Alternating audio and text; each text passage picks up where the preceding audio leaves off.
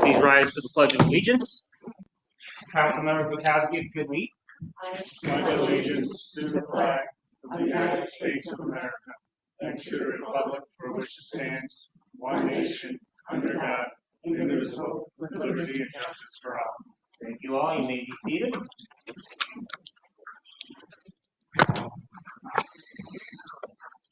Councilmember Barbara Bukowski. Here. Councilmember Diane Benchkowski. Here. Councilmember Anthony Filipski. Here.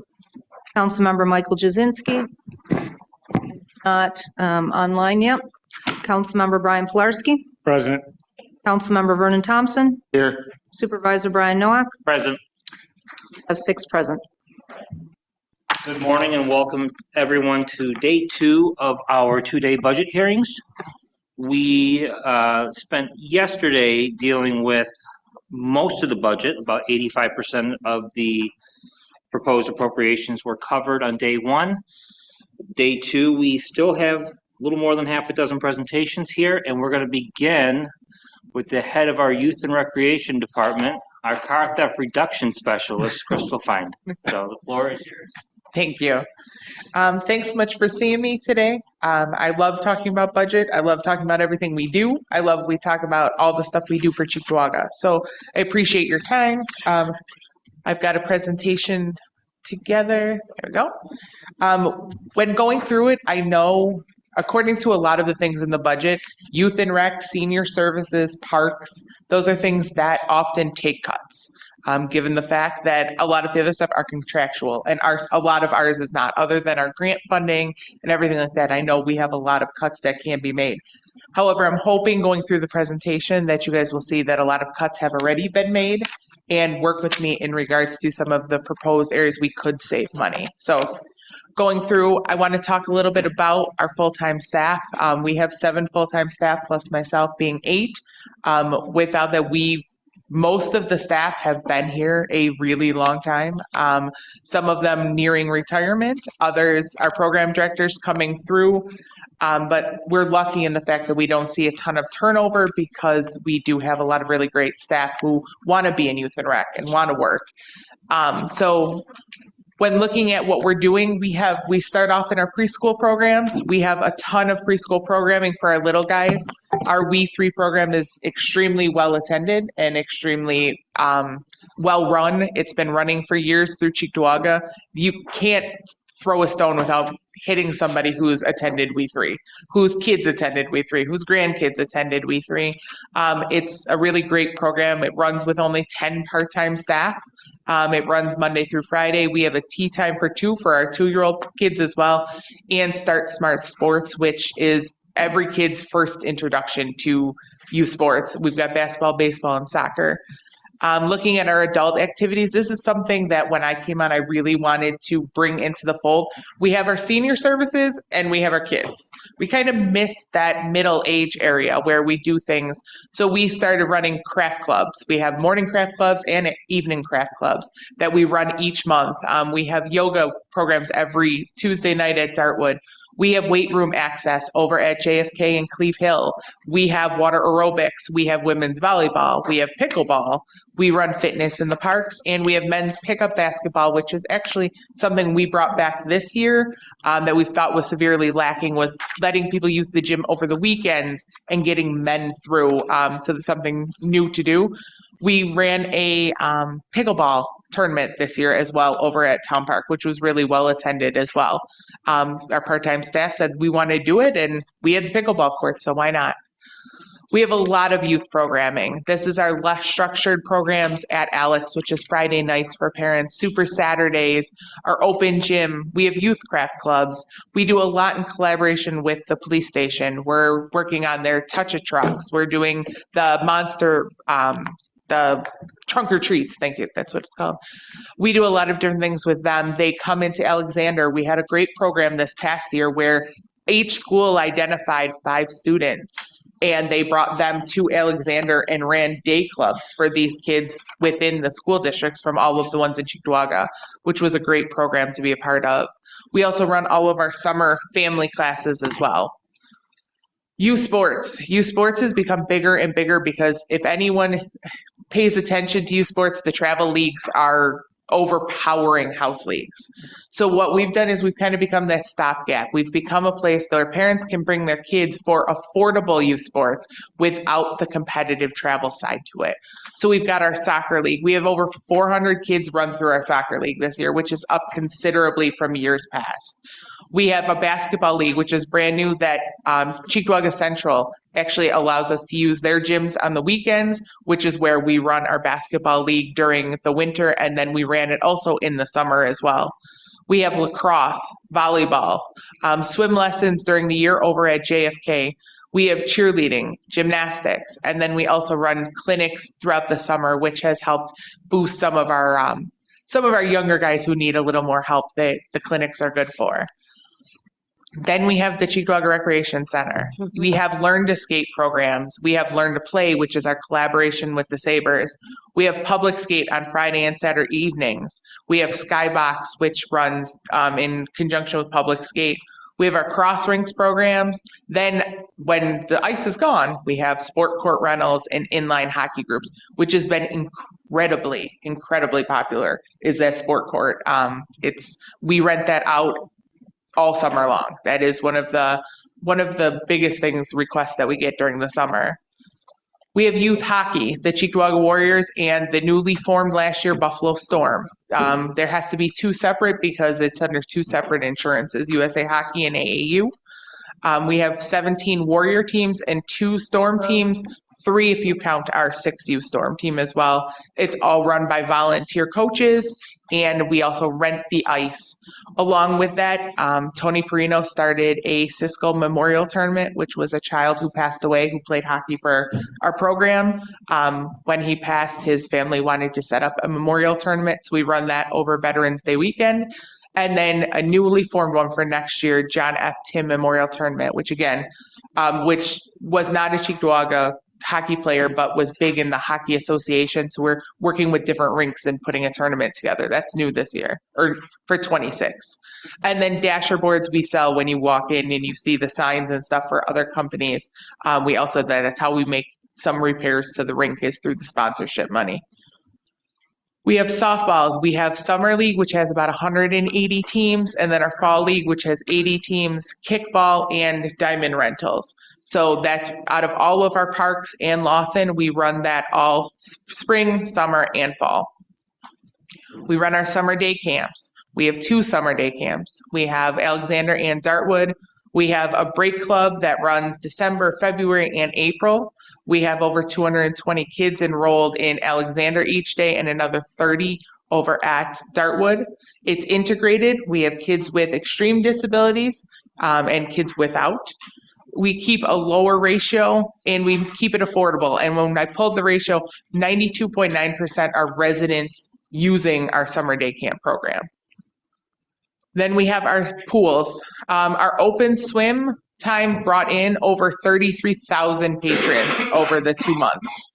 Our swim lessons brings in another 283 participants. We have 101 water fitness participants, and then we also teach lifeguarding. On top of all that, we run special events. We have a little over 1,100 participants in our boat races, our water slides, water basketball, and water animals. And then we also have Movie Madness, which sold out at all 3 pools at 150 at the smaller pools and 220 at the larger pool. So we had a lot of people participate in that as well, generating revenue. We have our Youth Engaged in Service program, which has 214 teen volunteers, which is run by one part-time staff member.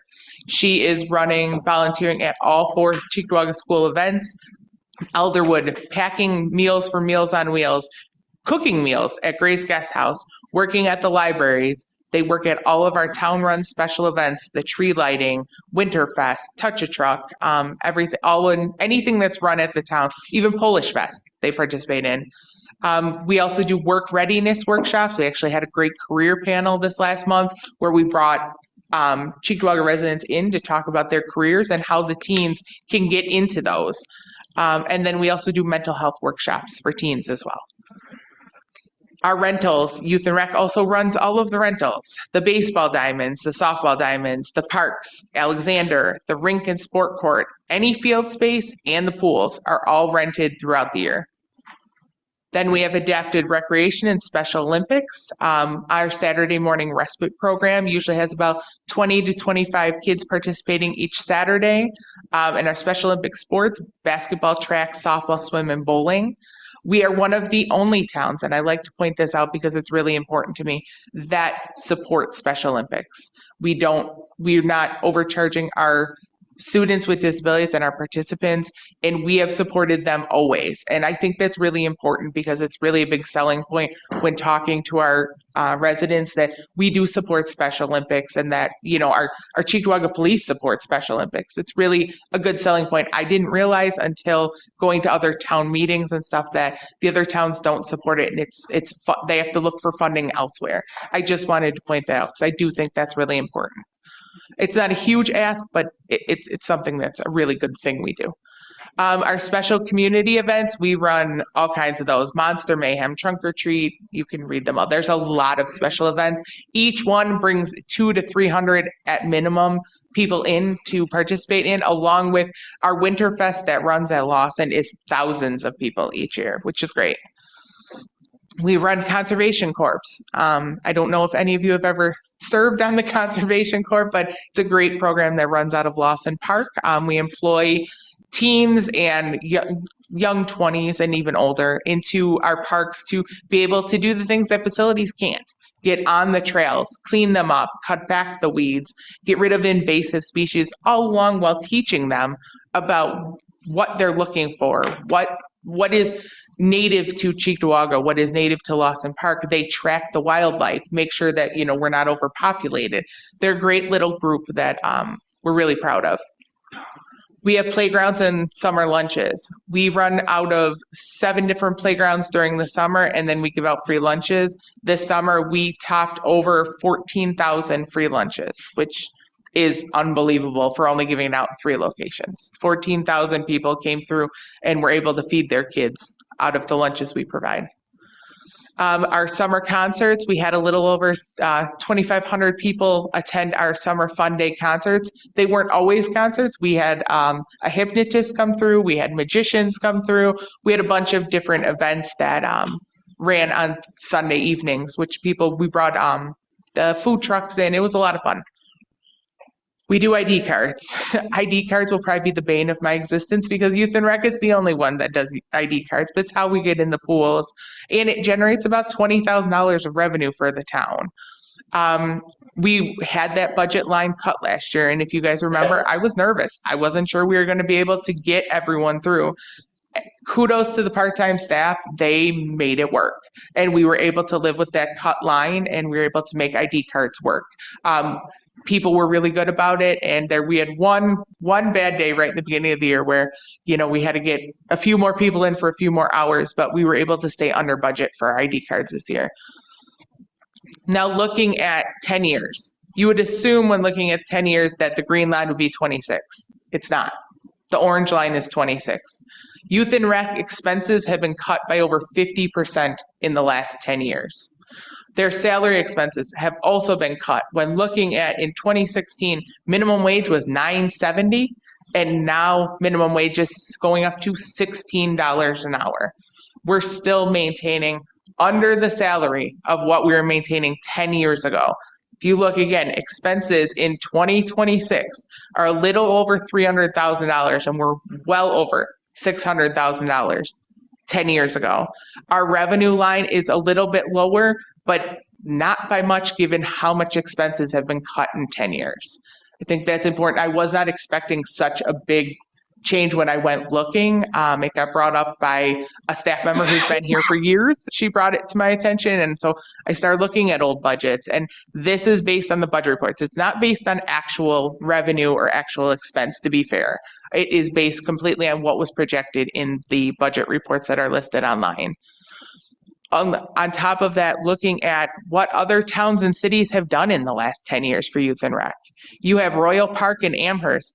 Amherst invested $9.5 million into that. They had some help from Damon as well, but it's a big ask. The Paddock Chevrolet Dome through Tonawanda cost $22 million that they invested in. The Thomas N. Smith Athletic Center in Buffalo, which was $12 million that just opened. Orchard Park Community Activity Center also just opened for $32 million. Lancaster just put in a huge turf field, a soccer field over at Walden Pond in Westwood. They invested $2.6 million to do so. And Hamburg's in the process of building a brand new senior and youth activity center for $9 million. The other towns are putting in, we're starting to kind of fall behind in the recreation side. And I understand it's a place to make cuts, and I understand we're looking at how do we not raise taxes. But I looked it up, according to the census, youth make up 37% of Cheektowaga. Families are 37% of Cheektowaga. It's a big percentage over here. And I'd really like to see that we look at investing. That's why, the grants for the New York Swims grant, we got $3 million to invest in our town pools. We got from DASNY another $840,000 to invest in our Dingens pool. I was hoping that we'd be able to put an investment in the New York Bricks grant that came out, but unfortunately that didn't work out. There's different places that we can find the money to start looking at things like that. But unfortunately, when we keep cutting, we're never going to get to that place. And again, I understand taxes. I do. As a homeowner in Cheektowaga, I don't want my taxes going up. I do get that. But I also think when we don't invest in the youth, the Cheektowaga Police Department picks up all of the slack from that. They have a nice community development. Their student resource officers, I work with all of them to help create opportunities for our teens for places to go, to make sure that the pools are open and accessible and safe for our kids to be at. Like I said, I understand there's going to be cuts, but I'm really hoping we can work so that we see that we don't need to cut another 50% out of our bottom line. There's a huge amount of savings. And I don't know what they bought in 2016. I was not here. I don't know what that was. I went through all of the brochures from that time frame, and our programs are pretty similar. But they had room in the budget then, and we weren't paying people $16 an hour to work in our programs. I wanted to touch base on a few of the questions that were sent to me by the supervisor. So the hockey revenue came up because in 2024, hockey revenue only showed about $130,000 compared to 23, where it was over $300,000. Unfortunately, what we do, and Brian Krause can speak to this, is we do what we call reversals, where because the program runs from, it starts in September and runs April, it spans 2 calendar years. So because of that, we split the revenue. So revenue came into 24, or was there for 24 and went to 25. We cut it in half, but the reversals from 23 never came into 24. So I went back and pulled the reversal report, and $159,000 from 23 would have normally moved into 24, which is why you see the difference there. Like I said, Brian can talk to that better than I can. It just, when you're looking at it, that's why 24 looks so low, but it's still projected in 25 to be high. It's just the way the reversal report looks. I don't expect any decrease in hockey. If anything, hockey is growing, which blows my mind because according to the 4-0 loss to the Sabres last night, we may not have another great hockey season again.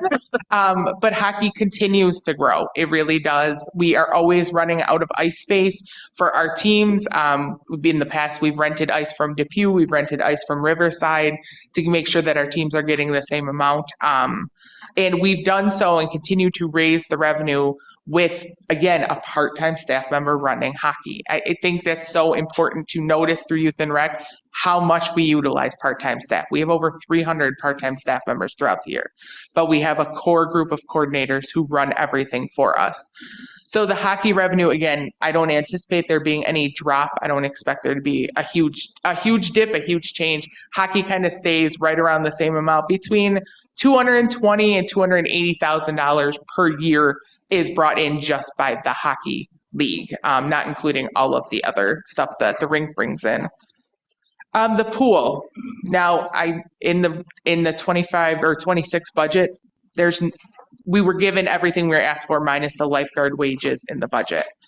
Now, I understand that people have questions about operating budgets and expenses and thoughts on the pools. So I thought I'd pause for a minute to see if there were any direct questions, anything I can ask, because I know that I can answer. I know it's come up that people were interested in closing the pools, and I'd like to speak on that if anyone has questions. I'll say, I'm sorry, Dennis raised his hand over there. I'm sorry. Yeah, can you tell me the attendance at each of the pools? Yes. So our attendance at Town Park was right around 25,000 for the year, and then each small pool was right around 3,000 per pool. Actually, when I apologize, I misspoke. I believe I cut myself off by 2,000 because it was over 33,000. They would be at Town Park. I know the smaller pools was right around 3,000 each. I have exact numbers at the pool, but approximately, that's exactly where we're at. And Dennis, to your point, you spoke yesterday about the pools, that people having pools in their backyard.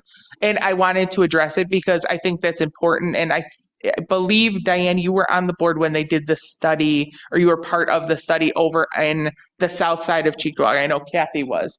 That the reason that at the Dartwood Community Center and stuff that they didn't put a splash pad over there was because exactly that there's so many people with pools. But on the other side of Cheektowaga, as identified, there isn't as many. I mean, I personally have a pool, and my kids are still at the town pools constantly, just because the price of owning your own pool continues to rise so much. So I do agree with you on the south side of Cheektowaga, especially. We do have a ton of pools, and I would never suggest putting a pool on the south side. I just feel on the north side of Cheektowaga, it's less, especially in the town park area, especially. But I just wanted to address it because you brought it up. Other questions? Can you share with us the impact if some of your programs or services are cut to include the pools, Yes. what negative impact that can make in the area and the community? And 100%. also, it's a tough question here. Yeah. If you had to pick a pool, which one? Mm-hmm. So the personal impact, I'm going to start with that one. Now the pools, you figure we hire for the pools over 60 lifeguards. So that's 60 trainings we do in-house. So you take that away. If you take the pools away, or you take 2 pools or 1 pool, you're taking some of those lifeguards away. But not as many as you think you would, but I'll touch on that. So you're taking those away for the community. You have less people who are trained in water safety. Now, we've had within our staff, they go to the beaches. They're out in the community. These kids are all lifeguard certified, CPR certified. Within our community, we have more lifeguards and train more lifeguards than any other town. So we have them out in the community. On top of, you're looking at if the pool's closed, where are those kids who use the pools every day? The Maryvale pool, for an example, has a core group of teens who attend every single day. They don't come with parents. They ride their bikes over to the pools. And I will say, when they took down those bridges, the Maryvale pool was affected by that. We had kids coming from those bridges all the time to attend the Maryvale. Just pointing out that came down this year as well. But we have those core group of kids. Where do those kids go during the day? To fight at the mall where they're not supposed to be? To graffiti the parks? I cannot stress enough how many teens and preteens use our facilities. They use our pools. So we leave them for what? To do what? that's my biggest question is we wanted to bring back the Wednesday in the park for anyone who was part of Cheektowaga. That Wednesday at the park was a collaboration with the Cheektowaga Police to get teens. But we're nervous because if you bring that many teens together in one place, there was fights. That's why they disbanded it. So we're looking at how do we do that? And we seem to want to target the preteens. On top of, we're hiring 15, 16, 17, 18-year-olds. We're taking them out and giving them jobs. Think about what that does for their life, what trajectory you're putting kids on. And most of our kids who come through Youth and Rec end up staying and working at town. They become police officers. They become part of sanitation. They become part of the parks. We have so many staff who that happens to. So by investing in your community, that's where the impact is found. In a personal impact, and I'm only putting this out here because when I think of the pools and I think of how important Youth and Rec is, I'm only going to share this quickly. My son, who's 8 now, was 4 at the time playing in the neighborhood. At the end of Maryvale and Unionvale, which is where I live, there was a house that was rented, that there was an in-ground pool that was completely overgrown. I mean, 7-8 feet high weeds. And there was an in-ground pool that was broken that the whole neighborhood forgot about because you couldn't see it. My son was playing with 2 6-year-olds. They were playing together one of the moms standing right outside watching. Boys will be boys. They slipped into that backyard that was unlocked. And my son was knocked into a pool full of gross green water, fully clothed with his sneakers on. He could have drowned.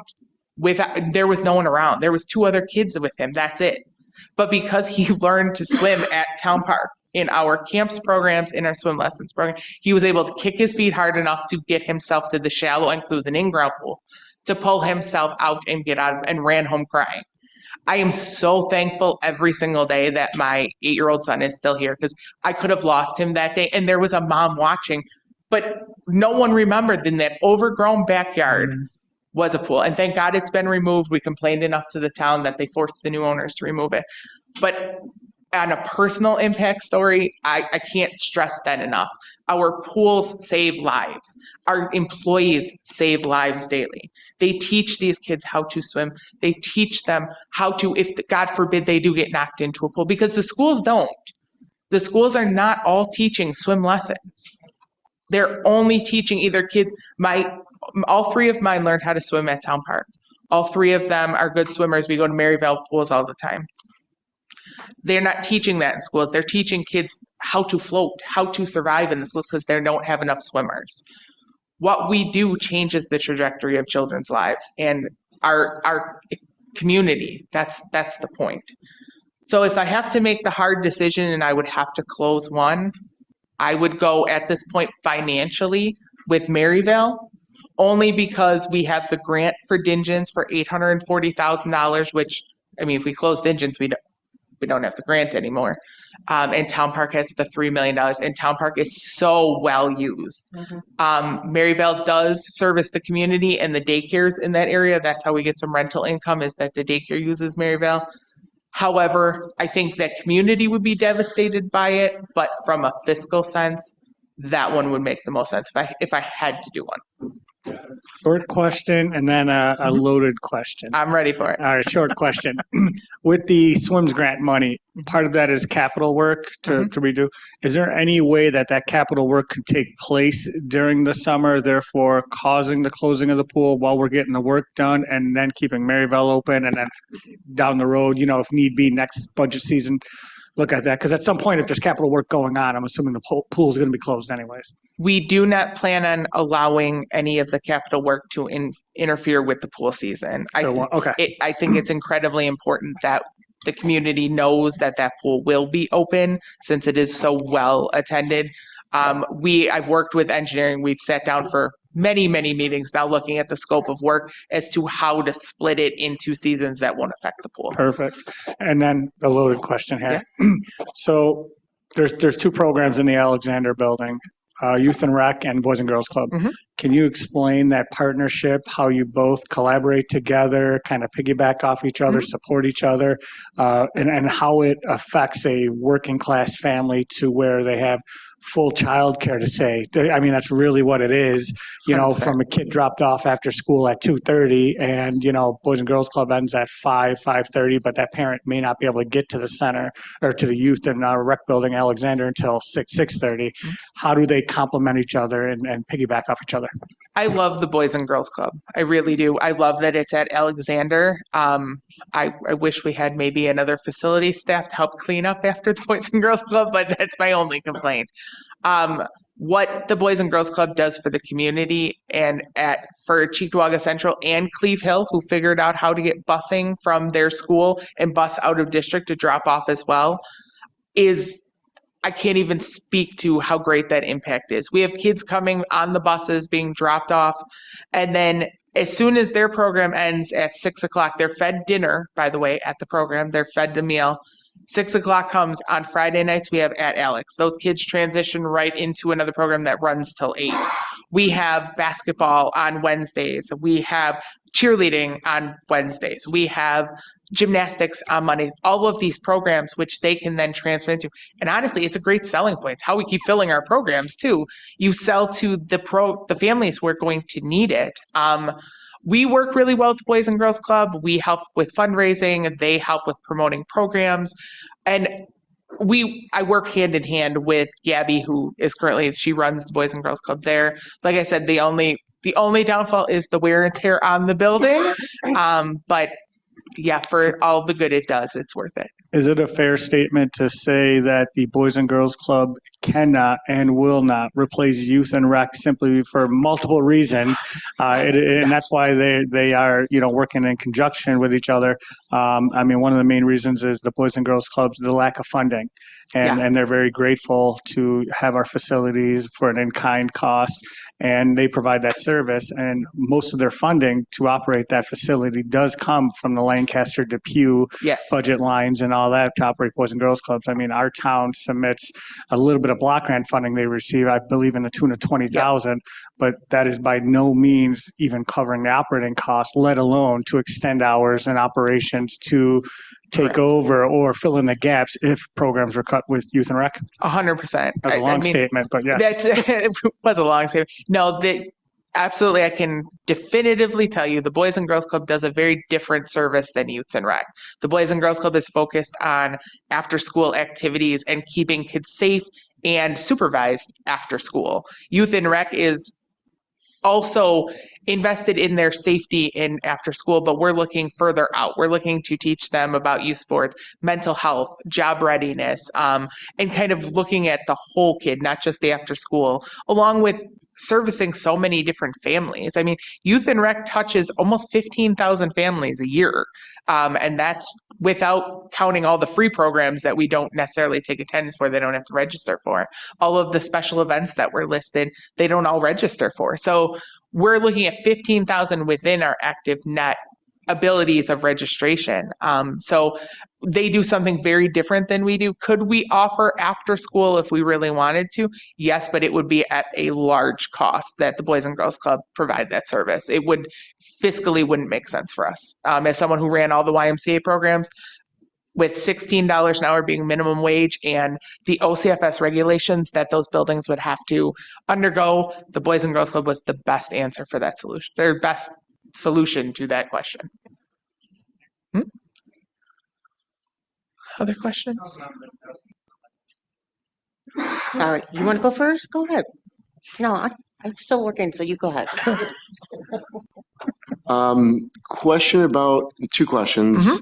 Your relationship with the high schools that we have in town as far as garnering participation and outreach, because a lot of the teenagers, as you said, in the area are most at need. I know this did come up last year too about trying to focus on that. So I'm just wondering what has changed in that. Well, what we've done with the the schools, which is great, is we've kind of started that stopgap programming that we're in the schools at least once a month during their lunch periods. We provide them with job opportunities. We invite them for volunteer opportunities through our YES program, because that runs all the way to age 21. So we invite them to come out and participate in our volunteer activities. We have different programs that we run, like socials and activities like that.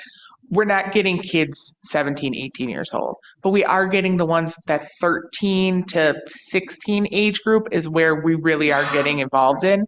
I work really closely with all of the counselors in the high schools. We exchange emails constantly. I work with the SROs within the schools as much as we can to, if we're identifying kids that, like, on our end, especially at the pools, on our ends, we had some issues with we wanted to check on during the school year. The SROs are our first point of contact. And we've had many of those kids that started off as our problem teens that become employees, that get that sense of community, that become civic responsibility is what we're trying to teach them. So we do a lot of work within the schools, especially all four of the Cheektowaga, Depew, Lancaster, West Seneca East, we're trying to push into as much as we can, but the four in Cheektowaga we're constantly involved in. Okay, thank you. Thank you. And last question.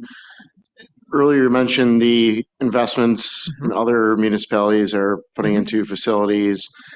Have we looked at any grant funding have we Yes. had any success for potential sites? I know you and I have talked about it. Yes, we have. But I would say we had the opportunity back over the summer to apply for the New York Bricks grant. I sent you guys an email about the New York Bricks grant. But unfortunately, without the approval of the board to move forward with moving all of the people out of Alexander, it would have to be a designated community service or community center that wouldn't involve plumbing and inspections and engineering being within the building. They would have to find another place. So fiscally, unfortunately, as much as I would have loved the New York Bricks grant because they were offering up to $25 million with a 20% match, I would have loved to do something like that because we do qualify being in the 14211 zip code over at Alexander. Unfortunately, that didn't pan out just with all of the challenges it would have brought up. And also running the $3 million grant for the pools at the exact same time also would, it makes it a little difficult. But I'm always looking for more money, because I did look into the last time the pools where money was put into the pools outside of the $150,000 that was given to Dingens last year, or 2 years ago now, was 2001. 2001 was when the interactive splash pad was put in over there at Town Park. The rink was 2016, 10 years. It's been 10 years since we've invested money in those facilities, and that rink is generating over $500,000 in revenue every year between hockey, public skate, ice rentals, all of that stuff that's coming up. And you'll see coming up on the town board, the meeting agenda, our attorney over here and I talk because we want to sell the empty ice. We have teams looking for the ice all the time, but the way it was set up that it had to go through an MOU and approval through contract through the board, there was no way to make money off that empty ice. So Tom and I had sat down and we put together and we talked to quite a few of you through email about approving that if they're covered under USA Hockey and they have their insurance, we just need a blanket MOU. We'll get approval from Tom and myself and sell the ice sells for $220 an hour at prime time. So having that sit empty seems silly. I'll use the word silly. So why not take advantage and generate some extra revenue using the ice? Because our teams do use it, but when they're away at tournaments and stuff, that ice then isn't used because the ice schedule is put together before tournament schedules come out. Anyone who's played hockey knows how this goes. So there's always conflicts and stuff like that. And the ice sometimes sits, and I hate seeing blank ice. Let's get the people on it. Tony Perino was going to be here today, but we actually found an organization to run games at our ice rink all day today. We have games running at the ice rink. We sold the ice today. And during the day on a Friday is actually relatively difficult because kids are in school. While we're on the topic of the ice rinks, what share of the total revenue that comes from your department services comes just from ice, just from the ice rink? Just from ice rental itself is right around $60,000 a year. Because you said about $500,000. $500,000 between hockey. Hockey brings in, like I said, between $220,000 to about $300,000 with hockey.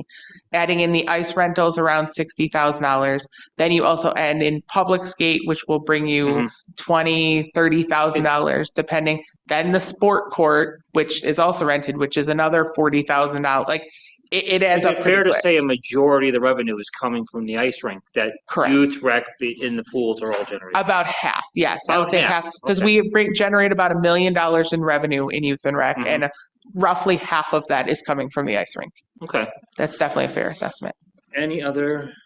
Oh, But Vern, go ahead. First of all, Crystal, I remember interviewing when you had come on board, and I am very proud to see Thanks. so much that you have accomplished in that time. Was it 3 years ago? Yeah, 3 years. Crazy. 3 years goes fast, Yeah, because right? I had lockdown back, but I see so much good things happening. Thank at Youth you. and Rec, I and appreciate I'm very that. proud. But I did have a couple questions. Sure, absolutely. So on the revenue side, some of the camps seem lower than they were in 2020. Alexander camps, for instance, your projection for next year is 135, but in 2023 it was 139. So why are you seeing that? Because we, along with the revenue we're generating from day camp, we also get grants that is also included in that revenue. It's not a guarantee for the grants, along with it's not the guarantee for the financial assistance. So I didn't want to budget for that because there's no guarantees there. So this year we brought in well over $200,000 in summer day camp. When all of the grant money is moved into it and the financial assistance is put in. So there will be a clear, if you look over the last 3 years that I've been here, our projections are usually right around $700,000, and every year we've cleared over $900,000 in revenue. So I will say I am someone who projects low only because when looking at it, I'd rather exceed and plan for the worst than hope for the best kind of thing. I do. I transferred it. We can't, when we put the grant in, we put it in state aid and we transfer it in as when the revenue is needed. Yeah. Yeah, I don't know where it is. If you look under the state aid line, Oh, okay. that's where That's where it money goes? from grants are going. Yes. Okay. So Same it's thing- still in the budget. It's just, we move it around. That's all. Well, that's the same thing then Rachel's money Yes, correct. also. Okay. Yep. All right. Field trips, you had 0 in the last couple of years, but weren't you going on field trips with the Well, kids? New York State, I love New York State. 2 summers ago, paid for everything. Oh, Then last summer, they cut that program completely, which is why then you'll see for this summer, we spent around, I think it ends up being around $13,000 on busing because New York State did cover it in 23 or 24, but didn't cover it this year in so 25. nobody has to pay for the field trips? Because it used to be, I'm looking at revenues. Oh, right you're now. looking at, no, for summer camp, no one pays for, They did back in 23.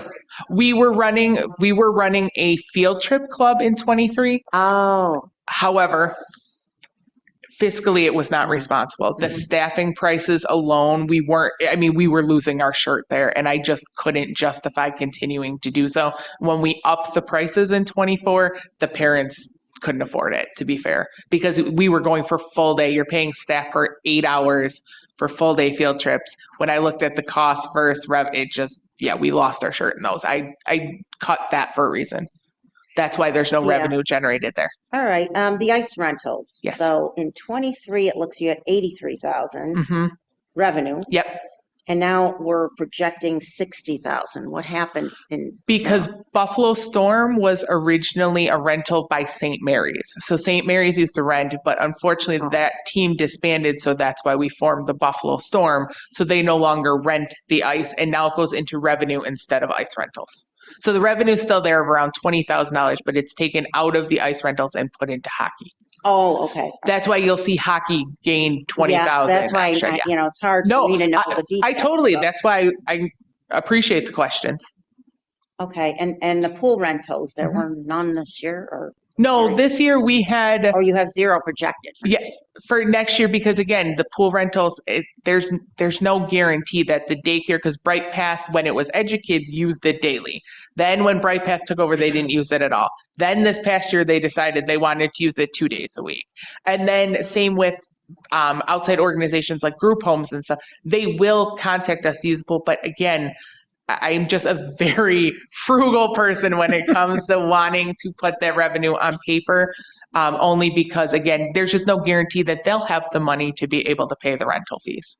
And the soccer rentals too is zero. Well, that's everything went under Alexander instead, because the only soccer rental we have is Stanley Falk, and we've just moved it under Alexander because I didn't see it needing another separate line just for one rental of, I think it's like $600 or something.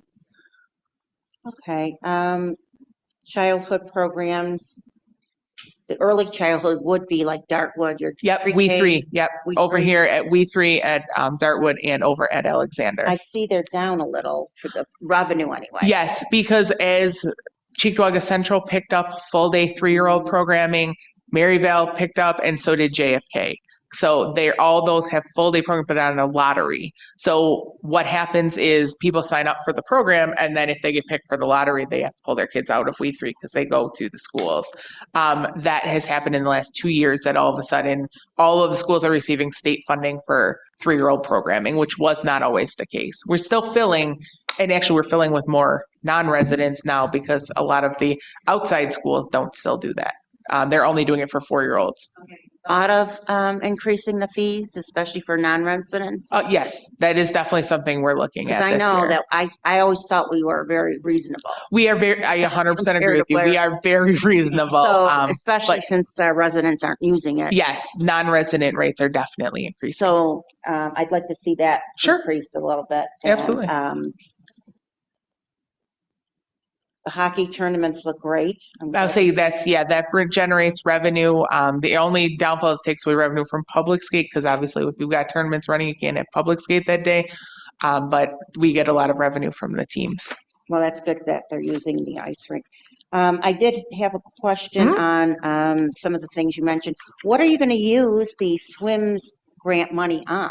There's $3 million there. Yes. So the New York Swims grant, what the grant is designed for is community engagement, safety, and increasing time in the pools. So that's the 3 main tiers of it. So what we have planned is the filter at Town Park. Anyone want to guess how old it is? It turned 50 this year. 1975 filter. So buying parts and things for that filter has become very difficult. Thank God for our welders, because our welders have been able to weld things shut. We take very, very good care of our filters. I mean, kudos to Kathy Giles back here, because she taught them how to take care of a filter. I mean, for it to last 50 years, everyone should be proud of that. And it's still kicking, it's still running. But a new filter, a new filtration system is very desperately needed. New drainage needs to be put in that, unfortunately, just from use, needs to be upgraded.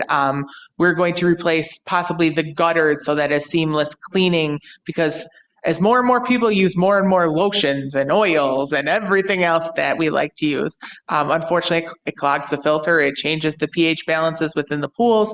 So we've got to do a lot of filtration. Same with the safety side of it. We're increasing the size of the fences. We're getting rid of all of the gaps that people, slide through. We're also increasing camera security so that we will have a continuous monitor of the pools. Then on top of that, we're talking about making a community mural within there to bring the community together to be able to do things with them, along with training for our lifeguards. Because if anyone was at Town Park this season, it was a season. It was a very difficult group of kids. And I will say we hire from as young as 15. We're asking 15-year-olds to deal with all the trauma that a lot of people put on them. And it's a lot. So looking at training for them as well, getting that out there, using part of the money just to get a little more training for some of our folks who need it. And especially the ones, we're very lucky to have EAP, but the kids who have to do constant saves, it takes a mental toll on them as well. So making sure that they have that ability. We're also looking at with increasing, like I said, the monitor, the filtration, the gutters, we're looking at replacing the lifts so that we become more ADA compliant, along with taking the steps from the locker room out to the pool deck. I don't know why that design at all three pools that you have to step down onto the pool deck, but it just creates a tripping hazard unnecessarily. So little things like that, even someone with a wheelchair, we've got to take them through the main entrance. It's just stuff like that, just refiguring a little bit is kind of the main things. There will be other stuff within that grant, but that's the bulk, the meat and potatoes, if you will. And I did though want to correct, you mentioned there hasn't been any investments in the town park pool since 2001, but we did put that whole new liner in. Yes, I meant like a change.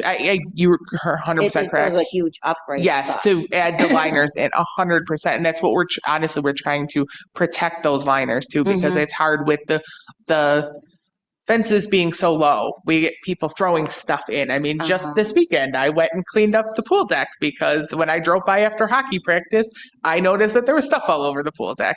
So I went in there and cleaned that up. So raising the fences and giving some privacy slats to increase security is really important to us.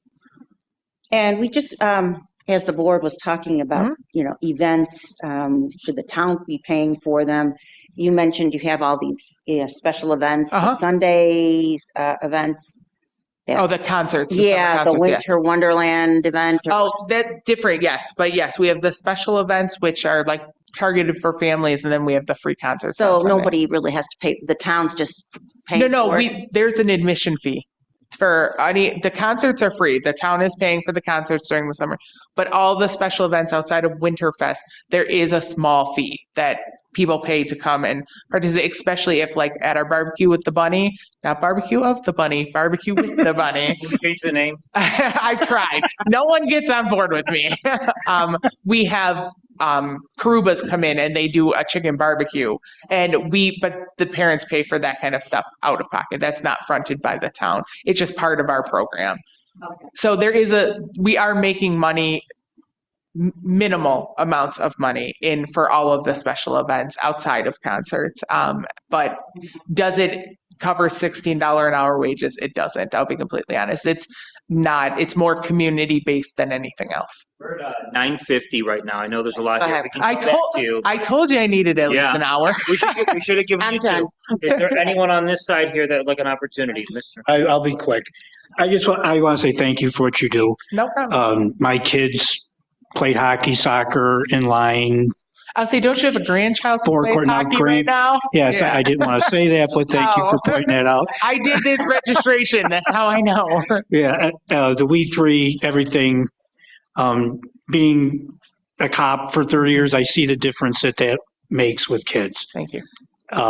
It can't be understated. Right. It's huge. Absolutely. And I would kind of tell people, well, would you rather have the children in the park playing or breaking your windows or breaking into your car? 100% agree. Those are the options you have. Yep. And You really I do. firmly believe in investing in our youth. Thank you. I was a youth believe it or not, at one time. But anyways, Were you one of the troubled youth who then got shot? No. I think I'm catching your drift. we'll On the railroad track? we'll keep moving on. Well, most cops came from a sketchy background in their youth. But anyways, and this is just, I'm not trying to get, an argument or anything, but was there any ever thought of like keeping the Maryville pool open, keeping the Dingens pool open, and possibly like refurbing the town park pool to maybe like a little water park, big splash pad kind of thing, maybe? Does that make any sense, or is that like... My issue with that is just how used that town park pool. I mean, 25,000. Right, yeah, no, definitely, for sure. Honestly, and I've said this before, if we are looking to generate more revenue, and I'm going to come back to it, but I just wanted to get this out because I forgot. If we wanted to generate more revenue, we could charge a non-resident fee again. We don't charge a non-resident fee. We don't allow non-residents. If you're looking for more revenue at the town park pool, it's an opportunity that, it's out there. So just the thought, just throwing it out there, because I know it turned to resident only about do you remember, Kathy, how many years ago? About 4 years ago. That was The reason it went to that, and don't were there remember a lot of us. people that were turned away? I don't know the answer because I wasn't here when that was made, but I do know that it was the consensus of, I don't know if it was the board at the time, where that the town pool should only be used for residents, that non-residents should not be But we allowed. were making the non-residents pay. We've always made yes, but then I honestly, like I said, I wasn't here, so I don't have a clear-cut answer on what it was. But there was I don't know if it was the person before me who made the decision. Maybe. I don't know. Could That to take the non-resident out. Now, we could never do money at Town Park ever again. I don't want those 15-year-old kids holding No. money behind. No. But we could set up electronic payments. And I'm just, again, putting it out there. This is something I've floated before. We do a non-resident pass, but I get it every summer over and over again, Facebook and phone calls. Why do you not accept Does non-residents? everybody else do non-resident payment? Most do, yes. Most, okay. Yes, most facilities do. Something we can revisit. That's I agree agreed. with no cash. I mean, you see Yeah, the no- story of, no cash. I think Sheridan Park's treasurer for the fire company just Oh, yeah, I Yeah. saw that. $500,000, you know? Well, yeah, you protect the kid and you That's, just, I would say, Yeah. I don't want it, especially in the middle of Town Park, to go yeah, back to no, that. that's a disaster waiting to happen. But I would love to invest further in Town Park with the $3 million possibility. I mean, we have different possibilities out there. I Okay. would never want to take the pool portion away because if I'm being honest, a lot of kids in that neighborhood, if they don't swim in our pools, they'll never swim in a pool. And Okay. I don't want to put anyone in jeopardy. No, but- that's fair. That's fair. I was just, But no, listen, throw the ideas out there. I love that. The B News, they put on a YouTube debate for the candidates for city of Tonawanda mayor the other night. And one of the things that came up was pools and that kind of thing. They got waterways surrounding all of them. And both of the candidates, they had spirited disagreements on things. But one of the things they agreed on was you need to put money into the pools to make sure that everyone in the area can swim. 100%. Because like you just said, you know? We are so close to Lake Erie, and I mean, I will never understand people who don't think that it's important to teach their kids how to swim. There's water everywhere. I mean, birthday parties, the YMCA, like anywhere you go, the lakes, creeks. Yes, swimming, pool safety, water around kids is like one of my biggest fears. Is that people are going to take their eyes off their children at the beach, and then wonder why something bad happened. And I think we all agree that that's important. But when you look at the budget, a lot of our part-time labor goes into the pools. It goes into Absolutely. lifeguards. It goes into the bathhouse attendants and all those other folks. It definitely. I does. had a question, like with your budget this year and next year, you think you're going to return a few bucks, right? Yes, That's I safe know to we will. say This year we will. $20,000 at least, probably At more than that. least. Well, we'll also bring in over 200,000 more in revenue. Because Just- next year's budget, we call for a total of $1,998,000 in spending. Okay. There's $867 that goes to youth, $403,000 that goes to the pools, Mhm. and then $728,000 that goes to the recreation portion of things. Yep. I've been hauling around this huge box of binders, and I've got the budget from 2019. It takes this actual spending back to 2016 in here. Okay. Here's the actual spending. Okay. So that's the budget, Mhm. 1.998 million Mhm. for next year. Okay. Here's the actual spending in 2016 for your three departments. Youth was at $810,000. The pools were at 242, and the recreation portion was at 933. It came in at $1,985,000. 10 years ago. So if you're returning money, let's say you don't spend as much on barbecue of the bunny, then I think otherwise. Right. Your spending, your budget, your Mhm. appropriations for 2026 are going to, they're only $13,000 more than what the department actually spent 10 years ago. Right. And when they spent that money 10 years ago, the minimum wage was $9. So you're probably paying lifeguards under $10. What are you paying lifeguards right now? 18. 18, another $8 an hour, nearly And double that's- the wages. So And I'd just like to point out, because I say 18, the city pays $21 an hour, but the city can't open their pools. It's a testament to all of our pool people and the things that we do for them. We have not had a lifeguard shortage since COVID, and we are the only town in Western New York that has not had a lifeguard shortage. I get called by the news constantly. What are you guys doing? We treat our employees fairly. We train them well, and we make sure that it's not just we include the entire family. We really do. testament to the pool staff. And again, part-time staff are doing all of this. I think the biggest thing in the budget, and we are different from any other department, is it is majority run by part-time staff. If we were to hire all of these people full-time, I mean, we could be higher than any other budget you've seen. I mean, for the amount of work they do and how long they've worked for us, I cannot stress that enough. On the revenue side, we brought in $744,000 back in 2016. Mhm. And from what I can see, the ice rink. Yeah. program every year, Yeah, that seemed to be worked out. That was really the real. yes, correct. Prorate we only cost missed of the ice. Just 1 year, just that 23 is the only year we had the problem in 24. We're looking at around 850 to 875 in revenues this year. So Councilmember Benchkowski was bringing up the revenues. I can see why, because, Forecast they're low. growing a little bit, but it's like you want to find that happy medium to where you have people cover their portion of the program through the fees and that, and then you use tax levy for the rest. I have a question for Councilman Pilarski. I don't know if you know the current rate in the city. You know what they're paying lifeguards in Buffalo right now?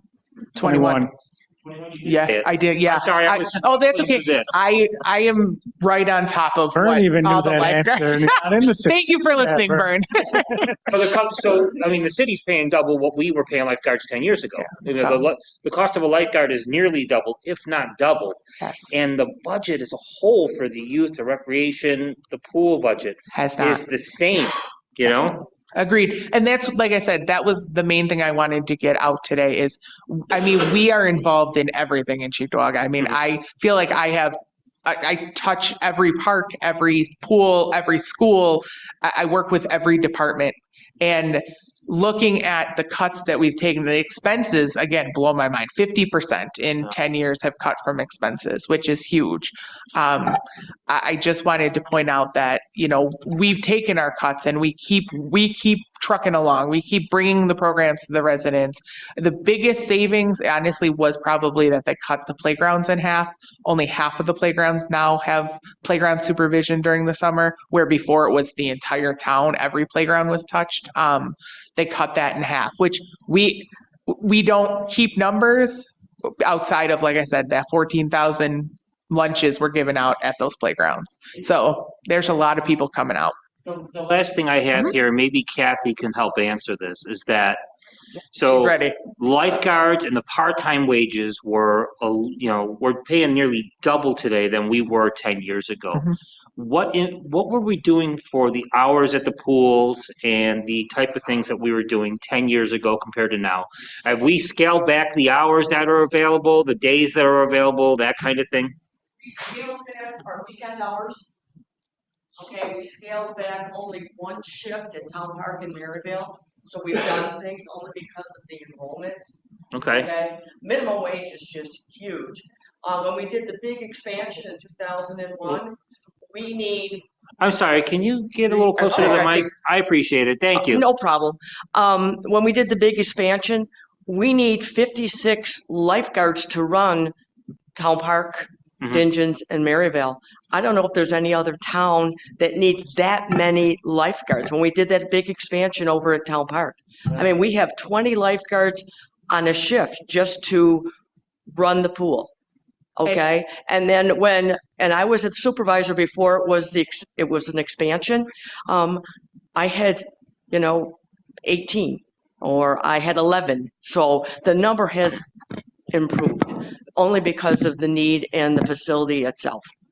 I'll say, and remember when they put the expansion in 2001, they put that interactive pool with a pool. So it's not a splash pad. It has to be manned by lifeguards because there's the water in there. I just wanted to point that not everyone realizes that. I noticed that with the Town Park facility, I took my kids there earlier in the year, and everything is fenced in together in one solid deal. Do you think there's a possibility to try to save a few bucks here and there to switch up the hours to where the small pool for the younger kids can be fenced off separately from the other pools, and maybe we do more restricted hours there. I was Maybe we thinking, are open you talking only about the that up. waiting pool? Yes. We do that. I mean, when Yeah. enrollment is low, we close off the Right, waiting pool. right. Because is there fencing around there? There's Because not, but we 'cause have that's- our own way of closing. I'm off. thinking about that. Okay, you do. Okay, Yes. so Just 'cause- like Maryvale and Dingens, you can close off the waiting Yeah. pools. Right. We don't have a fence to close up, but we do. and I close was it thinking off. of Could use fence, that like, swims grant for that fence. We could also use Yeah. this one. Yeah, we are using it for fencing. Yeah, it might work though. I like that idea because you don't, Yeah. it could, one of those little kids could end up in that bigger. Yes, I absolutely. didn't realize that. the last thing I wanted to get at is that when you see in the course of 10 years, that basically the only addition to the budget for our youth services was, a used Ford Focus, let's say. And then it's the same dollar amount plus, we bought a car. We add a car to the budget every year, a used car at that. It looks like when the minimum wage is doubled, the cost of all the stuff with the pools doubled. There's no way to look at that and say there haven't been actual service cuts in youth and recreation in the last 10 years. Mhm. I mean, would you disagree with that? Would you agree with that? I would agree that there's been a lot of cuts that have come through. Mhm. I mean, because you're doubling everything, doubling the chemical cost, you're Yeah. doubling the cost of the elements to run the pool, you're doubling the staffing cost, you're doubling. I mean, after COVID, we all know. I mean, our own bills went up so much. Everything. Thank you, we did. Kathy. But we are so detailed into what we use. I mean, facilities will bring this to you, I'm sure. Mhm. But I mean, Kathy keeps a list and kept a list, and now it's Sean Kunkel who keeps a list of exactly the amount of chemicals are used in the pools. So we know exactly what we have. We buy so that we keep on hand a cheaper, at the lowest price we can purchase at. Like, we do everything we can to save money. When the weather is bad, we have to close the pools. We work on a skeleton staff. Like, we do everything we can to cut down on the costs for residents. This year, it being well over 90 degrees for majority of the summer, the pools stayed open and they were beautiful and well used and well maintained. But we do everything we can on our end to make sure we're using the least amount of the taxpayer dollars and using it to the best way we can, because we understand. I mean, we want to make sure we're being as fiscally responsible as we can be. There is no fluff there. I mean, the special events I talked about that have over all of the kids coming to the basketball and the slides, that's stuff that we bought 20 plus years ago. I mean, we're using the same stuff because our kids take such good care of our stuff. And that's a testament to all of the people who've been running the pools. I mean, they haven't seen anything new in a really long time. Again, the filter turned 50 this year and is still kicking, and that in itself is a testament to them, because I don't know anyone's pool filter who's still running 50 years later. No. Mr. Thompson? Question, since you mentioned facilities, just jogged my memory. With softball ever growing and diamonds and spaces and trying to turn those over and get them ready, and games going longer too. Yep. I just want to make sure that we at least have plans for whether it be part-time person kind of overseeing that, so it's not so much left on that department, or is any thought gone into? We're redoing the softball schedule. What would be great is if we could turn the diamonds into turf. That would really significantly help us. But I'm looking for grants for all kinds of turf facilities. But yes, we have been working with facilities for diamond rentals, changing the schedules. Unfortunately, trying to change schedule in the middle of the year proves very tough. But for next year, we shouldn't run into it again. Maybe the Buffalo Bills is part of their community benefits Do agreement. you know someone else brought that up to me? Can That's come over to so Cheektowaga and take care of the councilman's thought here and what you're looking for too. Someone just said to me, did you reach out to the Bills to see if you could have part of their turf to put outside Alexander for the soccer field and the football field? No I was weeds like, in it. Listen, I'm on it. I will reach out. I'll find someone to talk to. But I mean, right. I mean that sincerely. I mean, let's see agreed. what the opportunities are, not just Ralph Wilson Foundation, but the Bills organization itself. Yeah, to figure I out, definitely can. what that agreement may tell. Maybe the Russ Salvatore Memorial Softball Diamonds. I love that idea. Now we're talking. I'll say, but the facilities have taken a hit this year. I mean, just with how much they've been used outside of Town Park, that poor soccer fields over there. When I saw that Westwood had put in this huge turf soccer. I was like, oh, that's what we need. I talked to facilities and they're like, that's a dream. I'm like, I know. I know we're running late and I'm sorry, but I'm that's- always running late. eventually that has to be a maintenance savings, I would assume. It definitely is. That was Turf, I mean, the initial cost, yes, it's big up front, but it is without having to cut it, not having to maintain it outside of I believe last time I looked at Lancaster, they spend like $10,000 on, you have to, every few years, you have to like refluff the turf or something, like you have to put something into it.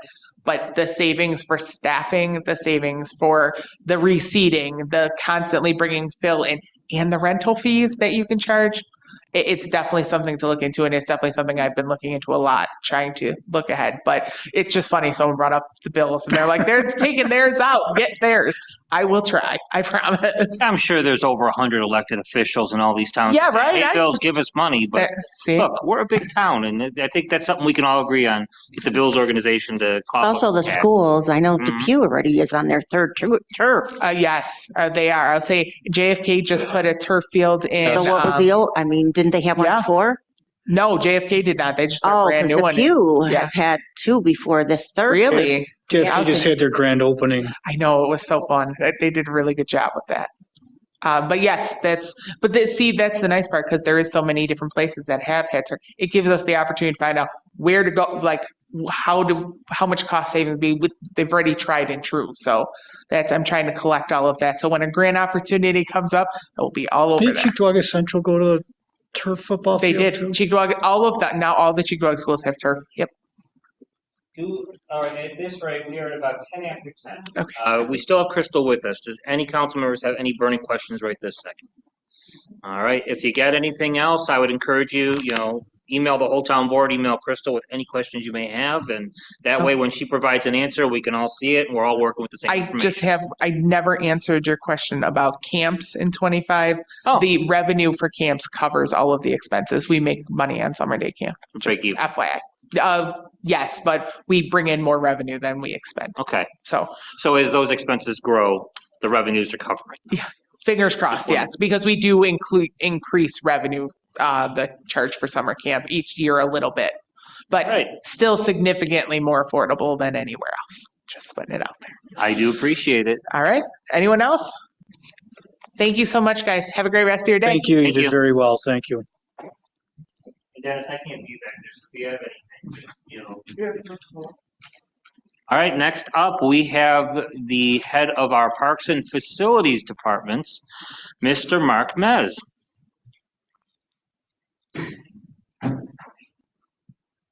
Still all your thunder, Mark? That's possible. Oh, and I appreciate it. Yeah, I think it's great, Crystal, if you do have some time to stay and as part of this, because both of your departments are intertwined, so I appreciate it. Mark, I keep thinking about UFC this morning. I don't know why. How you doing? Let's do a mic test. How's this? How long you plan on Good. staying here? That's pretty thick. Oh, I'm just kidding. No, thank you, Councilmember I'm just Flipsky. kidding. Permission to approach the board. I come bearing gifts. Sure. Thank you.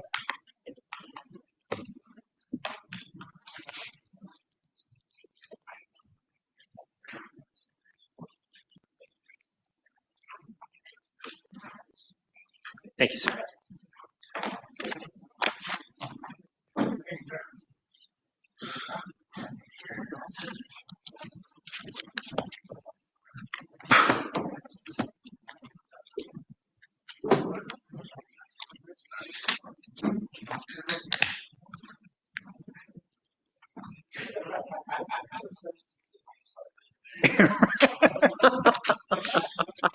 I'll get you one. Mez, I think we should have given you 45 to an hour. What do you think? Oh, no, this will be short and sweet. No, I appreciate this time. Once again, I am Mark Mez, Facilities Department, Cheektowaga. I am a new department head. It is month 10, but I have been a lifelong resident, and I have been in the Facilities Department as an employee up to almost 12 years. If I may, counsel, with me being so new, I would just love to start so Potentially, I could go viral on YouTube, kidding.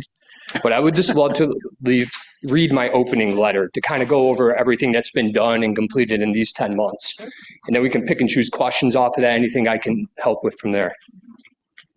I appreciate it.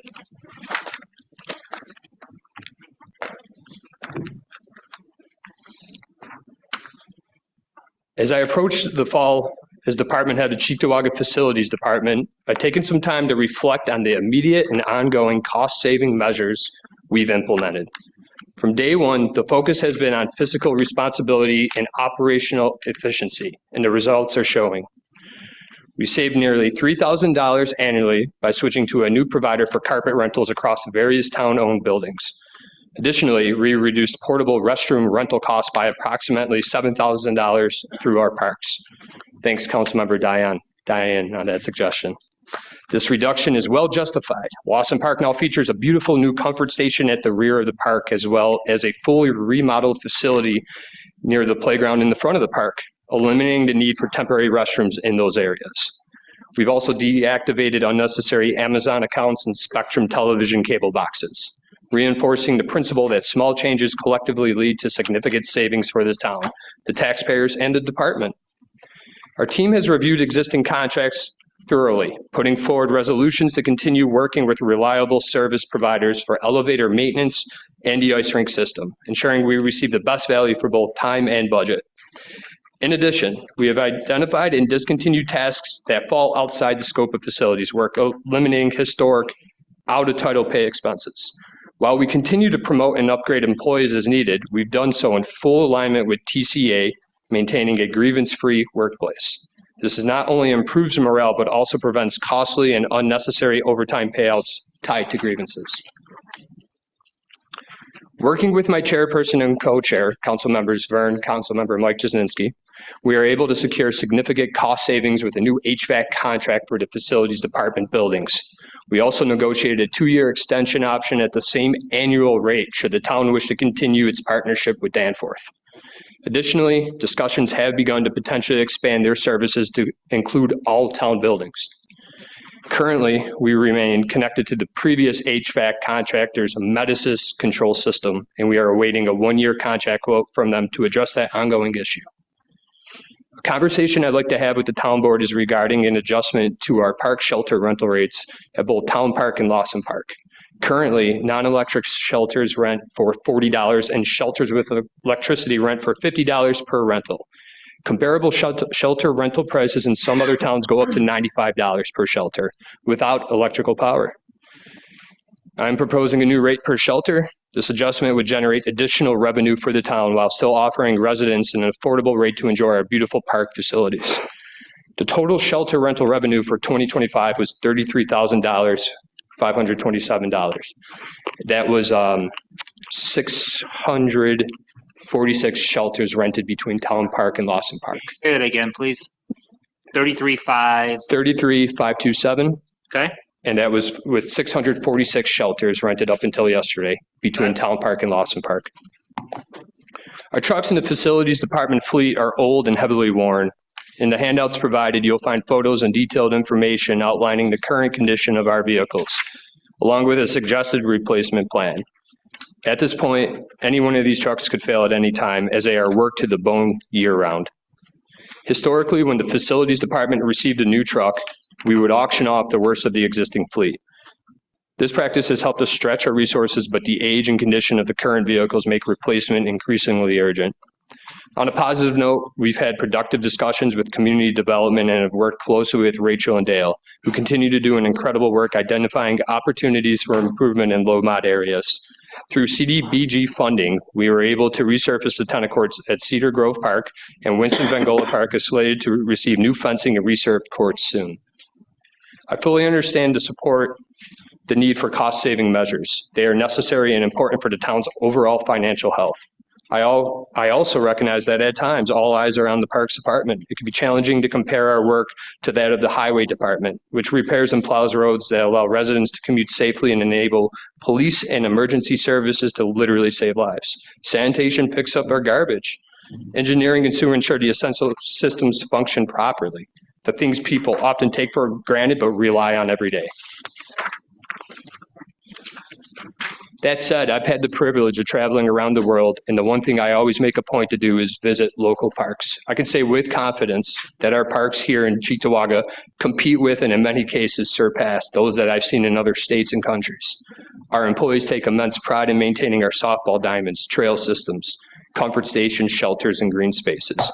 Every detail that contributes to the town appearance and quality of life. Our front office staff coordinates so many moving parts, employees, residents alike. They are total all-stars. Our facilities, the Buildings and Grounds crew team, also go above and beyond to ensure town buildings are safe, functional, and welcoming for all employees and residents. The budget I present reflects the best effort to maintain our current level of service while trimming any unnecessary spending. At the same time, we must remain prepared for unforeseen emergencies, whether it's an ammonia alarm at the ice rink or a pool motor failure. As both a department head and a proud resident, I believe our community deserves well-maintained parks and buildings. They are a reflection of who we are as a town, and I am deeply proud of the people who make this possible every day. All right, with that, Mark, would you like to go into presentation? Sure. Okay, thank you. Just right out of the gate, little spark notes on facilities department. We have I'm not. sorry, sir. Yes. You talked about the 33,527 on the Yes. shelters. Does that include the pavilion? No, does Kim, not. Kim Burst and Carol Driscoll do a beautiful job handling the pavilion. Got it. So our facilities front staff at 500 Lawson are just doing shelter rentals for Town Park and Lawson Park. Okay, thank you. Very welcome, Supervisor. I just wanted to give this quick little spark note. In facilities, we have 19 total parks across Cheektowaga, 24 playground areas, 3 cemeteries, 10 buildings, 3 pools. We have various flags hung around town and potential banners to be hung up on Harlem Road, which, if I may add, I am a big fan of. And things have been worked out where our employees can safely get up and down on Harlem Road, working with Lieutenant Bibziak and the traffic maintenance and the TCEA that we can use the tow behind lift, and other departments supply safety equipment that our employees are able to do that in a safely manner, which is key. I oversee 2 budget lines, as you can see from the spreadsheets. 7110 is parks, and that's at 626,000 and some change. And 1625 is the buildings and grounds, this campus here that we're sitting on, which is at a lesser amount at 209,000 and more pushing 210,000. The first email I sent in July, Supervisor, was my 1% cut, and I want to apologize to the board. I don't know if I appeased you all with that. Yesterday, when I re-emailed what I'm presenting today to you all, you can see my non-highlighted in yellow original budget that I'm asking for facilities. And the second spreadsheet is a 1% cut to what I'm asking for. And with that being said, I trimmed some more fat. I found some potential ideas I'd love to discuss with you all that we could possibly find some more money to save here in facilities department. The one big thing is we have contractual contracts that we can't budge on, one of them being Danforth. So town board, that would be these sheets that look like this here.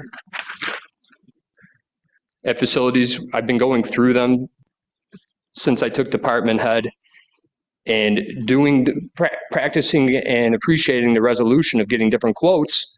It's worked. And at times it's also just shown that we did have the best contractor for what they do. One of the examples would be Muhlenberg Betts. They do our ice rink. And comparables are extremely hard when no one else local works with ammonia. And an ammonia leak, Councilmember Phillips, you know, this is the last thing you want to wait for a contractor, say from Rochester, to finish their garbage plate and drive all the way here to Cheektowaga to fix. You want people to be on that really, really fast. Like I mentioned in the one statement, we saved money. I got comparables on our carpet runners, what we all walk on walking into this building, and we saved $3,000 with that. Just little things like that. My team and I are continuing to flip rocks over, make phone calls, and see the low-hanging fruit, where else we can save money for this town and its residents.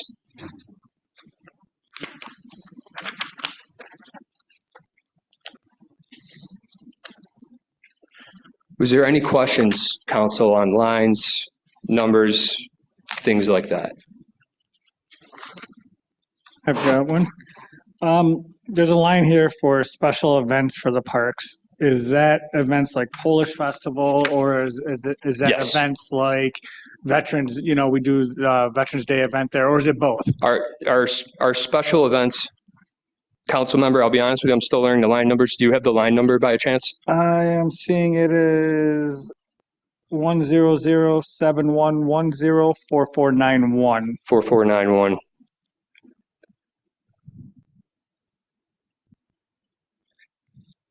Yes, that is our special events. So that's, council member, that's a great question coming from you. That's how we get our wreaths that we purchase for our events that you and council member Barb throw. Those are for our flags. That's our Polish Fest, our 4th of July special So it's events. all events. It's not Yes. just particular, hey, this is one event or whatever. Correct. Okay. Okay.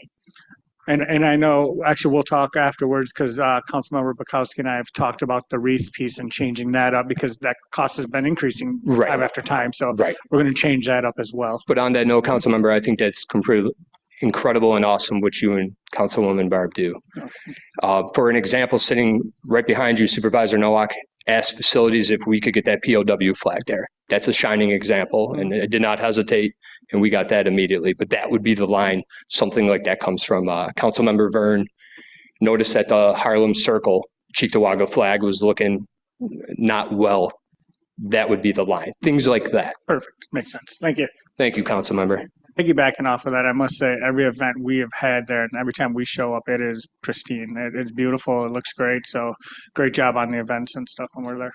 I You got a great appreciate team. I appreciate that.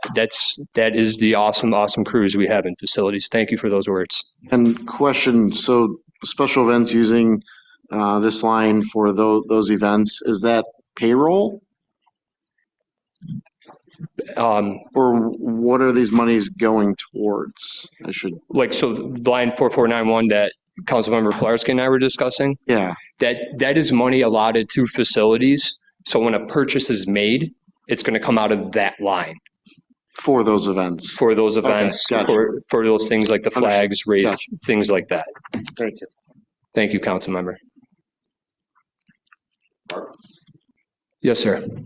I know when we met a month ago, we were talking about the ice rink and some of the roof repairs and the AC repairs. Have you gotten any estimates on, or what we're going to plan on doing on those leaks and everything in there? So that's a great question. Dennis, supervisor and I, we had a meeting a few months ago that they were actually looking at routes of going solar. I know we had discussions, Dennis, that the roof definitely needs to be white.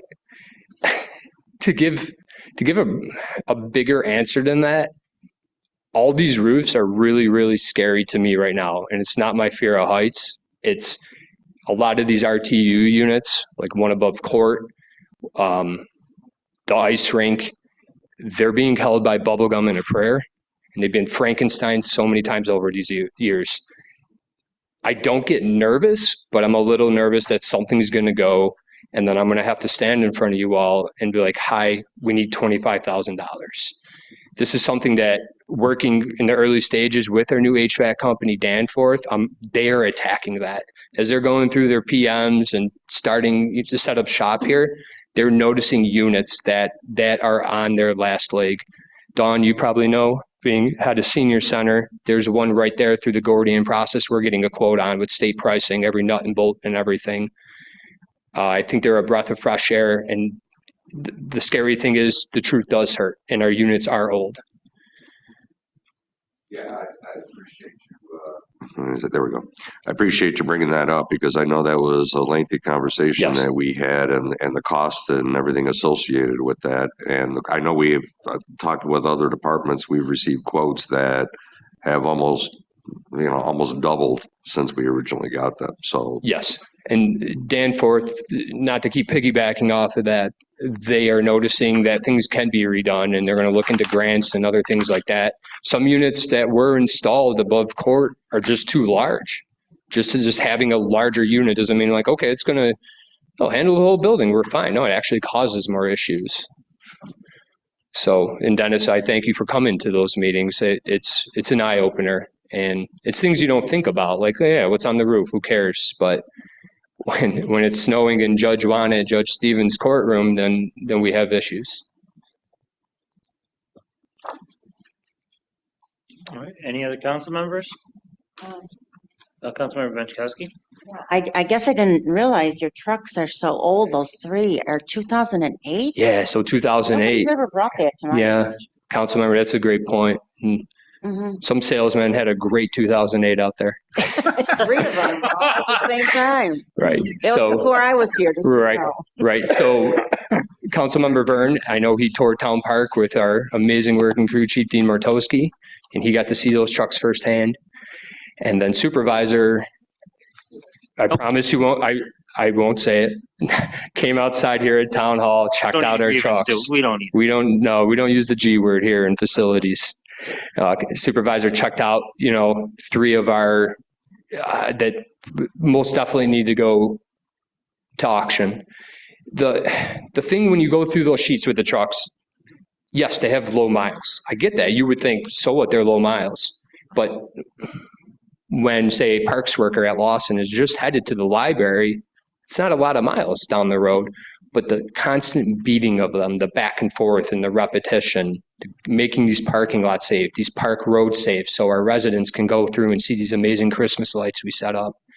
It's just, they've seen better days. I want to give a shout out to Tom Carney, Joe McCarville. They keep them going for us. I don't know if they practice magic at Central Garage. They keep these trucks going for us, but I think the trucks are almost old enough to buy an alcoholic beverage, Councilmember Diane. And if engineering has been working with us state pricing, Mark and Kyle, and we could get at least one truck with your blessing, that would be under our budget line of $60K.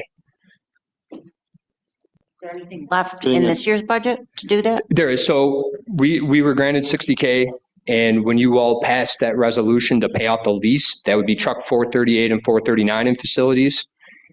That was just $300 something. So we have enough right now to at least introduce one new truck to parks. And what we do is we set from the top. They'll be our nicest, newest truck, and then the second nicest, newest truck will go into the fleet, and then the worst of them all go off to auction.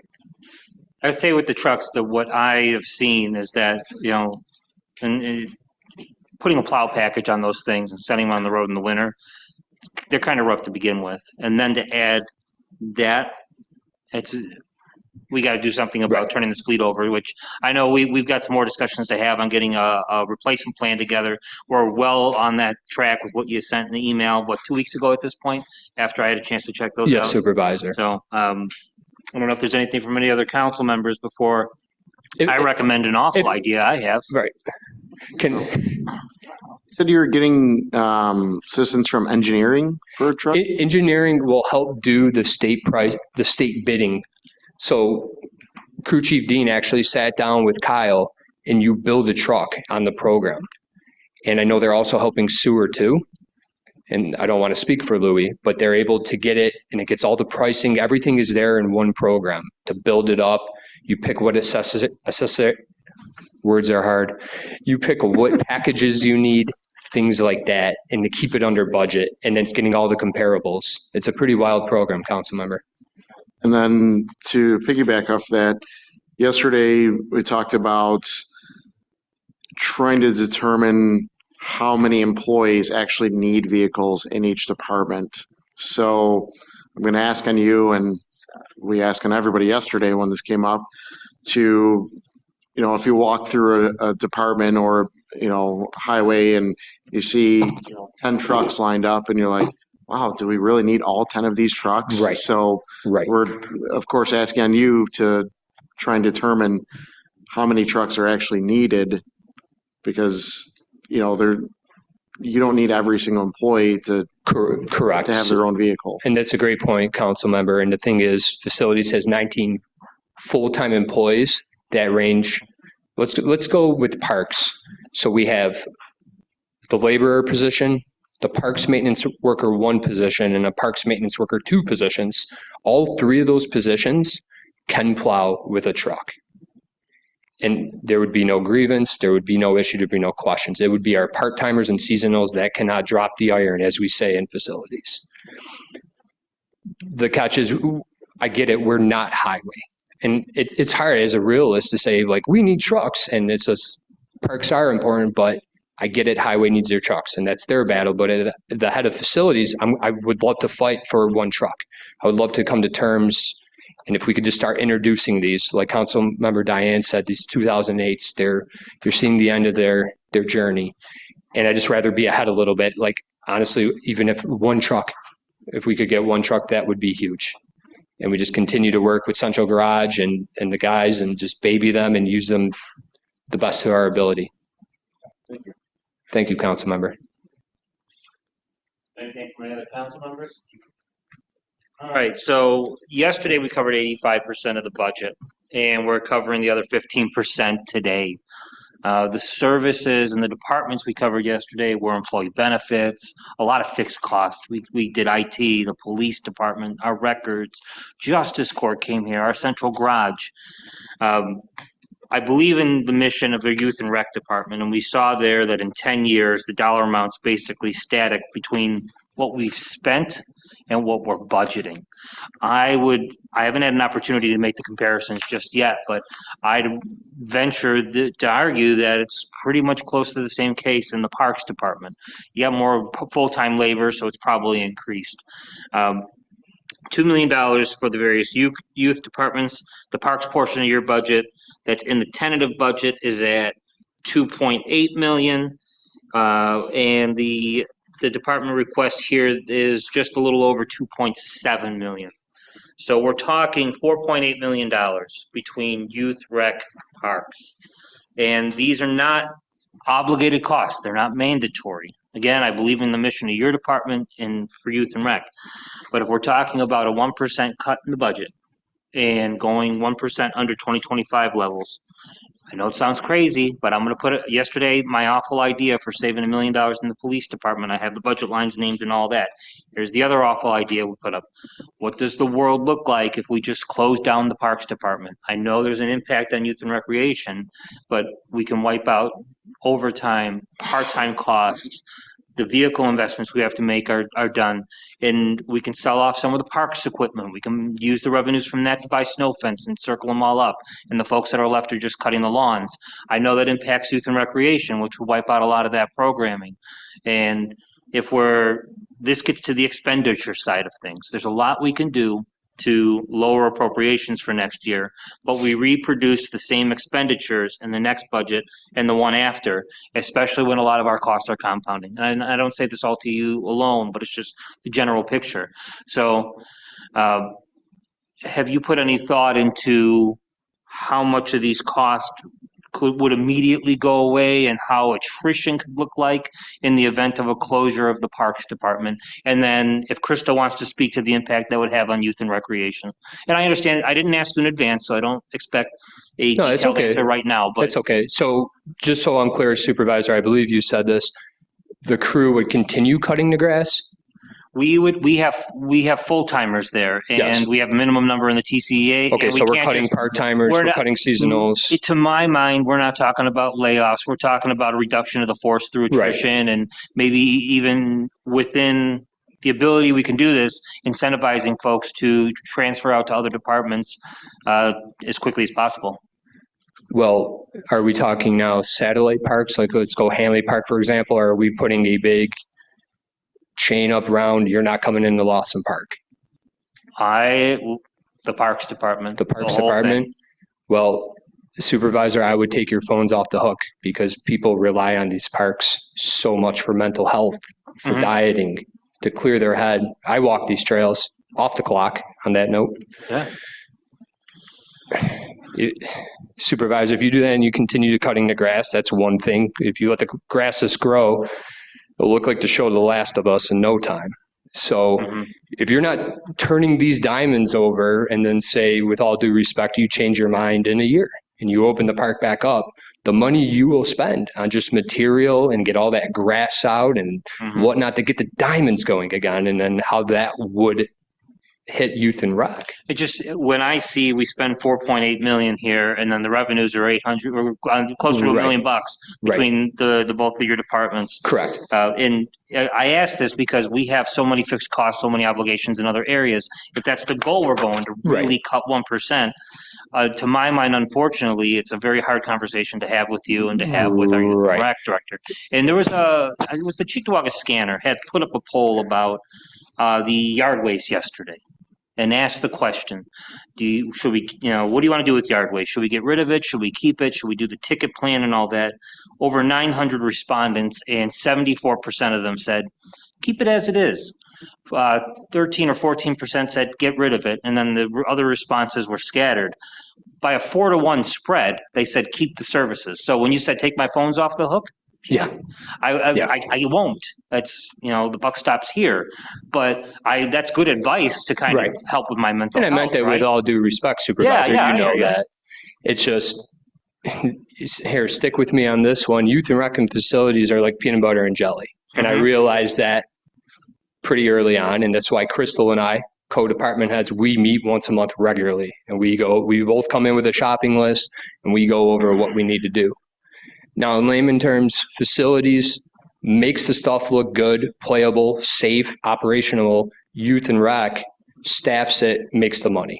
Other than our $34K for shelter rentals, we don't make money. Our budget, I don't know the percentage, maybe Brian can help me, is towards keeping stuff working and looking good.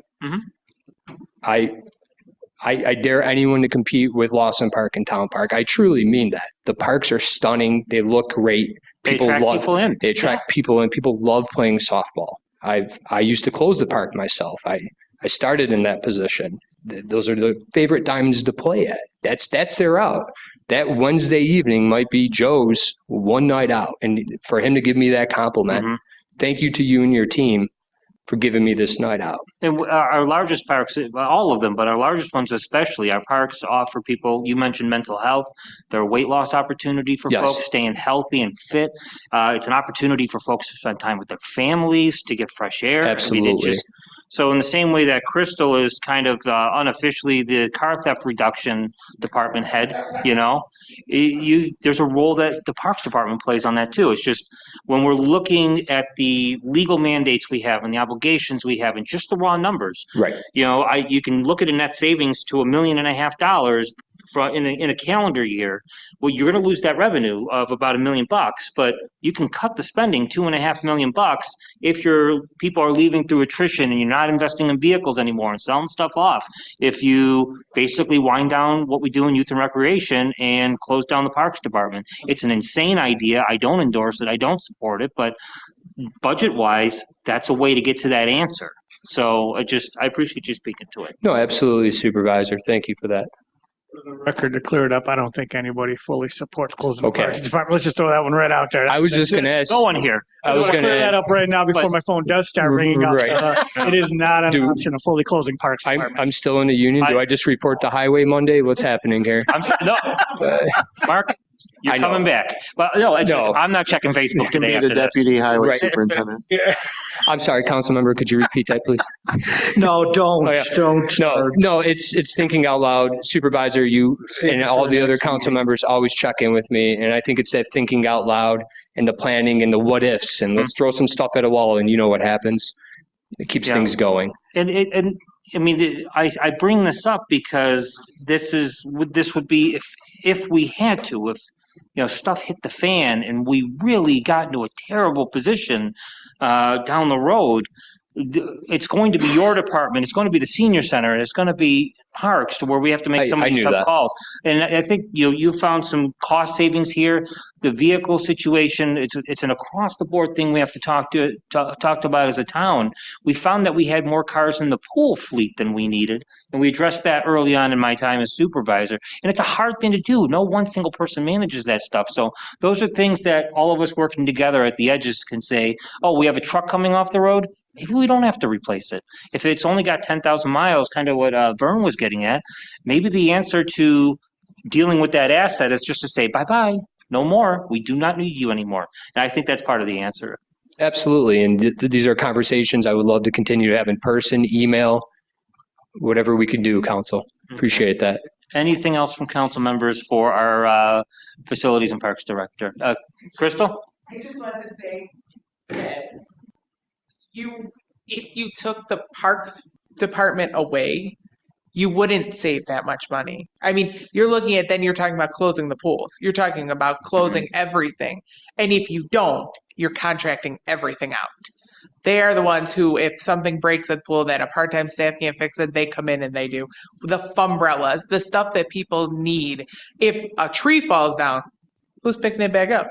I mean, there are just so many things. If you were to cut a department and still want to maintain any services for youth, then you're contracting out and you're not saving that much. I think that's the biggest part for me. Every time we talk about cutting something, we think, okay, magically that goes away. But there's factors that are going to continue that we have to pay for. And all of a sudden you turn around and you're like, I cut $1 million in staffing, but I just spent 1.5 on bringing new companies in who didn't care and didn't live in Cheektowaga and didn't put their heart and soul into it.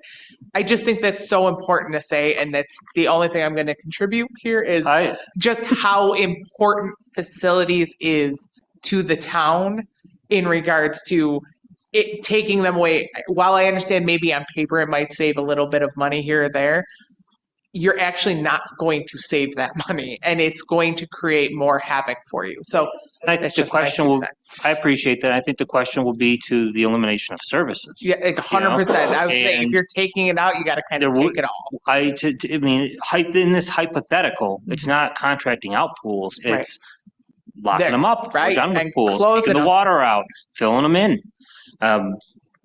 If something like this were to happen, I think there's a consensus up here that we recognize. We'd be hearing from our police chief saying, "Hey, the kids don't have anything to do this summer. Guess what's happening a little more often." So you get that relief on there, and that's been said here over the last 2 days. That's one of the roles that you provide, and one of the roles that Mark and the folks that work under him provide to give some relief for those nuisance crimes and the serious stuff that happens there. And there's a certain aspect of crime prevention to what the both of you are doing. Yeah, and like I said, quality of life that the parks provide all of our people. 'Cause, I mean, there's no you can't come up with a number of how many people use these parks. But I can tell you, come to Lawson, come to Winston-Vigola, come to Town Park. It's standing room only most nights. Like, it is busy, and he has a skeleton crew who has to control all of that. And I mean, a lot of kudos should be put to the workers who have to deal with that every single night. Because my part-time staff, I hear all kinds of stories, and his guys are there later and longer. So again, I'm just pushing my support for facilities and how badly that would affect us. Appreciate that. Thank you. Anything else for Mr. Mark Mez from council members? All right. Thank you. Modern disposal. Yes. What is that? Those are Porter Johns. That's actually going to be coming forward in a resolution. They also do a particular dumpster in the fall for Lawson Park also. That was an area it may have been this budget where arguably I underfunded it. So where do you think, did you take a look at the tentative that's in the binder here? Yes. And do you think that's adequate for 26 I think it's for Porter Johns? If I can't predict the future, but if they were to win the contract again, they are wonderful with us of, hey, we need 2 more here. Hey, can we get this eliminated? German Fest, for example, we got a Porter John. We had it up the next day. They're a wonderful company to work to when it comes to that. They go away in the winter. And like I also said, just cutting them down. There has been some complaints. I made the B. I owed a pizza party to the department for the first time I made the B. And that was someone called and complained about a Porter John being at Lawson, but it's all about cost savings. We have these beautiful, beautiful bathrooms. They're some of the best bathrooms I've seen in parks. It just made sense to cut them. But I'm always open for discussion and suggestions, and it's trial by error. We had to add one to the basketball courts. Our residents on Lawson who butt up to there, they had some very strong complaints that Porter John needed to be there, and I'll leave it at that. All right, thank you. Councilman Thompson, you all set, or you got any? One more question. You mentioned festivals like German Fest, for example, you just mentioned, for the Porter Johns there. These festivals, do they do they have the responsibility of providing their own?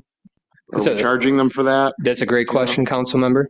So I just sent an invoice to German Fest and it came to a little over $3,000 due to, we have new contracts in town for supervisory unit, TCEA, and this is who works and cleans up these festivals and makes sure those park gates are being locked when everyone is out safe and done having a good time.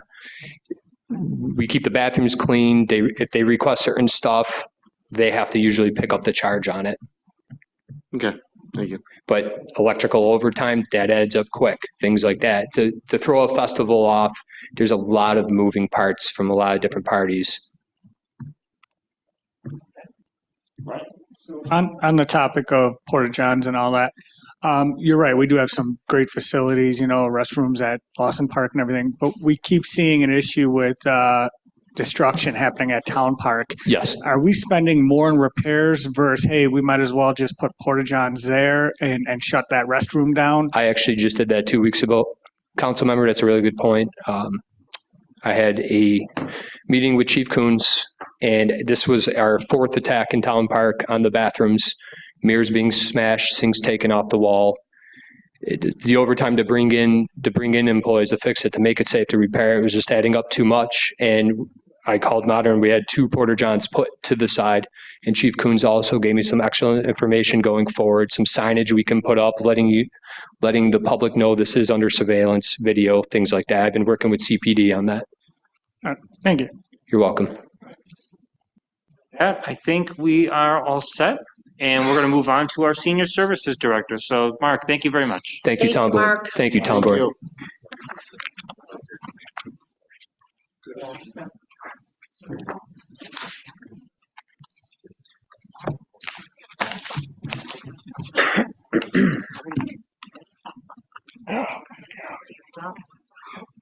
I'm ready to check. Tired?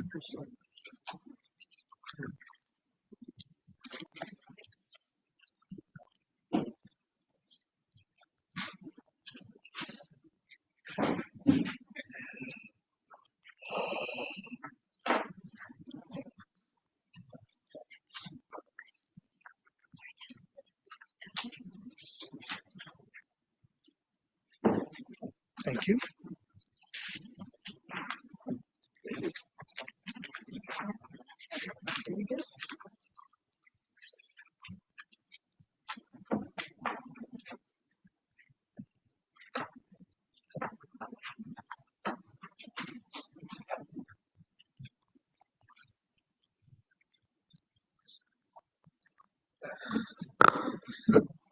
All right. So supervisor and board members, good morning. As your newest department head, I've been in the office now for 2 months and just trying to make sure that the senior center still runs smoothly while we are looking for somebody to replace my position. So I'm here to outline the 2026 senior services budget. This budget was submitted by the currently retired director. I was asked for my input and have the most knowledge regarding the craft ceramic line, the special events line, and the center program line, as those were the ones that I was responsible for overseeing in my recreation supervisor position. The other lines were based on the knowledge and experience of the past director. So I want to say that my goal is to be fiscally responsible to the taxpayers while continuing to offer the level of service that our senior center residents expect. Senior centers offer invaluable benefits to the community.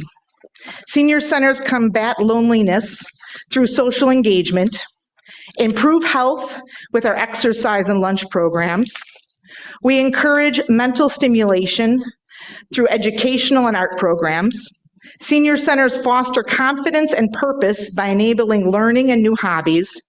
And senior centers strive to help maintain independence by providing access to resources and transportation and create a supportive, accessible community for our older adults in our community. The senior center requested expense lines for the 2026 budget have either stayed the same or decreased from 2025, with the exception of the wages. As always, I plan on returning money from lines that we do not use fully. If you want to take a look at the expense sheet,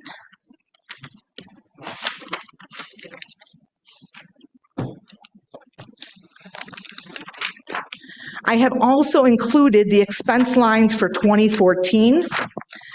And as you can see with those lines, it's actually, our 2026 proposed is 1% lower than the lines for 2014. Supplies. The supply line has been asked to be the same. Would you like me to go through each of the lines? Not necessary, no.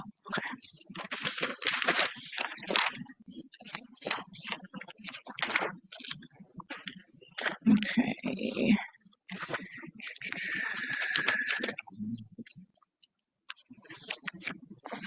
All right, 1 second. Can we get that, her budget up? Yeah, it's, we're working on that back there right now to get it from the So everybody, public budget portion. yes, good. Rob, the budget up, should be up there for the town's budget for 26, if you could find the senior services page. Let's see what we got. 65. Yeah, on the budget prep, yeah, I'm looking on the public budget because I don't know if we had the budget prep pulled up back there. Yeah, oh, yeah, page 65, Rob, or, yes. Okay, thank you. Thanks for. But on the YouTube also. We're working on getting that. Yeah, if you can.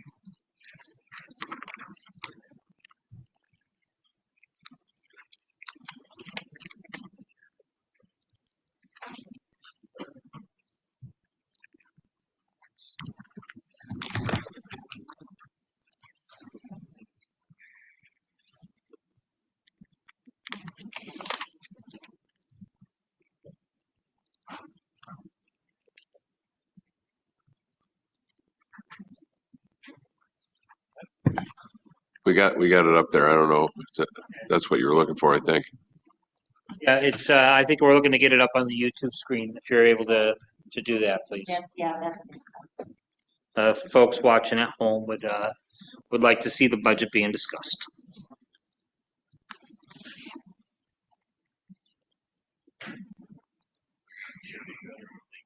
Okay, appreciate it. You can go ahead, Doug. Okay. So our craft and ceramic expense line is $8,500. And I just want to say that that line for revenue is predicted to go up 28% for this year. And we're going to be bringing in $10,000 more than what we're spending on that line. Our van receipts, and I want to go over our van receipts because our van receipts, let me find it in my notes, I apologize. It operates in partnership with Erie County Department for the Aging. They provide the dispatchers and 2 of our vans, and we provide the additional vans, their maintenance and gas through our central garage, and the driver's salary. Residents who use this service are asked to contribute a suggested donation of $8 each way every time they ride. This is an anonymous donation and nobody is denied service for the inability to pay, but those donations is what is reflected in that line. The county sets that contribution rate as part of our contract, and we're able to keep those donations. And this line is expected to show a 27% increase in revenue over last year.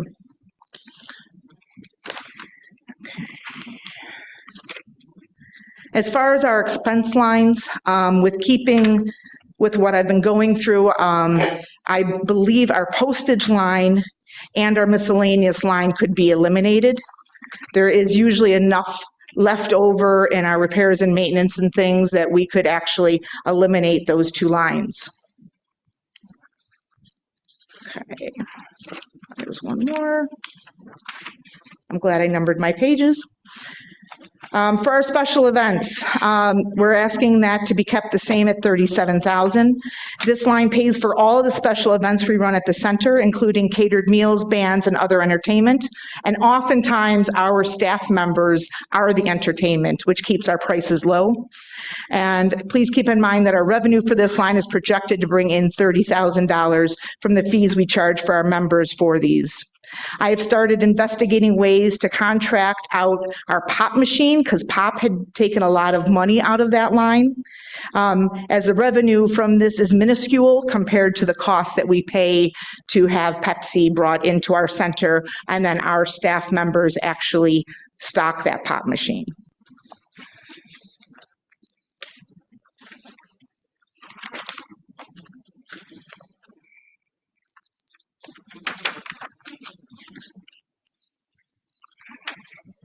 So revenue, we are currently on track to bring in at least $116,000 in revenue this year.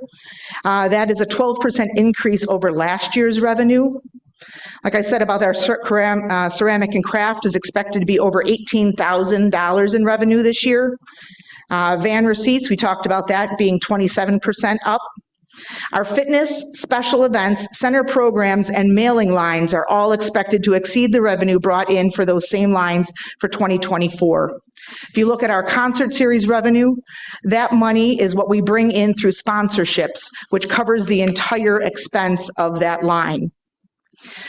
Nutrition site fees, that is the line that we're looking at an 18% decrease over last year. We partner with Erie County Department for the Aging for the Stay Fit Dining Program. That is our meals that we serve at our center for lunch, along with 2 satellite groups that are at the Maryville East Senior Apartment and Cayuga Village Senior Apartment. They set the suggested contribution for this, and it costs $3.50 per meal. The county gets those revenues because the county is actually paying for the meals, and I believe each meal costs them about $8.50, and that's if they're not adding a salad or dessert or things to that. They reimburse us 25 cents for every meal served, and that's what you're seeing in the revenue line.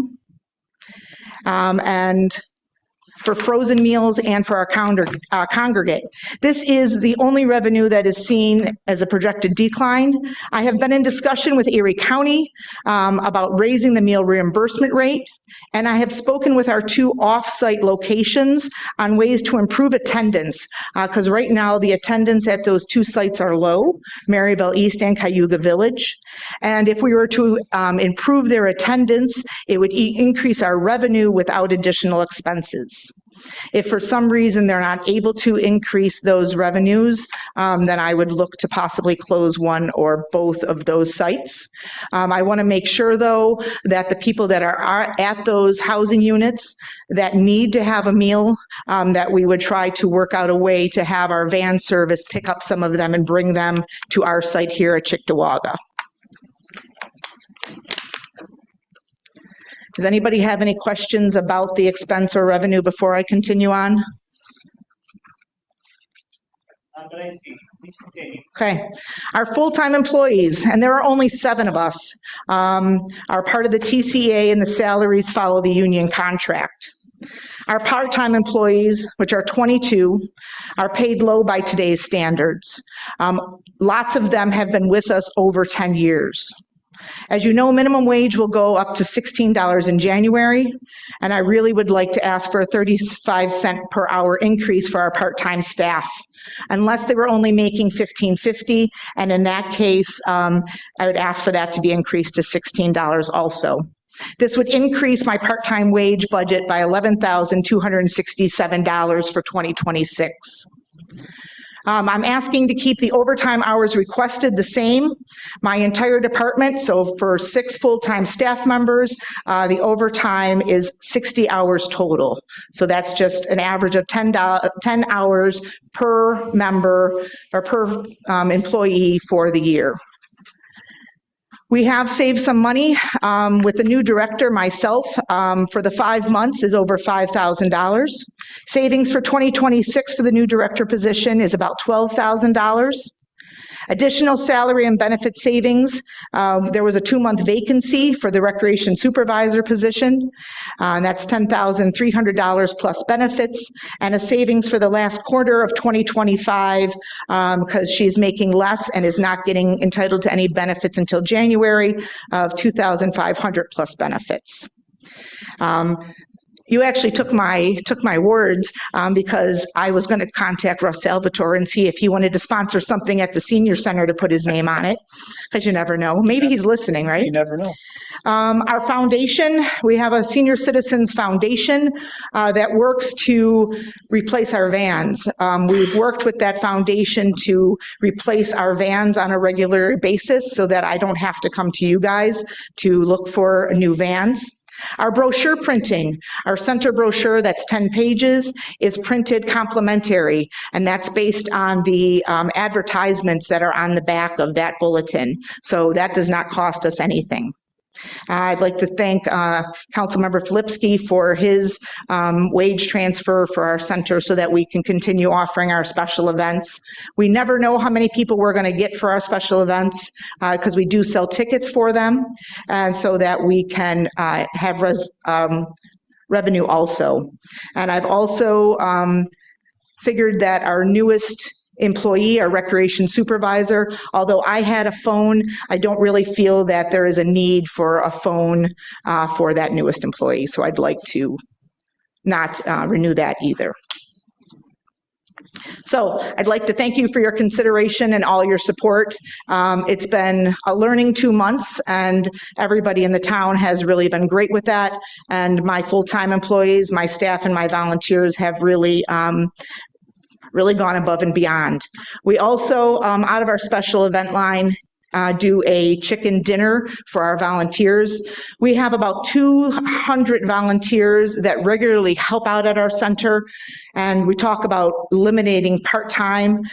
Without our volunteers, we definitely wouldn't be able to run the senior center. They are an integral part of that. A volunteer actually does the frozen food for us on Mondays when people can come and get a 5-pack or a 3-pack of frozen foods.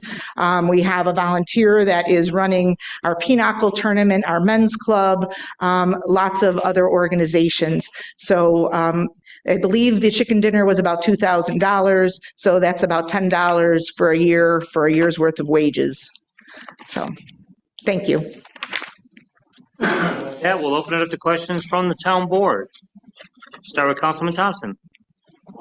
For repairs and maintenance, you're requesting $11,000, and it looks like you spent just under $3,000, but end of year expecting to spend the full, or just under $13,000 that you had budgeted. So I'm just wondering what other expenses you're... At this point, I do not expect to spend that much on it. I expect to be able to give back a good portion of that, but our building is getting older and we need to be prepared. I always call them expected unexpecteds. Even in our own home life, we don't expect a refrigerator to break down, but sometimes it does. So we always have to have money available for those unexpected things that we need to expect will happen. Do you have any big expenses that you project, or things that are imminent? I would like the roof looked at for our gazebo. I noticed that there are a few shingles coming off of that roof, and I had talked with Mark Mez already, and we're going to look into seeing what we can do with that, because, you know, roofs are good, and if some shingles are missing, it can ruin the whole structure. So we do need to take a look at that. I'm also looking at adding and finding out about taking credit cards at our center and passing on that fee to the credit card user so that hopefully increase our revenue when we have people that come in and want to sign up for something and they only have a credit card. Right now, we don't have a way to use that. Sometimes they come back, sometimes they're like, well, I guess that's passed, and they move on. So I'm looking to add that also. Does that happen often? More now than it did, definitely. I would say probably 1 out of every 5 people that come in would use a credit card if that was offered. Okay. And sorry, just have you taken any steps to figure out how we can get that implemented or? I have not. Different. No, at this point, our new recreation supervisor started on September 29th. So I was kind of juggling both jobs, so I didn't get to look into this as much as I would like to, but I would like to talk to Crystal at Youth and Rec and have a conversation about that because I believe they already use a credit card system. Okay, great. Thank you. Mm-hmm. Something to consider when we're transitioning over. I think it's great to talk with Crystal or anybody else that's fee oriented to make sure that any credit card charges that the town is going to be incurring, that we have a discussion amongst ourselves. Do we pass them on? Do we eat them? Do we do some hybrid between the two? Because if there's a, obviously with the clerk's office, there's an extra credit card fee. We pass that on to the residents there. So it's something we have to talk about doing across the board. Yes, and restaurants seem to be doing that pretty frequently now too, where there's a higher charge if you're using a credit card. Anything else from any other board members? Councilmember Benchkowski. Excuse me. Thanks, Don, for being here today. Nice presentation.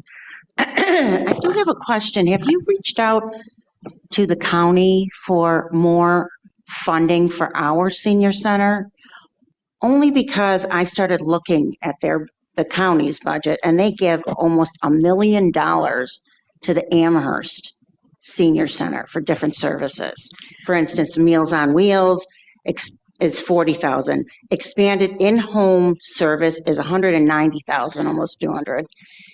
Congregate dining is $251,000 they give them, and community services is $62,000. So I think I can answer that. I would like to have the opportunity to double check on that. But Amherst Senior Center actually provides all their own food, and they have a kitchen, so they make their food for their congregate dining. They make their food for Meals on Wheels. So Erie County is sending us the meals for Meals on Wheels and congregate dining. So you're getting a difference. Yes. Okay. I believe they're getting reimbursed because they're providing their own services.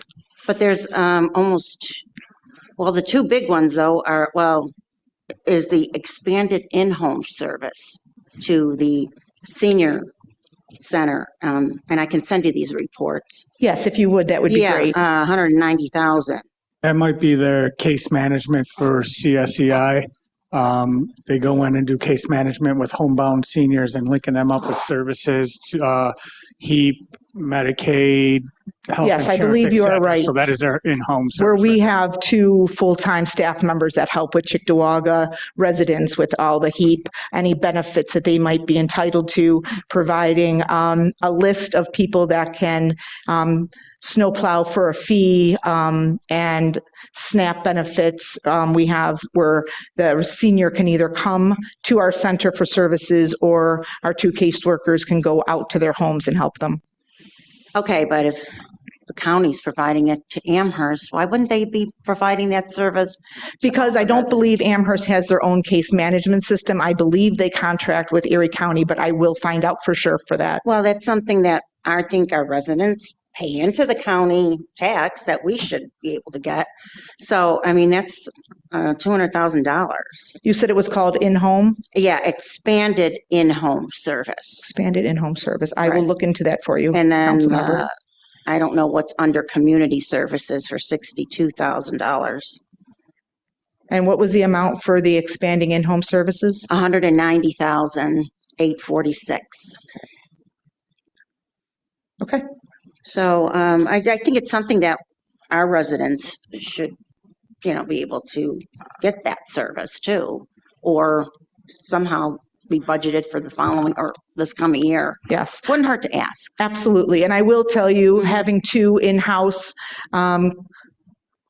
with Jamie and Tracy, who do a fantastic job, we would be sending our people to Erie County Senior Services. And not to say they're not doing a good job with that, but they're going to hand them a flyer or hand them information, give them a couple phone numbers, where Jamie and Tracy will actually take the time one-on-one with that senior in our community to make sure that everything's happening and follow up. And we'll actually ask them questions. We also do in-house insurance reviews because if anybody knows, Medicare is really changing a lot this year. I know there's been commercials on TV from Roswell also, and they research all the different plans. They can then bring in their doctors and any prescriptions that they're taking, and Jamie or Tracy will sit down with them and just compare plans. Then ask for the funding for them. I will. I will Because we don't definitely look wanna into lose them. that. I agree. Nope, absolutely. But I would just ask if they could contribute to fund these two case managers locally. And you want me to respond to everybody with that? Yes, please. Okay. Yeah, just see what happens, but wouldn't hurt. Absolutely. Thank you. Thank you. A question for you. Earlier with the pools and youth and rec, we asked about attendance for, each pool. Do you have any idea of attendance for senior center and how many folks we are actually helping, and weekly or even daily? I don't. At this point, we don't have a way to get a concrete number of people.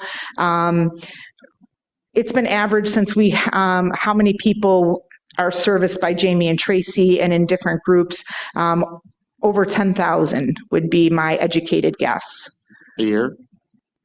Each individual, 10 to 13,000 individual seniors from our community get help with our senior center at some point every year. Some people are there on a daily basis. Some people are there weekly. Some people get a couple times a year with Jamie or Tracy, but probably 10 to 13,000 different individuals serviced a year. That's it's just an educated guess. You think the folks that come through the senior center are good about signing the book that's at the front? Because I know that anytime Some are, some are not. Yeah, like for Neighborhood Watch, for other meetings that are there, that you could see on a daily basis. There's a bunch of folks that'll sign. Sometimes they got to get to a second page or Yes. cramming in there. So we're getting some data. And if you drive by our parking lot, it's always full. People are looking for extra spots in the back and in the front, so. And as far as the fees on the revenue side, is that something that you're looking to revisit for 2026?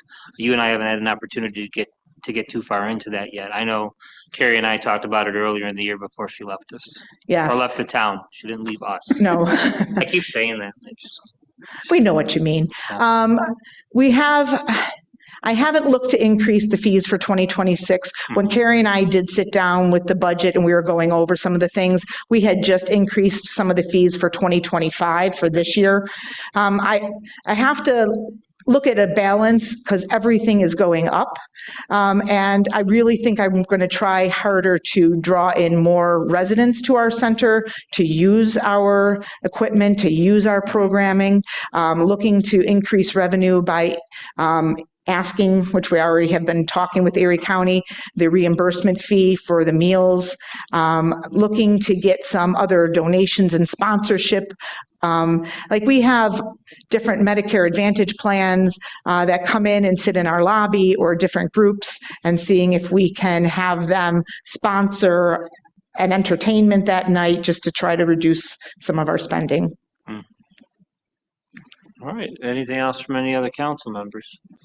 Oh, one last thing with the Sure. with the van program. Yes. I know you talked about that and the cost and all that.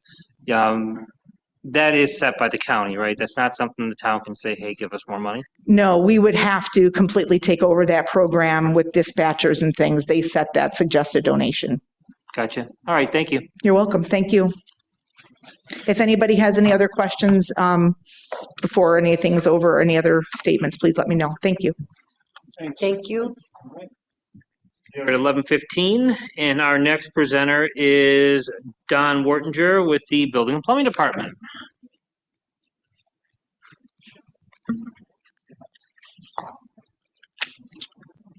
Okay, good morning Supervisor and Town Council members.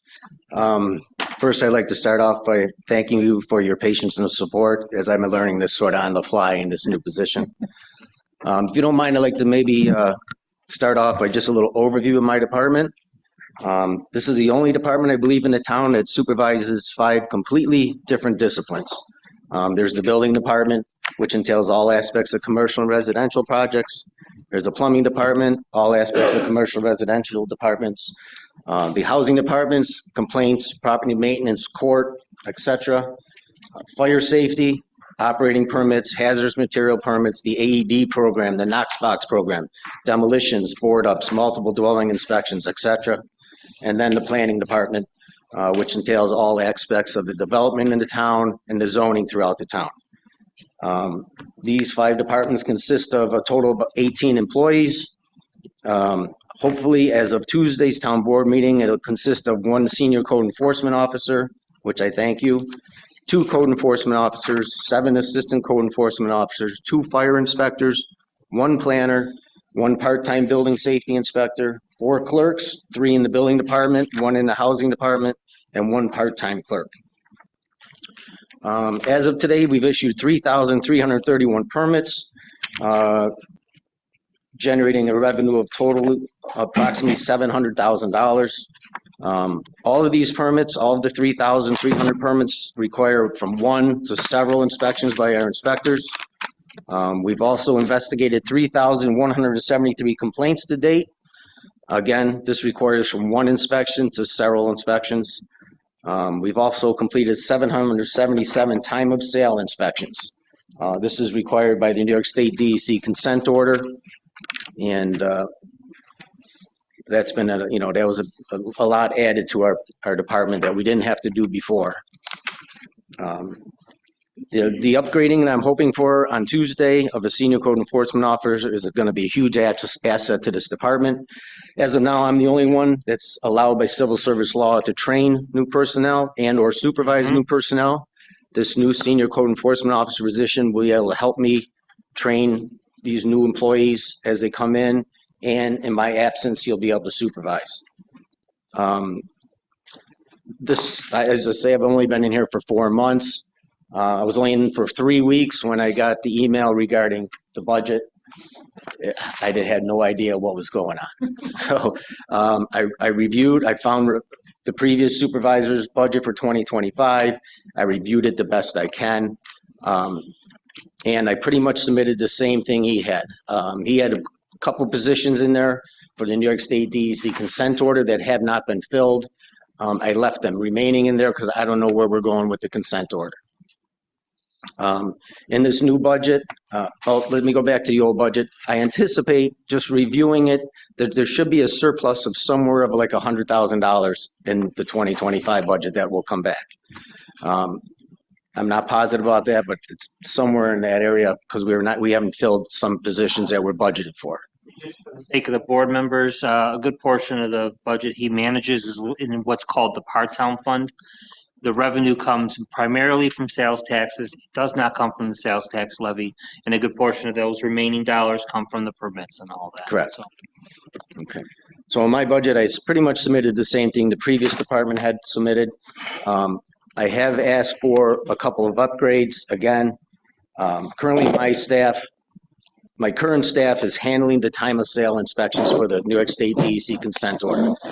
If we need to get more aggressive on that New York State DEC consent order, I may have to, I think if I pull in a part-time sewer inspector, I can manage it with the rest of my staff. I'm asking for an upgrade to our to a senior planner. We currently have 1 planner in the town. I think he's outstanding. I think he deserves an upgrade. He's overwhelmed. In the last 7 or 8 years, we've lost 3 planners, 2 of them to different towns that took them after we trained them for a year and a half. And one that just, I don't know why he left, but he went into the private sector. But our current planner has a ton on his plate. And I think he needs some help. I've also tried to budget for a junior planner. If we could upgrade him to senior and get a junior planner underneath him, that would only give us two planners in the town. There's other towns that have 6 to 8 planners. We have 1. And he has a lot on his plate. Let's see, I've also asked for an upgrade of our fire inspectors. We currently have 2 fire inspectors. Both have 13 and 10 years experience. They're still in an entry-level position. I would like to have both of them upgraded. They do a ton throughout the town as far as the AED program, Knox box program, demolitions. They work with the police department. I would like to, they should be upgraded. And again, let me go to upgrades. Everybody asks upgrades. What are they going to be doing differently? it's not so much what they're going to be doing differently, it's the knowledge they have obtained in their position for the last 10 to 12 years. And it's just not handed to them. They have to take a civil service exam. They have to pass that civil service exam. They have to finish in the top 3 to obtain this upgrade. Again, as I said, there's 5 different disciplines in here. I'll be the first to say I'm not fluent in all 5 of them. I lean on Craig and Joe, our fire inspectors, a lot for that aspect of it, which I do not know very well. And I lean on our planner, Dan, a lot that I also do not know well. I believe we should, to retain them in the town, which are they're excellent employees, an upgrade is needed for both of them, all 3 of them actually. Moving forward, we're going to be implementing the Granicus permit tracking system. We're going to be leaving IPS and BAS tracking. This is going to take a lot of training. This is a huge task. There's going to be some overtime involved so I can train my employees without disrupting their daily workload. So I may have a little bit more overtime than I budgeted for. Also, this Granicus system, we're going to implement the new permit fees. So I anticipate a lot more revenue next year with these new permit fees. Let's see. With that being said, I also, the car inventory. Right now, I'm short 1 car for my inspectors, the amount of inspectors I have. We've been swapping them in, swapping them out. Somebody's off, they use this car, boom, back and forth. We've been making it work. Of my inventory of cars, I have a 2007 pickup truck we're using, 18 years old. I have a 2011 Fusion, 14 years old. I have 4 Focuses that are over 10 years old. Also, I believe our fire inspectors, they deal with the Knox Box program, the AED program. I think they should have, because everybody uses cars, we try to swap them in and out, but there should be permanent cars. Craig is here with the Knox Box program, and they need their stuff secured in their vehicle. They cannot be swapping, having other people drive their vehicle. They're responsible for that. Same thing with the AED program. If we have any questions in that, I brought Craig along with me. As I say, I lean on my employees in different disciplines because I'm not fluent in all of them. So, with that being said, that's pretty much it. I have everything as far as my budget. Any questions? I've got a lot, and I'm going to try to limit it. Okay. Because you're into the development side of things. You're going to have to help with the consent order. Yeah. And each of those can be hour-long conversations. So I'm glad you mentioned you deal with 5 different disciplines there. You've got building, you've got housing, you got to deal with fire safety, you got to deal with the planning department. I know in the previous supervisor pretty much had the entire world coming at him all at the same time. Correct. And you're probably experiencing much the same. To my mind, on the planning department side, whether you look at Amherst, they've got a full-fledged planning department, or Hamburg, a planning department, I think they have 3 the last I knew. Right. You can go across any of the middle large-sized towns that are half of our size or larger, and they got at least 2 people that are working for planning and development. We have, with the Galleria Mall that's been in the news a lot lately, you go back 15 years, they were paying well over $400 million, or the assessed value is well over $400 million. It's under $100 million these days. So the share of taxes they used to pay is about 20% of what it was 15 years ago. And every time somebody runs for office, we talk about these empty storefronts. We have a need for redevelopment. So just as much a statement, it is a question of the importance of getting Dan Young some help to be a little more proactive in that planning department. You have the opportunity to reach out with what's now our largest taxpayer here in town, Benderson Development, to be a little more proactive with some of these storefronts. They do a lot of good work in getting those storefronts filled. My view on some of the the development community, when I was first elected till now, has changed radically in actually dealing with these people and seeing a lot of the good that they do. But you got Costco going into Amherst and talking about going to other municipalities, part of the reason they don't come here is because, Dan's swamped. He is. Yeah, Absolutely. with assistance, would it be your opinion with assistance, one, that he'd be able to be more proactive on development? And two, have you put some thought into how him with assistance can help in redevelopment? Absolutely. He, as you said, he is completely overwhelmed now. He has no free time to do anything than just keep his head above water. Mm-hmm. If he gets a second person that he can train and they can bounce things off each, because he'll come in and bounce some things off me, then as I said, I'm not too fluent in that. Yeah. But if we bring him in and so forth, I believe for sure, and he's exceptional. He's a good employee. To retain him, I think, is key, number one. And then number two, to get him some help. And there's things we have to do in terms of local laws to change things for zoning, to change things for, like with the above ground storage tank law that Attorney Fowler and I and other board members have been working together on. We need Dan's help with that. And to have one other person to help relieve him, we can help speed those things up. I'm not accusing Dan of being a bottleneck. He's great for us. It's just, you can only expect so much of somebody. And it's the same thing with our town attorney. We dump on him sometimes, and he does everything he can to dig out on a given day. So it's, I'm sure Tom would benefit from another full-time lawyer in the office, which, don't give me that look. You're not getting it. I'm sorry. But we can't just dump employees on the departments. But I think this isolated incident is something that we would get a big return on the investment. And it gets to that senior code enforcement officer as well.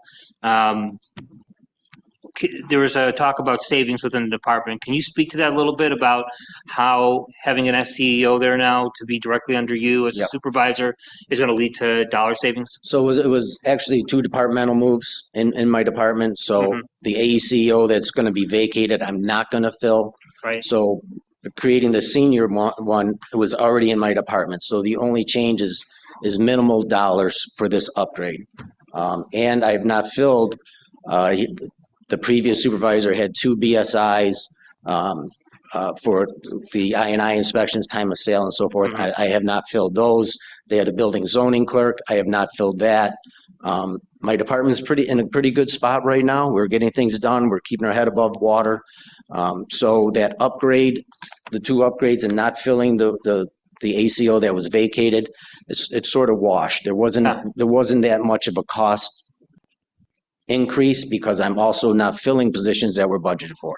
I appreciate that. And with having that SCEO, I'm not saying you abandon the department, but you have somebody that could say, all right, here's what you're doing over here. You deal with this piece of the pie. If Dan Young got somebody to work alongside him as a second person, you have somebody that can help him with the development side and say, all right, you guys handle this.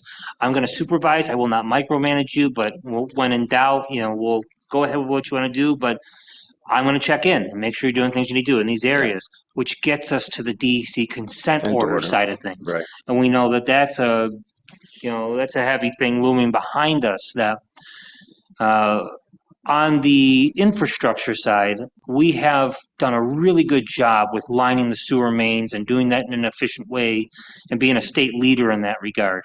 Right. However, private side I&I, not really been tip top, and I'm not blaming you for that. Understood. I'm just saying we're kind of behind the 8 ball in other aspects of the consent order. So, with bringing that up, there is some money for part-timers in the budget. Have you put some thought into whether that would be adequate? Is that too much? Is that not enough? I believe from my end, from what I see, that what the DEC is trying to require us to do is, back 8 years ago, there was a bunch of houses that were flagged in the town. They want us to do a mailing. They want us to inspect these houses that are flagged but possibly have violations. We've sort of been doing the time of sale I&I. So you sell your house, you got to do an I&I. We haven't been going after the ones that were flagged. So if we want to get more aggressive and start going after these ones that are flagged, I would need a part-time sewer inspector. I mean, right now our code enforcement officers are doing it. Code enforcement officers do not need to do it. It's not a violation of the code. It's a violation of our town sewer law. So we can send a part-time sewer inspector, train him. It's a checklist, 19 hours a week. And I think we'd be able to aggressively address what the DEC is looking for. It's an incredibly difficult thing to make a lot of progress on right away, because we can budget for it, we can put out to hire the people, you can do this, that, the third. And in addition to all of that, we need the residents to cooperate with us. We need cooperation. And, you know, we're going to run into that roadblock too. Like, all the stars can align, and we have that up against us too. As I said, I have a lot more that I'd like to discuss and bring up, but I don't want to monopolize the time here. So for our board members, if they have any questions, comments, concerns. Well, Councilmember Pilarski, then Benchkowski. So I initially had the question about permit fees, and you've addressed that. So Okay. I just want to make a quick comment of great job. I mean, my philosophy on leadership is recognizing your weaknesses and where you're not strong at, but you identified them, you admit that, and then you lean on those subject matter experts to be Craig and Dan, for example. So I think that's great.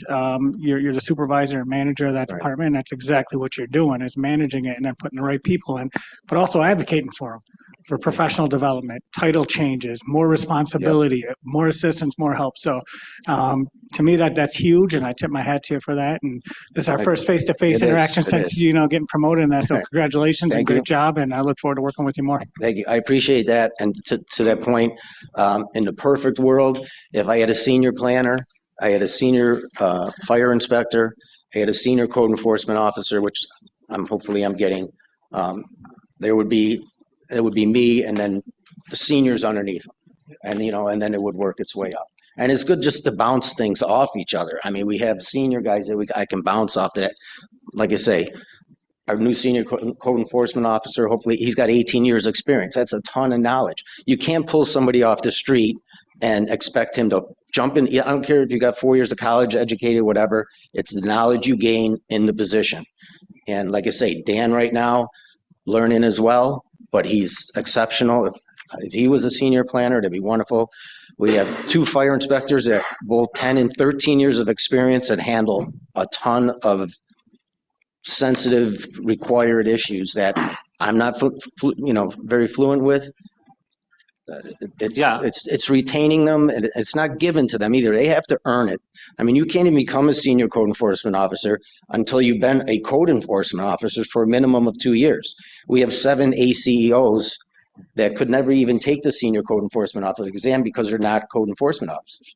I have one ACEO that's been here for 30 years in an entry-level position. We tried to, I know in the past the department had tried to get him an upgrade because he's the most knowledgeable in our housing department. He knows how the court works. He knows how to get, it's just so much knowledge you gather, and they should be recognized for that. The fire inspectors, that's not lost on me. That's an area we're going to have to work on. It's just with everything you deal with within this budget, there's only so much we can do in the course of one budget. So, the question of, you brought up the Knox box and vehicles, and I know I've got an email of yours I have to answer. And, we have to think about the equipment side and then worry about the other stuff down the road. We can't do it all. As you understand, we can't do it all at the same time. Understood. And, And same thing with the AED program we have. It's going to be, we have to fund that a little bit too, because that's coming down. Right. Councilmember Benchkowski? Real quick, so I'm not sure when this employee list was put together. Can you get us a more current one? Because it looks like these titles all changed. That was the most recent one Really? Yeah, 'Cause I don't even think that shows your upgrade. It shows you as a code enforcement officer. I don't think they could fit supervisor in there, so that might. No, I don't know. Okay, well, it's gonna, hopefully, as of Tuesday, it's gonna change again. Yeah. So then. So it would help I us. promise you, I will get you updated Because I ASAP. thought you eliminated one position. Yeah. You said a building and zoning clerk, or I thought you didn't do an admin That clerk. was in the last 2025, we did not fill that position. No, but there was something that you weren't going to fill now to put in. Code enforcement. Yeah, well, the senior code enforcement was created, so. But I know, but there was supposed to be some savings because you weren't going to fill a position. So senior audit is created. He's going to vacate a CEO position to move into the senior code enforcement officer position. That CEO position is going to be a personnel is going to be moved into that CEO position and vacate an ACEO position. And I'm not going to fill that ACEO position. Okay, I thought it was a clerical, but that's okay. Okay. It's probably better. But yeah, if you can get us an graded list with who you have here and what's open, it would help Okay. us. Yeah. I also was wondering, did you submit a 1% decrease budget? Like I say, I got it 3 weeks. I was on the job for 3 weeks, and I got the email from Brian that I need to fill out these budget things. I'd never even seen it before. I tried to do the best I can. I researched back, and I submitted basically the same budget that was submitted prior. Okay, no problem. Thanks, Don. Anyone else? Yes. So financials obviously being a big concern. We're discussing budgets and ways we can potentially cut costs. Right. Where do you feel, without losing services that are critical, we could make modifications or cuts to your budget? The main areas that I think we could save it, that we can make the cuts, is the previous supervisor had budgeted a couple BSIs, building safety inspectors, a couple part-time clerks, all for this, to address this New York State DEC consent order. I believe I can handle that with my current staff without filling those positions that have been budgeted. That's 4 positions that were budgeted for that I believe we won't have to, I can handle it with my current staff without filling them. That would be the 2 building safety inspectors, Yep. the I&I clerk at Yep. 18, the I&I at 19. Yes. So we're talking about 50, 70, probably 90,000. Correct. And this is something we didn't have a chance to talk about the budget before it got finalized, but I wanted to have this in there because one of the things we're going to have to talk about following our budget hearings is capital projects. And part of supporting the DEC work is going to be making sure we have the staff that we need. If you think you can handle it in 26 with these existing staff in the department, I'd be all for making reductions there. I just don't want to handicap the town, which is why this was here at the beginning of the discussion. Yeah, I agree with you 100%. I don't know where this DEC consent order is going. If we do have to get more aggressive on it, as I said, I may need to hire 1 part-time sewer inspector, but I believe I can handle it with the rest of my current staff without bringing on those employees. Right, and by reducing these positions, we would be putting more money into the fund balance for the part-time fund. Yes. And if something goes sideways, we would have money in that fund to pull back out for part-time positions to reverse course if we had to, without that fund going too low and getting into emergency territory where we couldn't make payroll and all that. Correct. So, anybody else? Well, can I just ask Tony, so as far as we know, the DEC is expecting us to do those. They've been asking about those private inspections for years. Yeah, that was the gist of the last meeting, but really what it comes down to is what they said. And this was from the administrative people and from their technical staff. They both said at both separate meetings is that they laid out a plan for the town that was the easiest and least restrictive out of any consent order anybody got in New York State. And we didn't follow it. They said, we gave you baby steps to take that were very taxpayer friendly, and we chose a different path. So here we are. We've spent and this has got nothing to do with you, Don. Yeah, you just happen to be standing there. I know. This is, we spent $35 million of town money and approximately 40 to 45 million of grant money. And basically we're playing catch up now. And to avoid getting fined, the last threat was, I think, $37,000 a day because they were angry. But Don, to his credit, actually found a lot of information that the DEC said we didn't provide, which we didn't, but we had it. The problem is that, and again, not you, but your department the engineering department, the sewer department were all on different wavelengths. Everybody was, I mean, I know it's hard to believe that government was doing something screwed up and nobody was talking to each other. That never happens ever. So we finally, when talking to the supervisor, we reorganized that committee. It's under everybody reports to one person now. And then, so should be no more. Don found the information, most of it, I think, right? Yeah, if I could break it down a little further. So over the last 8 years, we've done time of sale I&I inspections. So you sell your house, we have to come in and do an I&I. We've done over 8,000 of those, around 7,500, 8,000. There's 10 different sewer sheds in the area. I've broken that down. I had my clerks. It was a massive task from 8 years back. We've separated them to how many we've done in each sewer shed, the address of those sewer sheds, and if what happens is the DEC went in and flagged houses they want inspected. So some of them we have done through the time of sale. So I had cross-referenced them saying, okay, we got that one, or we got that one. So we haven't done as much as they wanted, but we've done some. Okay, And well, that's good to we've know. also went above and beyond and did houses they didn't even flag.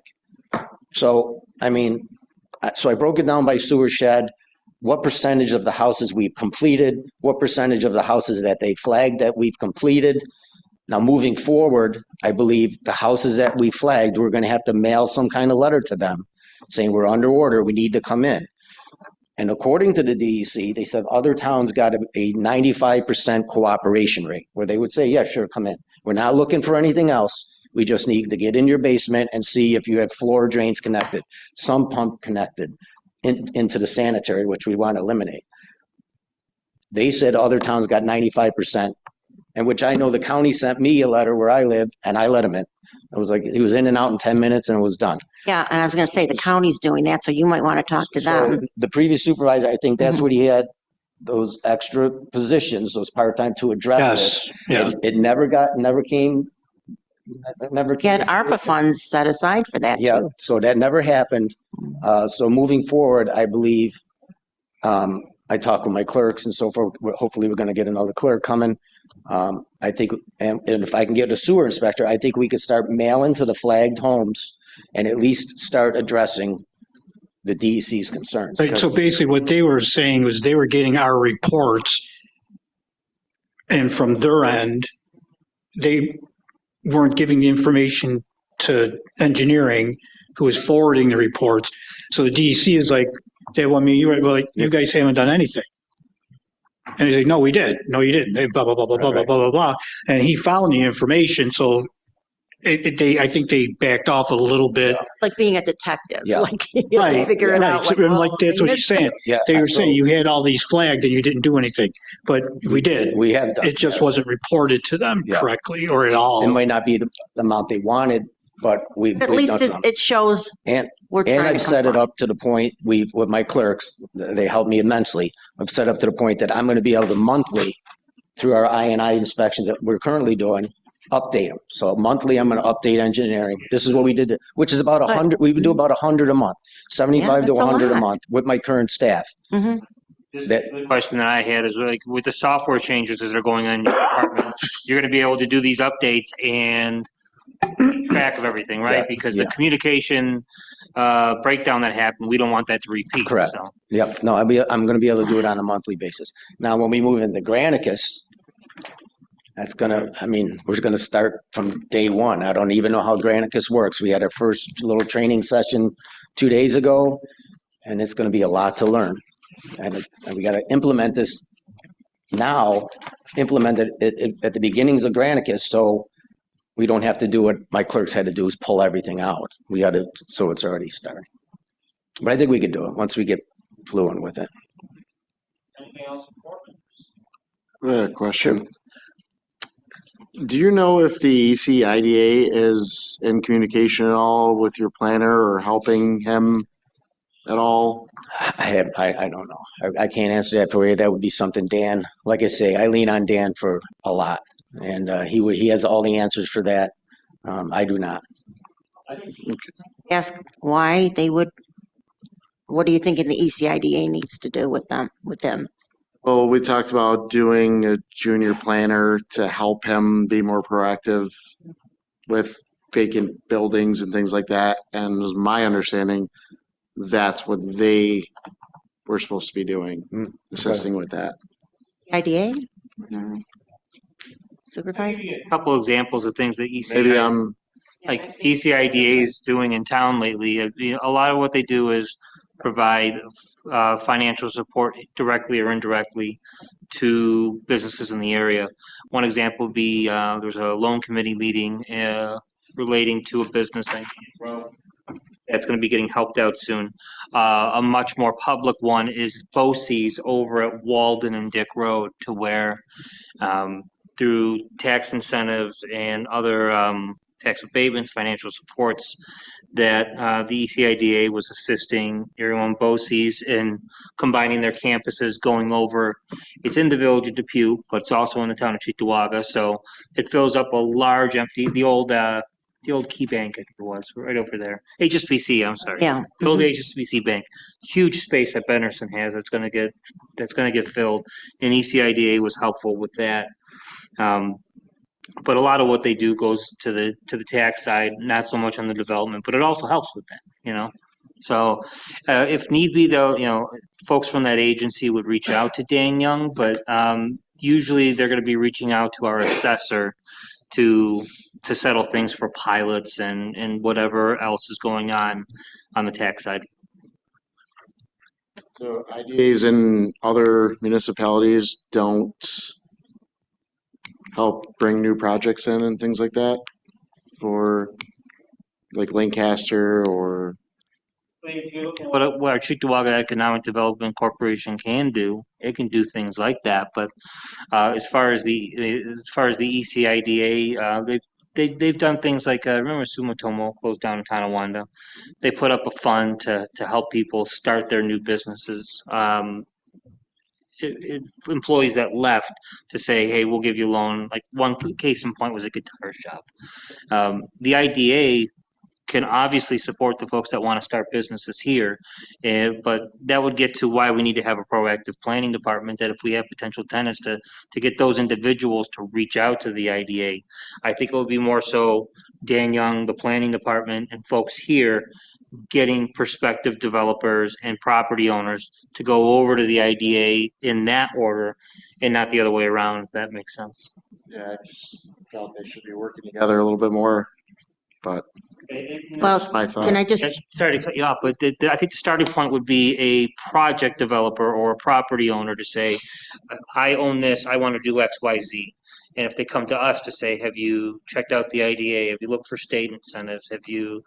Is there anything we can do to kind of connect the dots? Obviously, we can't make deals for people directly outside of what state law allows, but we could help connect the dots and make the introductions. And I think Dan's doing a degree of that already. I do what I can when it comes to those kind of things, but it would go from a particular project over to the IDA, and then everything would work out from there. Yep. add, we actually used to have a consultant, Paul Leone, who was very well known throughout the community, and he was always reaching out to different businesses, and sometimes they'd be looking for Lancaster, but then he would tell the business about Cheektowaga. Unfortunately, then somehow, I don't know, he hasn't been sending us a consultant bill. You haven't seen I haven't seen him, no. It's kind of, either when I left that last year, so I'm not sure what happened to Paul, but that was something, and he was only charging us $400 a month, but he was out there in the different towns looking for space for businesses or different opportunities and advocating for the town. I've actually met with him maybe a couple months ago. Paul Leone?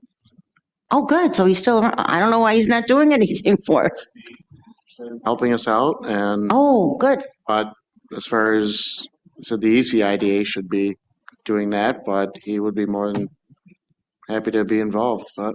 The ECIDA used to meet with me and say, look, just so you know, we are waiting, we have this, this, and this. If anybody comes to you, tell them about it. So I was on the board like the supervisor is now. So it seemed to be reversed, and then I also had Paul doing that too.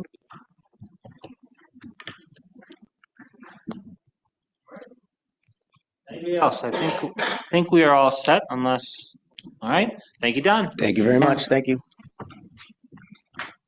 I think our next presentation is going to be one of our shorter ones. We have Jay Tolsma with the Office of Emergency Management.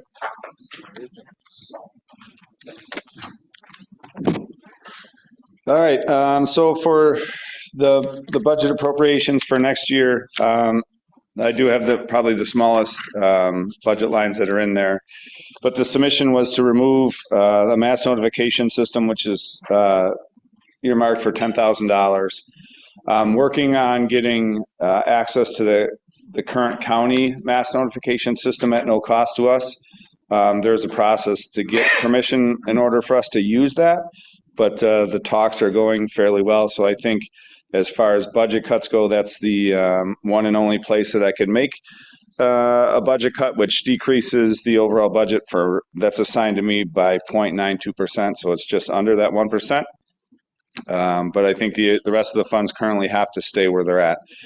One of the other things that maybe could be shifted at some point is some of the vehicle information for the track vehicle system.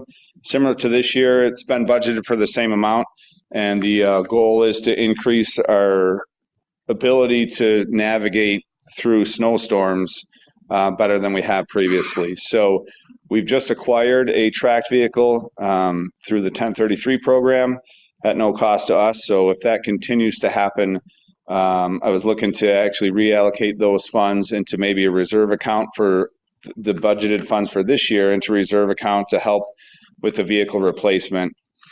The current vehicle that I have is from 2018, and with those funds, if those funds are not being used, I was going to look to talk to Brian Kraus to see what we could do to either hold those funds over to help pay for an upgrade to the vehicle that I currently have for next year. So as far as changes for 2026, it would just be that $10,000 budget cut. Gotcha. Jay, what's the mileage on your truck right now? We're at like 54,000. Okay. It is 7 years old. The mileage has increased since the position's been full-time, because previously for the 5 years before that, it was part-time, so the vehicle didn't necessarily travel much. So we're doing a lot more things than we were before. When I say we, the position is doing a lot more things than we were before. So anticipating, obviously, the vehicle mileage going up on that. But the other thought is that reappropriating that vehicle to another department that doesn't use it on a full-time basis. Mm-hmm. Usually they used to go, the previous vehicles used to be replaced every 5 years, so we've already exceeded that replacement for that. But talking to the police chief, that he could reassign that vehicle to somebody else that doesn't use it on a regular basis. Which gets to the other question I have in the vehicles, the technology in it. I mean, obviously the lights and the sirens and all that are kind of timeless, but how's the radio and anything else that might be there? So internally that stuff is good. The thought about the upgrade is the current vehicle, I have to get folks, if towing any of our trailers that we have, getting the vehicle mitigation barriers that we started using for the Polish Festival and other opportunities. I have to get somebody else from another department to go get that. So now I'm taking that person away from the regular duties to go get those things. I haven't had any pushback as far as getting the folks to do that. But again, if we're trying to cut the cost and manpower, taking somebody else away from the regular duties to do those things for me. So that would be the upgrade. And then the current vehicle that I have was designed to carry a plywood box that was in the back, and that's not what we're doing anymore. All of those things have been converted to electronic documents, so we're carrying different types of equipment, which the vehicle upgrade would be helpful to be able to maintain those things and keep me safe while I'm in it. Thank you. Any questions, comments, concerns from council members? Question: what would the difference in a brand new vehicle do as far as safety? So the equipment that I carry would go outside. So looking at a pickup truck, similar to what the police department has a resolution for on Tuesday. So very similar to that, it would take all of that equipment and put it outside of the occupant's compartment. So if we have people inside there, there's no risk of that stuff moving around should an accident happen. So keeping that equipment outside of the patient compartment, which has been you're seeing that as far as safety recommendations for people that if they happen to get in an accident, some of that stuff is not secured, so it tends to go flying forward. So that's just keeping the stuff out of there. And then it increases the towing capacity. The vehicle mitigation barriers are 9,000 pounds on a trailer, so it increases the towing capacity to be able to do that. Same thing with our shelter trailer that we have in the back. The current vehicle that I have doesn't have the capacity to tow those things, so that would be the upgrade for that, to be able to do that. The track system. So you said we have one now, and this is for another one? For one more? That's what it would be. Last year, if you remember, I did make a request for two, so that we had two vehicles. We reduced that to one for 25 and then one for 26. So we currently, like I said, acquired a track vehicle. So there may not be a need for that track system next year. If the current vehicle that we just acquired, if there's anything that falls through with it as far as being able to operate it, this would still be in the budget for next year to acquire that if needed. And then just to expand on that, wondering if you know how long it takes to install that, to put it on, and then who would be driving those vehicles? Yeah, so it would be a marked vehicle. It takes about an hour-ish to install. Our Central Garage folks would be able to do that. So they'd be able to take the tracks off, put them back on when a snow event is forecasted. And then basically, as long as that vehicle is available, we've met with, so Tom is aware of this and the police chief's aware of it, of using like a marked police vehicle to do that. His guys are capable of doing that. It takes about an hour to put them on and take them off. So it wouldn't be a vehicle that just sits here not being used at all. It would be designated for a snow event, and then after that snow event, it would go back to regular use. Okay, because I was just wondering if it would be like a, lieutenant and, someone in the police department. No, so we try to get them fitted for a Ford Explorer because we have several of those. So we don't have to, if we pick one vehicle and let's say, like the chief mentioned yesterday, driving skills aren't the greatest. So if somebody piles that car up the day before we go to put those tracks on, now the tracks are just going to be sitting here. So try not have a designated vehicle that's Ford because of that reason, so that we have the flexibility of doing that. So maybe you know the answer to this off the top of your head, but we get a big snowstorm and we've got the 1033 vehicles. And if we fund the second track vehicle, we'd have two of those. Do you have any idea the total number of assets if we get 5 feet of snow dumped on us overnight? So we'd be able to put on the road? Yeah, so we have the police rescue vehicle currently, the MRAP that we acquired, and then now this track vehicle that the department has. And obviously we work together with managing all the different vehicles that the fire departments have, along with what our other resources that we might have through the town departments for snow removal, or at least it's snow removal versus plowing. So we need to remove the snow for emergency type of stuff. So the town only has a couple. So two currently that we have through the police department for navigating high amounts of snow. Gotcha. And obviously we're looking to continually go through the 1033 program to acquire some other vehicles because the cost is right. But that takes, that's not an everyday thing. Like you mentioned, it's at the speed of government. So that takes time for that stuff to happen. Right. We could easily increase my budget, to $100,000 every year and we'd acquire that equipment much faster, but that's not real practical.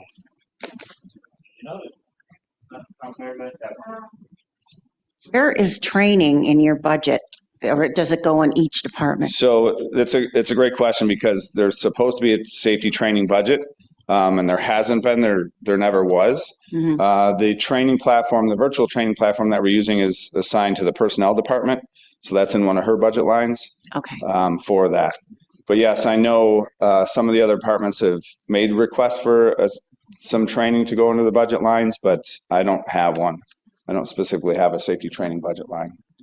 And what about training highway now that the snowstorms are about to come upon us? Let's hope not, but yeah. About the D-Land program, instead of us right away going out to private contractors. We have to go through the county first and ask. Yeah, so we did that last January, not this year, but the January before was the first time in 27 years, I'm told, that we were able to get resources from other folks and not use contractors. So that is still the plan going forward, is using the D-Land program. That's why it exists. That's one of the reasons why it exists. I know, I remember that. But I have access to it, and the Emergency Operations Center staff has access to that. Wonderful. Great. Thanks. Okay. All right, All right. thank you. Thank you. With that, we are going to take a break and resume budget hearings at 1 p.m. So I'll make a motion for a temporary adjournment. Do I have a second? Second from Councilmember Bukowski. All in favor? Aye. All right, we're on break till 1 p.m.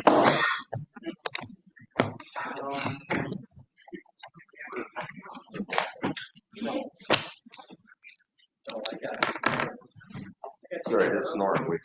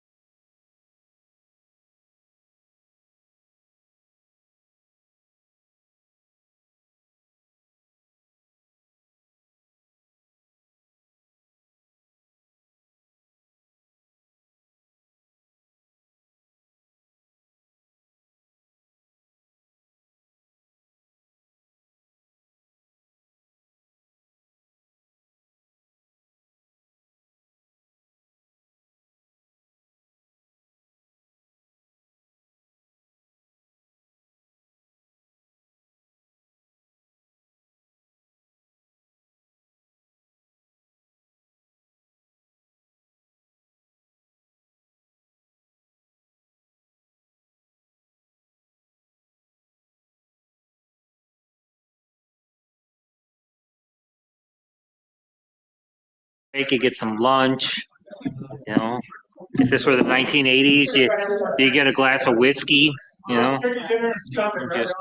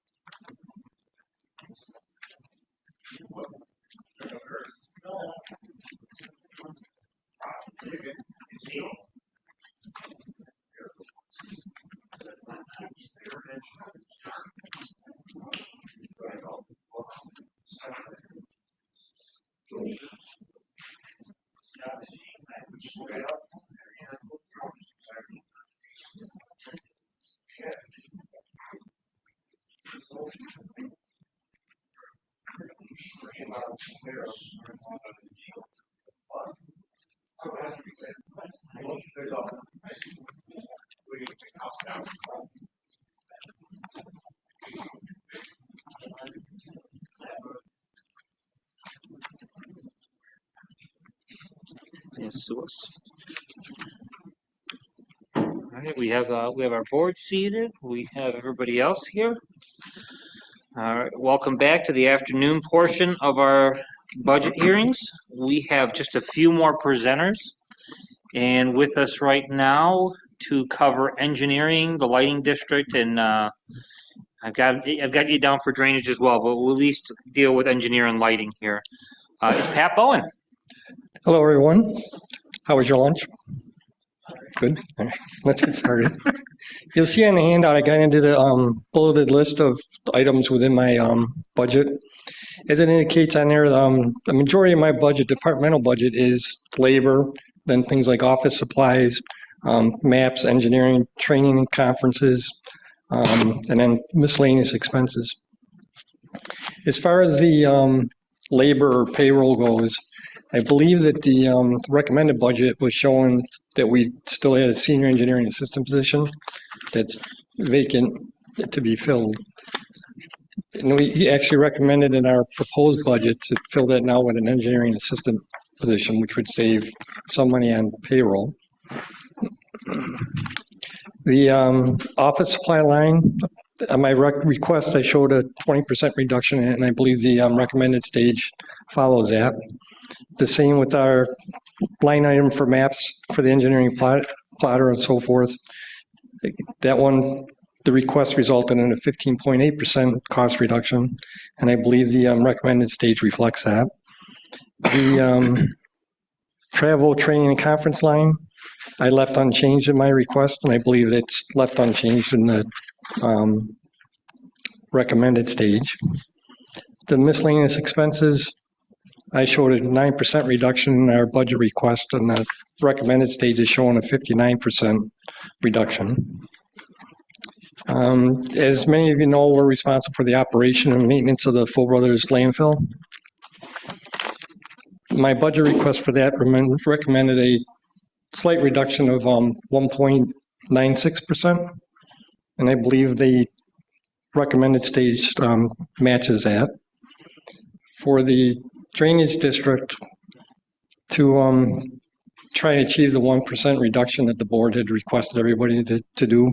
I did reduce one of the line items under the drainage district to achieve a 1.16% reduction. I believe that's also reflected in the proposed budget. And I was just going to note that we do assist the main pump station and the sewer maintenance department with their budget. Currently, our department is short one vehicle. And again, because of the wish to reduce costs, I did not request any vehicles, a purchase or lease of any vehicles in our budget for next year.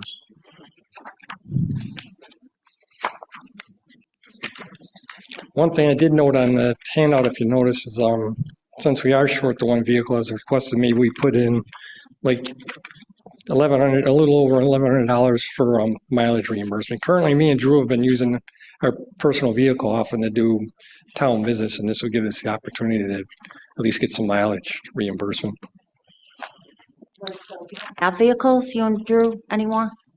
No, we're kind of sharing one currently. Okay, and if you both needed a vehicle at the same Right. time, then one of you Correct. uses your own. Yep. And I don't have any notes on that handout regarding the lighting district. I didn't provide Brian with any input this year on the lighting district. Okay, that is no problem. The board can go to the back of the book at that point after we deal with engineering. So, is anything else you wanted to mention on your budget for the engineering department? No, I think they pretty much covered everything. All right, so we're throwing this open to the board. Any questions for Pat Bowen? Go through that, the payroll. I'm looking at the budget prep report.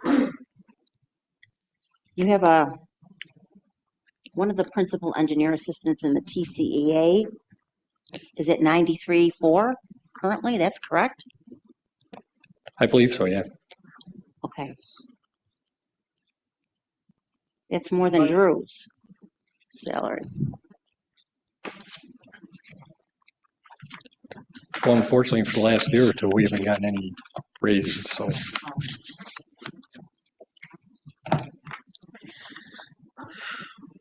And you do have an open, right? Yeah, the second line item is senior engineering assistant that's currently still open. Yeah. Oh, my God, yeah. Yeah, to replace Nick Esco. This on page 27 of the budget report. Mm-hmm.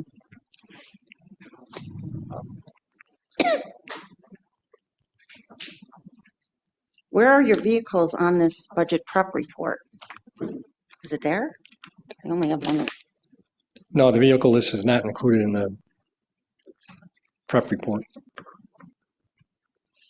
Does it come out of your budget?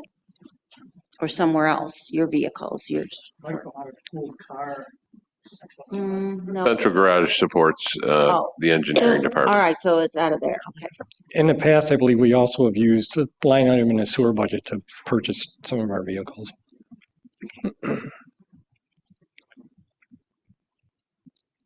We haven't purchased a vehicle in a long time, though.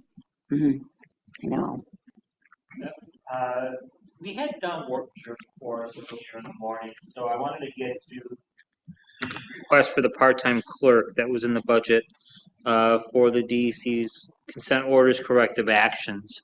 Is that something with the work we're going to need to do next year that you feel you would need? Because Don was saying that he thinks he can use his existing staff in the department.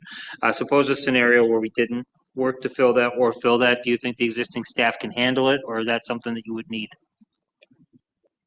If Donnie's saying that his staff can handle it, then no, I wouldn't need to fill that position. Okay. Yes, Dennis. Yeah, hey, Pat. Just noticing on the overtime line that even for the end of the year, we're only projecting, what was it, 15,000? Is there a reason why we're still budgeting 45? The reason why that number is as low as it is this year is because we haven't done as much construction work this year. Okay, so you got more work anticipated for next year then? Yeah, based on funding, whatever funding we get for capital projects and so forth. Yeah, Dennis, if I could speak to that, part of the reason I didn't challenge that number is the 23 and 24 actuals, which I'm sure that you see them, but this gets into like some of the things that happen in the highway department as well, that some of the numbers are unusually low for 25, and my thinking is that depending on the capital projects the board agrees on, 26 is going to look more like 24 or 23. Oh, that makes sense. Okay.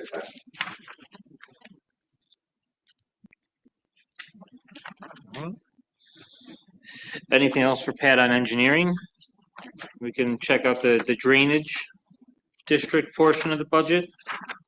And Pat, would you be able to stick around with us to go through the super budget as well? Yeah, I can do that. I'm going to go through it with the board. I think there's aspects of it that you'd be best to answer over me, obviously, so I appreciate that. Yep. The drainage, where? Question while you're looking for that. Outsourcing for other engineering firms, we do that in instances. Is that in here somewhere? Because I know we've used like Nussbaumer and Clark and. Right, that's not within our budget. There is a small amount of money within the drainage district for consulting services. But most of the time, if we use like Nussbaumer and Clark, it's usually sewer related, and that would get charged against a line item in the sewer maintenance budget. Are there any other things that you can think of that you guys would be using or utilizing that is not in this budget here? So I know there are a few different things that we just even mentioned now that come from different line items. Not that I can think of right off the top of my head, no. Anything else from board members on engineering? Because to continue on to answer your question, when we utilize consultants for like a capital project, that gets charged against the capital project and not against one of the departments. Gotcha. Thank you. I want to direct the town board members to page 126 of the budget prep report. When you get over to page 126, you will see master drainage district revenues. I'll give you, and I'll do a quick overview on that, and we'll open it up to questions for Pat on the expenditures. So if you're over there, you'll see that the district is funded by basically the property tax levy that's on the drainage district, and the proposal for 26 is 260,330. There's a little bit of interest income, which we've been increasing in interest income this year because of New York class. That has been a welcome change in direction. I did meet recently with a fellow town supervisor and a few other folks about an alternative to New York class where the interest rates would be marginally higher. It would help out this and any other area of the budget where we're talking interest income. Once that is closer to becoming a reality where other partners in government are joining on, I'll present that to the board and just to inform you guys of that possibility and make sure you're all right with it. And then appropriated fund balance. You can see that we're planning to use $214,000 in 2026 to help cover the cost there. So Pat, if you wanted to just do one quick overview of the drainage district, and board members may have questions about the expenses there. If you look within it, the drainage district, at least the part that we control, there's a line item for engineering supplies, there's a line item for Erie County chargebacks, storm sewer maintenance and repairs, which would cover like ditches and so forth. Ditch and creek pest control, and again, ditch and creek maintenance. And then there is consulting services. There's $4,000 for utilize a consultant for anything we might need them for related to drainage. And then there's $15,000 in there for under our MS4 permit which covers stormwater regulations. There was a new permit issued in 2024, and there's a lot more requirements now on the town and all municipalities to be in compliance with that permit. And part of what we need to do underneath that permit is inspect at least 20% of our outfalls on a yearly basis. Yeah, this district, you're going to see a lot of allocations. That's stuff that It's just standard on a year-to-year basis. I was looking at the maintenance and repairs. I know we were talking about a couple different repairs for 3 different repairs in the Starlight area and 2 others. We have money within the operating funds this year, but this proposal for next year's budget would allow the reserve funds to remain at the 15% minimum and also have a few extra bucks set inside of there for any drainage-related emergencies that may come up. It's not a lot of money, but it is a little bit extra in case of something unforeseen arises, and we know that happens. I don't have any questions myself. I don't know if the council members do about the budget on page 127. I guess I do. So the ditch and creek maintenance, doesn't highway do some of that? Yes, they do, and it, It's back into the, then you put the money back into highway, or how does that work? that I'm not 100% sure about. There's a small amount of drainage type budgeted money. It's probably $5,000 or less in highway. But most of the ditch and maintenance and things like that, besides labor, most of those costs come out of this drainage district. And the ditch investment, nothing was used in 23, very little in 24. Nothing this year. So I don't know. What do you use that for? That's just because we haven't had the opportunity to go out and walk the creeks and find out where we have issues and then get an exterminator out to come and So address have the you problem. met your annual DEC, Army Corps of Engineer? Don't they do an annual inspection? Yeah. Yep. How was Yeah, that? we had that inspection in June, I believe. How did that turn out? It went well this year. Okay. Yep.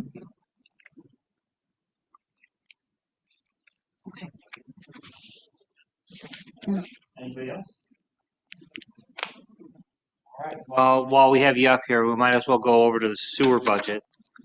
And I'm just going to go through the budget generally with the board. And once we're done with that, we will go to Pat Bowen for any questions. I'll do the best that I can to answer questions. Lou from our sewer department is not able to be with us today, but he did send a response via email to the question I had about the TV truck there. So if you start on page 197, you're going to see sewer district number 1. This is just a small sliver of the total sewer district expenses. It's got the revenues. It's a $12,000. We're talking about a $12,000 budget. So basically what this covers is, the revenues are on page 97. It says sewer district number 1. You'll see there the tax levy is about 14,000, and then a little bit of it says appropriated fund balance of negative $1,200. I just wanted to point out here that we're working to get this to 15%. So that's page 97.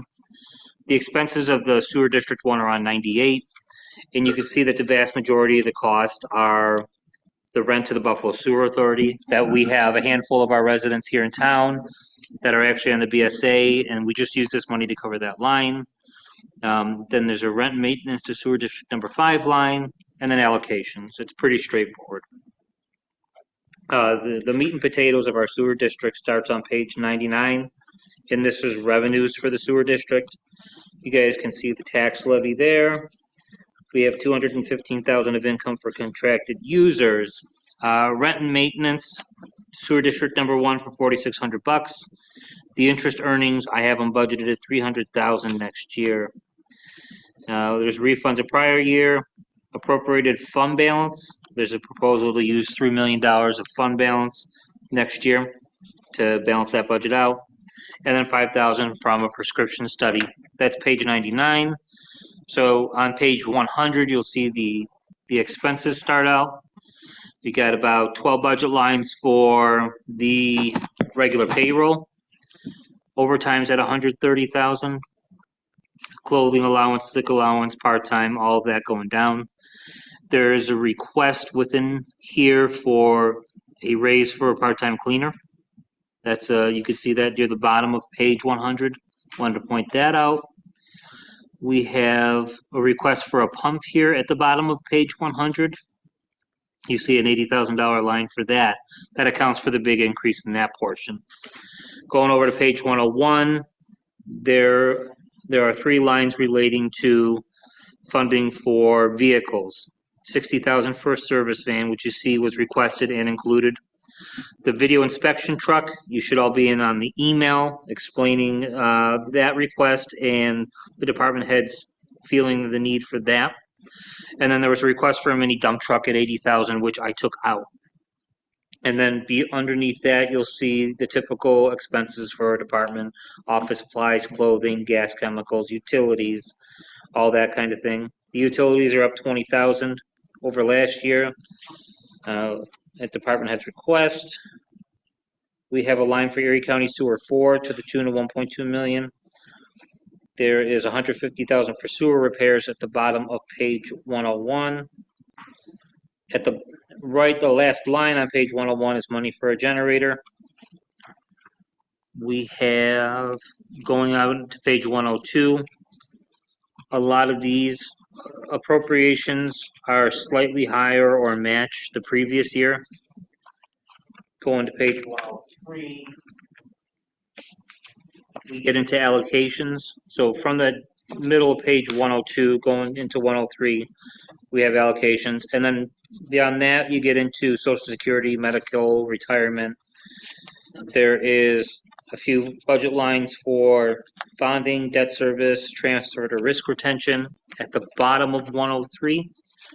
And then on 104, that's a very short page. It shows the totals, and that's the sewer portion. So the sewer district itself includes what I just read off and the main pump. We had Enzo here yesterday, so the sewer district itself is, I think it's around 17,000 these days and change.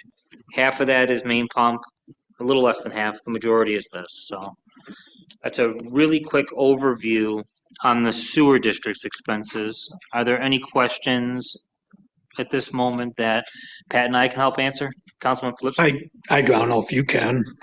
You probably can't either because obviously it's not. But on page 100, it has $1,000 for out-of-job class pay, and the budget that Lou sent via email with his list of employees, he says, we do not have a need for out-of-job class pay. That is something that he said, if he's saying that there. I mean, this is, you want to look at it. So I could double check the document. I don't know why he would say that. I mean, he's out right now, and one of his working crew chiefs gets paid out of job class pay for his rate. So I don't know how he comes up with that statement. It's written right here. I'm not doubting you. No, I'm not. I'm just saying that I don't know why he would say that in general. So all right, I could touch base with him and ask him why. Something has to be asked later, I guess. Yeah. I'll be in a perfect time with him out. Somebody is currently getting out of class pay, right? Right. Well, that's what it's for, obviously. But if it's doesn't jive here. I hear where you're coming from, and maybe the thought process is that there's an overtime line or other lines that can be charged against to cover it, or. But yeah, we do have that 1,000 in the budget there. Any other questions on this portion? Councilmember Benchkowski? Yeah, this equipment line here, over the road vehicles, didn't we just use ARPA funding to get a new type of service van? Or, yeah, sewer maintenance utility service truck. We used ARPA funds. I think we got more than one service van. I don't remember particularly on a service truck vehicle for that. I know I've talked with them about their back truck previously. Brian, do you have any? Yeah, I mean, definitely there has been ARPA funds used for different sewer vehicles. I'll see if I can look up what they Ever were. purchase, I know, I remember talking about that. They got like, well, we had earmarked a backhoe, a single axle dump truck, and a utility service van or truck. Probably to keep all the supplies in. Why do they need another one? That's something, we'll reach out to Lou about that. And a dump truck. I know they got the dump truck. Why do they need a mini dump truck now? All I can say to that is I zeroed it out. So. Because they don't really do the sewer repairs. I know they do the restoration, but if you have one dump truck, why do you need another one? I've got the equipment list we were given not too long ago for all the vehicles serviced by Central Garage. We can get the year and the other details associated with the mini dump truck there, but this gets back to what Councilman Thompson raised earlier in the day and what other council members have spoken to is that, when a vehicle request is made, the answer sometimes may be, we don't have to replace it. We just let it age out and go to vehicle heaven. So I think we should do a review of the inventory of the entire sewer fleet. The focus that I've had on collecting information and understanding the details has been on this video inspection truck. And I did include that in the budget. The truck itself is 10 years old and the mileage isn't high mileage to the point where you'd have to switch the type of engine oil you're putting in or anything. The primary issue we're dealing with is the technology inside of that truck. And Lou gave a pretty good write-up of that.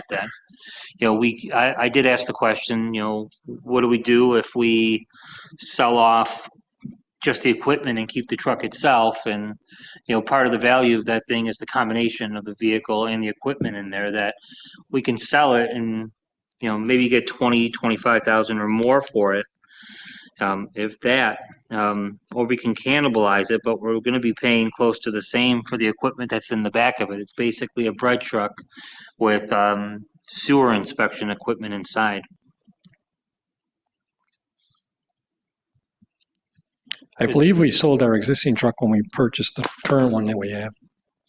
Do you remember what we got for that previously? Do you? No, I don't. Okay. I thought, didn't Highway get one of those that recently, an old Vector was sent over there, that one? An old Vector or Flusher truck, yeah. Mm-hmm. The TV truck is a one of a kind. We only have one of them piece of equipment in the fleet. So with the reliance we have on that equipment, the lifespan we were told was about 10 years. So we're outside of the quoted lifespan. That doesn't mean we can't get more. It just means we're starting to play with fire on that. Question about building repairs and what the increase is in that. It's on page 102 at the top. Gave a detailed breakdown of all sorts of supporting documents. I'm sure it is here.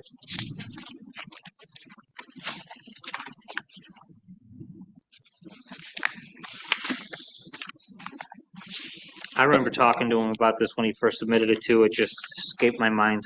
And the largest portion of it is on the page 101 before it. It says he's looking to replace a generator in one of the pump stations, I'm sure.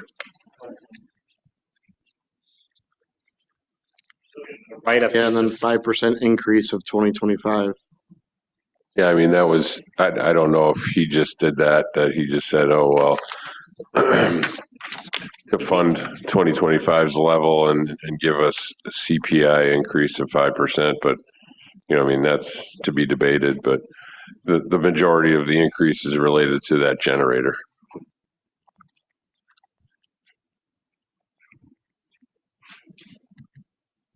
Vehicle list inside of what he sent to the board here. So I'm just, I know that Tony had given me this ARPA list as of the end of the last, or 2024, the sewer standalone generators. We bought some of those. Are those different? Those are generators, I believe, for like the Ryan Road, Genesee Street Pump Station and the Holtz Road Pump Station. Okay, And I believe we also installed one at the Union Allen Pump Station. so we did I use some could of be that. wrong, but I think the generator he's referring to in the budget, I think might be to replace the one at the Roycroft Pump Station. And that was. That's what it is. Thank There you. were issues that came up with that generator, I think, as a result of the blizzard. Oh, okay, yes. I know I talked to Lou about it. It was Roycroft Pump Station. I just don't have it inside of the folder here. It's got to be another email that didn't make its way over here. And getting back to the vehicle question, he probably had information in his original budget submittal that included a vehicle list and what he was, his vehicle requests. But going back to that, we did buy a sewer Vector truck, I believe, with the ARPA funds, I remember us talking about that. $371,000. Does have it written down here. I'm sorry. Request for spare number 4 pump and generator at the Roycroft Station. Yeah. Lou also just texted me saying, we did not get a service vehicle with ARPA money. We got a Vector truck because ours was in an accident. And he says the reason behind saying I didn't need an out-of-job class pay was because all our employees are at the same job class. He didn't take into consideration about his own situation being out. So his current situation is kind of unusual, though. So that makes sense. Yeah. All right. Gotcha. So Brian Kraus, you did all the reporting on these ARPA, so he didn't have that utility service truck in for the ARPA? I do see a classification of in my spreadsheet that says replace backhoe, single dump truck, and utility service truck for sewer maintenance department. Had a resolution. He's saying he didn't get the service vehicle with the ARPA money. I guess I can check. Yeah, my because if you records. reported he did, and that's wrong, then the reporting's incorrect, because it shows that that's what it was used for. Brian, can you ask Lou if he's talking about replacing the 95 Chevy Cube van?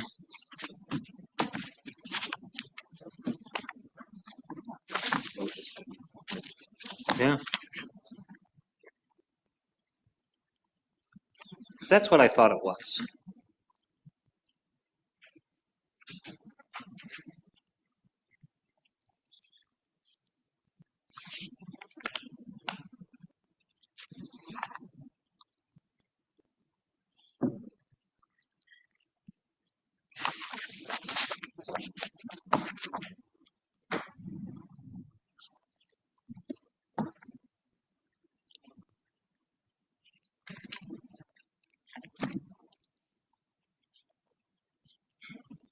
It's number 57.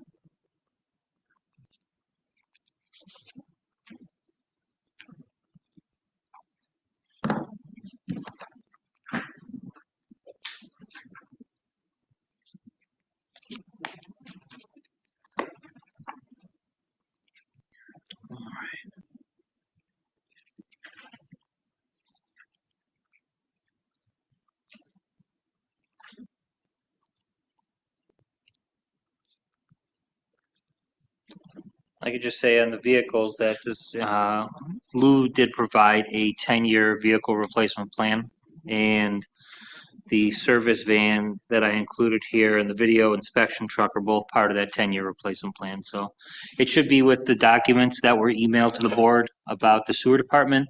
If anybody is in need of them, just shoot me a text message and email. I'll forward that again, so it's at the top of your inbox. So Lou has replied to me saying, we only have one inspection vehicle.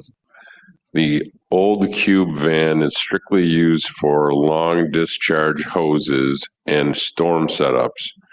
He also said we don't need to replace the 95 Cube van, just the TV inspection vehicle. Yeah, again, that's what I'm seeing in the 10-year plan. If that's it, I agree with him on the need to replace the inspection van. And that's something when we're making amendments to this, we can consider that service van and take that out. And then I would advocate and argue vociferously, we got to keep this TV truck because it's going to take a while for us to get that delivered. Once we put an order in, bid it out. My only question with that, and it's not really, I don't know if has anything to do with this particular meeting, but in his email to you, he says the sewer TV truck is used to inspect sewer mains and lateral connections. And when we had the special meeting to approve Pleasant Parkway, I had questioned why we're paying a subcontractor $140 an hour for a sewer camera. And I was told because we don't have anything to inspect lateral connections. So which is it? Either we do or we don't. The camera that we currently have does not go up the ladder at all. All we can do is verify what we can tell from the inside the main what the condition of the connection is and whether or not it's collapsed or broken or whatever. But our camera cannot go up the lateral at all. So we verify locations and the condition, if you will, of the. So it's a different camera that the subcontractor has? Correct. It goes, okay. Correct. All right. Yep. It just, when I first saw it, I was like. Yeah, because the sewer mains, the smallest size you're going to see is 8-inch pipe. It's 8-inch and up. Where the service laterals, I think the connection is a 6-inch. And then it narrows down to a 4-inch as it approaches the house. So our camera would not fit up at the laterals. All right, thank you. You're welcome. Regarding the sewer budget? Pat, I think we're all set with you. All right, thanks, guys. Have a great weekend. Yeah, I know we have, Pat Bowen mentioned that he did not get too involved there with the lighting district this year. We've also got our hydrant districts, and I think the hydrants are self-explanatory. If the board would like to go through them, we could. I'd recommend that we skip them today and take those questions offline and we have them. Each district is, there's just a couple lines, the revenue, and then 1 or 2 expense lines, and that's it. But for the lighting district, if you'd like to head over to page 153, that's where the revenues start. Look at that, and then the expenses are on 154 and 155.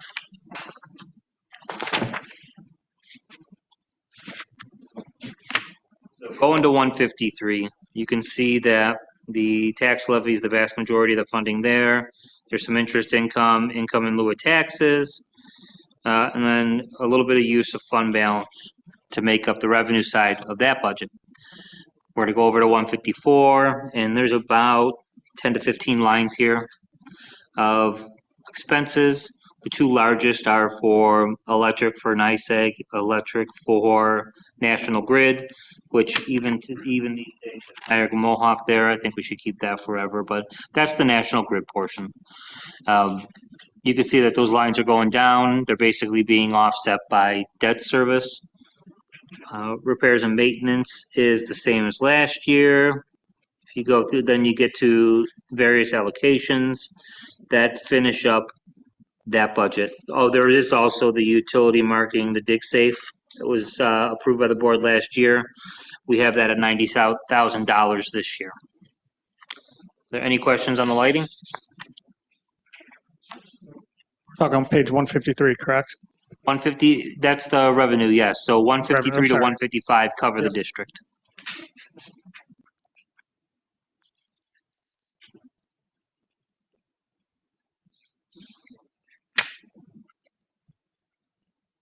Basically, the trend here is that the costs of this district are down considerably, and that's because of the street lighting project. And now we don't have to pay those the lease fees, the rental fees to the electric companies. We're paying. Still have to pay for the electricity. You still have to pay for the electricity, and that's what those costs there. And we have to pay for the debt service to buying the poles and all that. So these costs for the next 10 years are basically shifted over to debt service, and then once we pay off the debt, we have long-term savings to realize.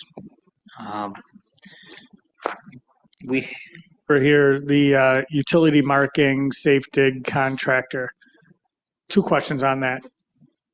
Do they mark the utilities and all that for free? If you call, was it 811? Is that the same service that we're paying $90,000 for? I wish I didn't send Pat Bowen away. Pat Bowen would be able to answer that question for us, but I just said, thank you, have a good day to him. So did we talk about doing it in-house and having our employees do it? I don't know.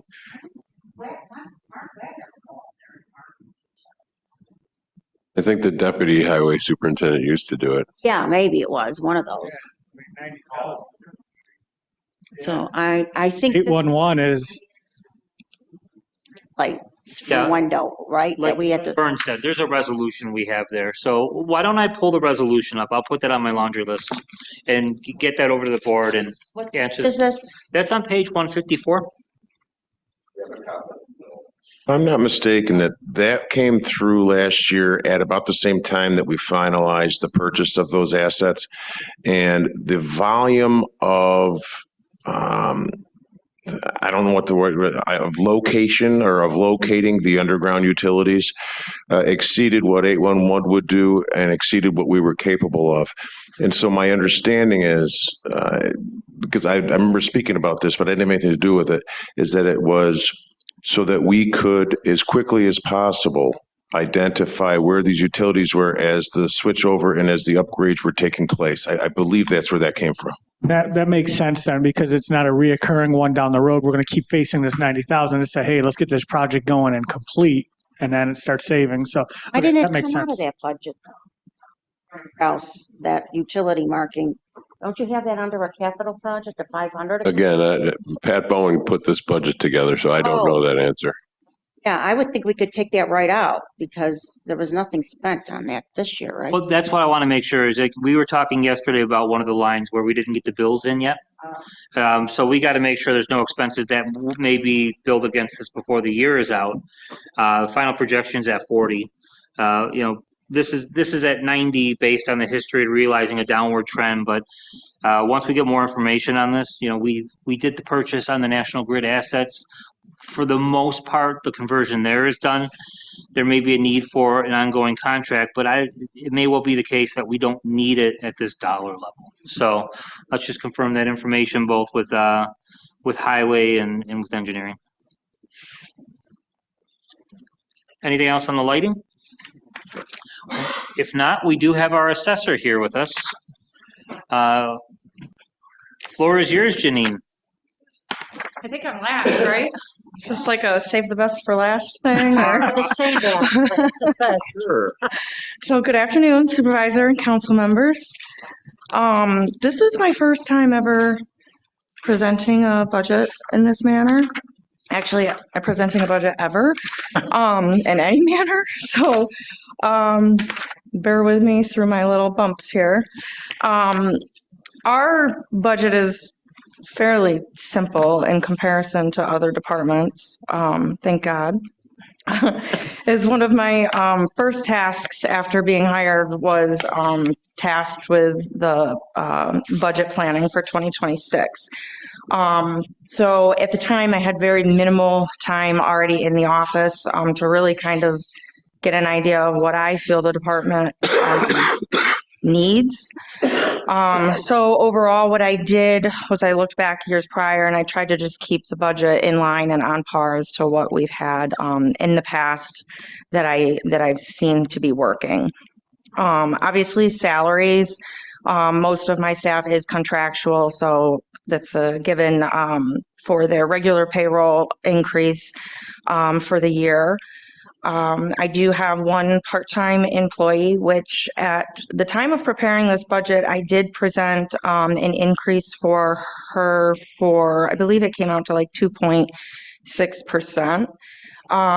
After kind of watching some of the other budget presentations, I feel as though I probably wronged her in that ask, that it seems a lot of the other departments are looking for the same, the 3.25 for their part-time staff as well. So I don't know if it's allowed to even present an option to make an adjustment to that at this point. I just feel as though my newness, she shouldn't suffer from that. If the town determines that they're going to do 3.25 as well for the part-time, I would like to include my part-time staff on that. And I would be willing to reduce in another department or a budget line for the difference. I think when I calculated her difference, it's like $140 for the year. So obviously most of the salary is predetermined. We were able to reduce our 6 sellback. We did have a retiree in 2025, so we were able to reduce that line. And overtime last year, they did not have overtime budgeted last year, but I can see that there was an appropriation done at some point. They did have some overtime charged to that prior to my start of this year. Not knowing what I kind of have ahead of me for next year, Mr. Kraus and I decided that it would be probably proactive to add some overtime coverage in the event that we do require that. Typically around grievance day would be maybe the only time that most staff would need to be covered by overtime. I prefer flexing, but just to be on the safe side, we did add 8,000 in that line. Office equipment, we kept that the same as last year. Historically, this line includes printing of forms, any office badges that are required, and any legal notices that our department does. We do in legal notice in March, May, and July, along with any special meeting notices for Board of Assessment review that are required. Printing of exemption renewals is included in this. That's actually probably our biggest expense in that line. We this year covered almost 3,000 exemptions for senior and disability renewals. And the printing fee for that was roughly around $2,600. And then we had another $200 to $300 in envelope fees. So that we should be able to maintain and keep that about the same next year. Supplies, again, I'm keeping that the same as what we had last year. We seem to be, we're getting tight, but we have enough to get us through the end of the year with that. Supplies do include such as like water delivery. I did save a little bit of money on the water by instead of doing monthly deliveries, we're doing every 3 months deliveries. So that's saving our department about $100 a year in delivery fees. I also have a newspaper subscription that was also included with that this year. I actually just canceled that on Monday. What I found recently is that there is a legacy online that seems to have the information that we need in regards to obituaries. So provided that it works the way I hope it does, I think we can keep that eliminated for next year as well. That'll save us $14.99 a month. So it's not much, but it's as minimal as our lines are. It's a lot for that. Conference seminars, this covers any membership dues for Erie County Assessors Association, the New York State Assessors Association, MLS dues, along with any additional retraining requirements for the assessor or staff. It also covers monthly meeting fees for Erie County Assessors Association for myself and any members that are attending those meetings alongside me. If the town board approves, I would also like to include in that line as well, in those fees, some assistance to attend the Cornell Seminar for Assessors next July as part of my continued training and certification process. And again, that would be already included in there.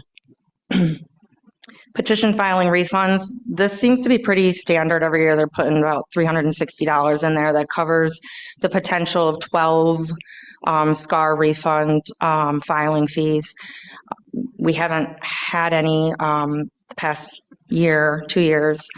I only had 2 SCAR applications this year, so I don't intend on incurring anything out of there. But again, that's kind of, you don't know what you're going to get after grievance day. So I feel that's a safe number to keep in there. maintenance agreement. This includes maintenance for our paper folder and our paper shredder. Services for this in the past have been anywhere from $350 to $375, so I think $400 is a good objective to have in there. My biggest budget lines obviously are the contracted legal and the contracted appraisals. This is two key lines for our department. We typically, in the past, it appears that we've had these over budgeted. Again, you can't really predict what your legal situations are going to be. When preparing this budget, at that time I had 63 parcels that were in active Article 7. After a grievance day this year, that jumped up to 104, and it currently is at 99 parcels that I have in litigation at this time. So as far as the legal, I really don't feel as though reducing that would behoove our department. The appraisals alone, if need be, if a trial is required, court-ready appraisal is at the hefty cost of $18,000. So having $60,000 in there, if we were to go to 3 trials, that's going to cover 3 appraisals and that's it. So I think that that's a fair number to kind of just hold in there. In the event, it also does pay my regular appraisal fees as well. We do work with AREAS, with Roger Pigeon.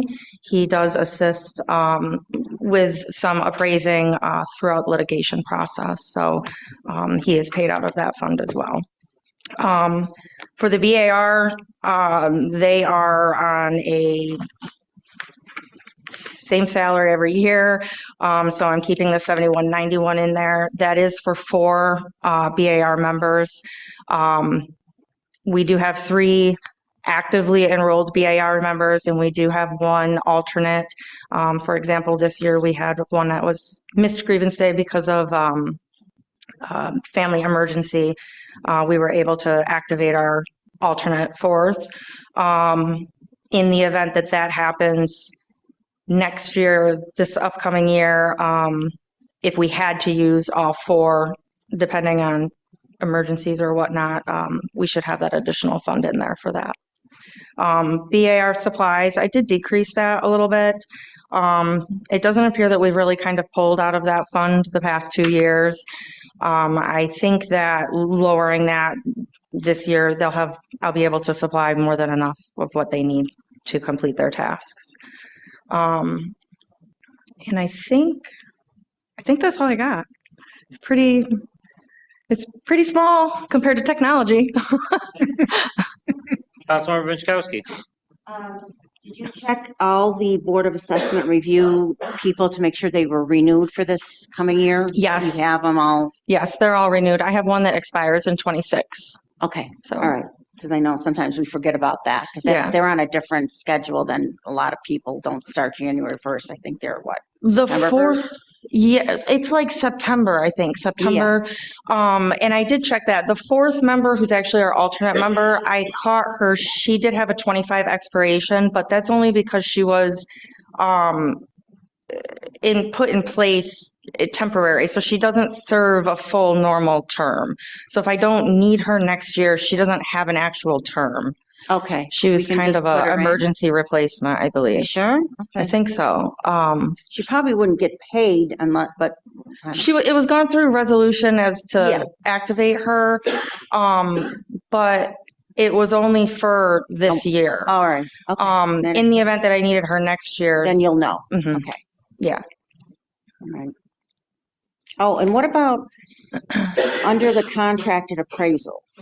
Contracted appraisals as a budget line, that would be if we were in a reval and we had GAR, for example, running all of our commercial appraisals. That's where our contracted appraisals will come out of. So, but you have a real property appraiser on staff that could do some appraisals. We have a real property appraiser. She's residential focused. Yeah. Okay. Most of our Article 7s, those are all commercials. That's kind of out of her, that's out of her area of expertise. So that line would be more for commercials. You're saying? Okay. Yeah. Yeah.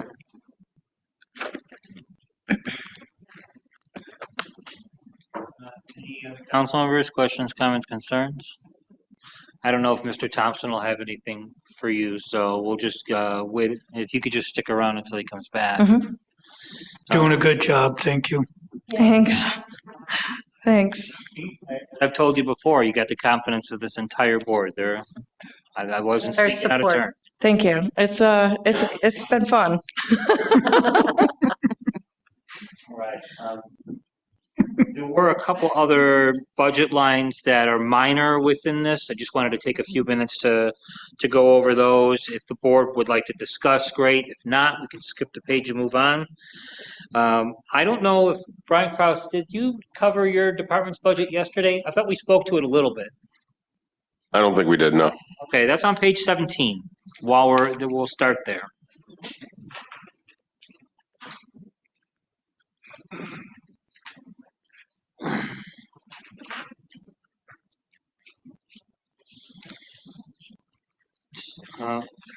So everything for Brian's portion of the budget's on one page. I think it's pretty straightforward. I don't know if there's anything you wanted to point out in particular, but No, generally it's pretty consistent, being that, you know, we support most of the other departments basically. So we have our 5 full-time employees, 2 payroll clerks, 2 accountants. And then I did have a part-time person that was in there, but we kind of didn't fill that position since COVID. So that position I eliminated from the budget this year. Now the other forms, the office supplies and forms are pretty consistent because of, what we do with paychecks and things like that, as well as, just a decent amount of printing we do. And I do have some travel that I go to Albany with the government finance officers training. I'm on their board. And then I have in the past gone to the Association of Towns. We didn't go this year, so we didn't spend the money. And that's it. questions on the finance portion?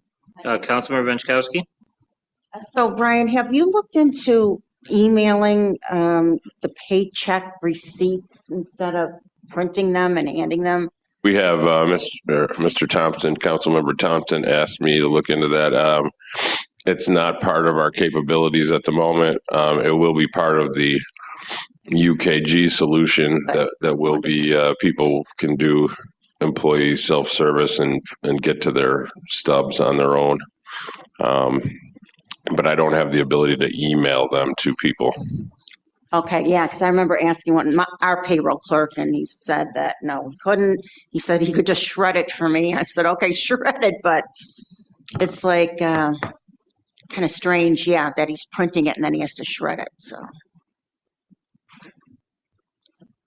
Well, they all get printed at once, basically, Yeah, I so it's figured. kind of hard to I understand. pick and choose.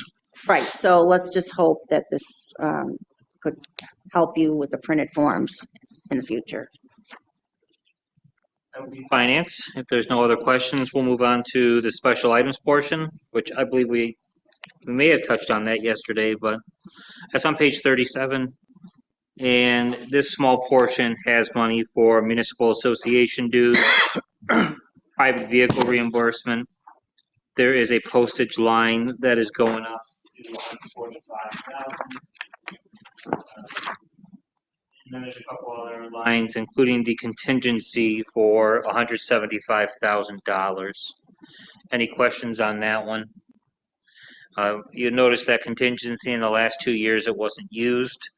That's just there for extra in case there's an emergency money. And I think that's something we're going to be discussing once we finish going through the budget is how much money do we need set aside for an emergency? And when we're working together to answer that question, this would be one of those budget lines that I would recommend we keep and we consider what we're doing with our reserve funds. But that is page 37. If there's no questions, I'll move on to 38.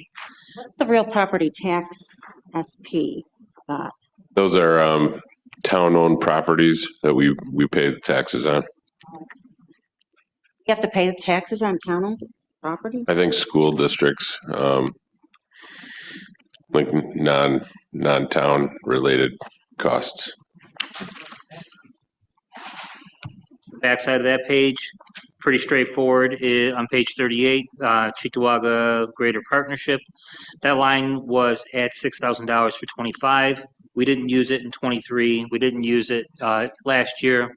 That was the Paul Leone stuff that you were talking about, Diane. Oh, there, that's, Yep. yeah, that So- was it, Paul Leone, but we might want to bring him back. Zeroed out, I'd be happy to put the money back. It's good finding businesses to come into our town. I had a chance to meet him as well. If we want to re-engage him and get him involved again, I'd be happy to do that. Yeah, if you could. I stopped just getting the bills the last year I was in office, and When I walked in the door, there was, I didn't know what the written agreement was or anything. there was never, I didn't see any written agreement, but it would be cheaper just to do a consultant rather than another person to hire full-time just to do that. So what's the board's pleasure on this? And I mean, we should probably start talking amendments after this, but is there a desire from others to put the money back on this one?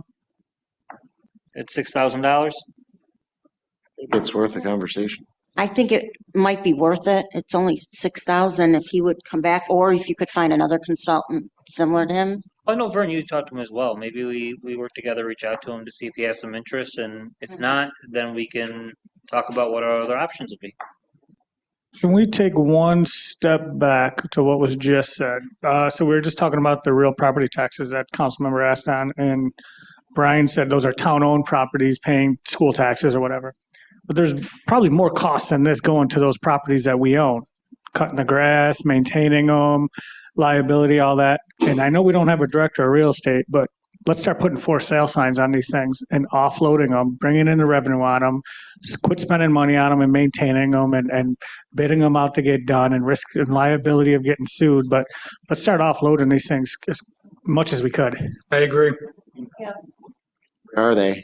That's another question. Exactly. What are all these properties? Let's identify them, and then go, because some of them we just might not be able to. It might be our easement and access to That one whatever, just, Talking about Alpine that deed- recently. Yeah, I actually asked Tom to see if we can get around that deed restriction if, I remember in 2021, I think you and when Wagner was still our highway super, there was a list of town-owned properties brought up that were potentially sellable. I think we should revive that list, see if we still own it, what we want and don't want. There was one large parcel that the town had an interest in, and there were some issues, but that list is in meeting minutes. It's easy to find. That's a good place to start from. And it's a 7-0 proposition. I know Mike's not with us today, but he'd be like, yeah, let's sell some town property. I don't see any disagreement. One of the very rare times I would dare to speak for Michael Jasinski. But I think he would agree. Topics we agreed on today. Yeah. it's very easy to get the list, just so everybody know. You can go on the assessor's website and put in Put in town of Cheektowaga as the owner.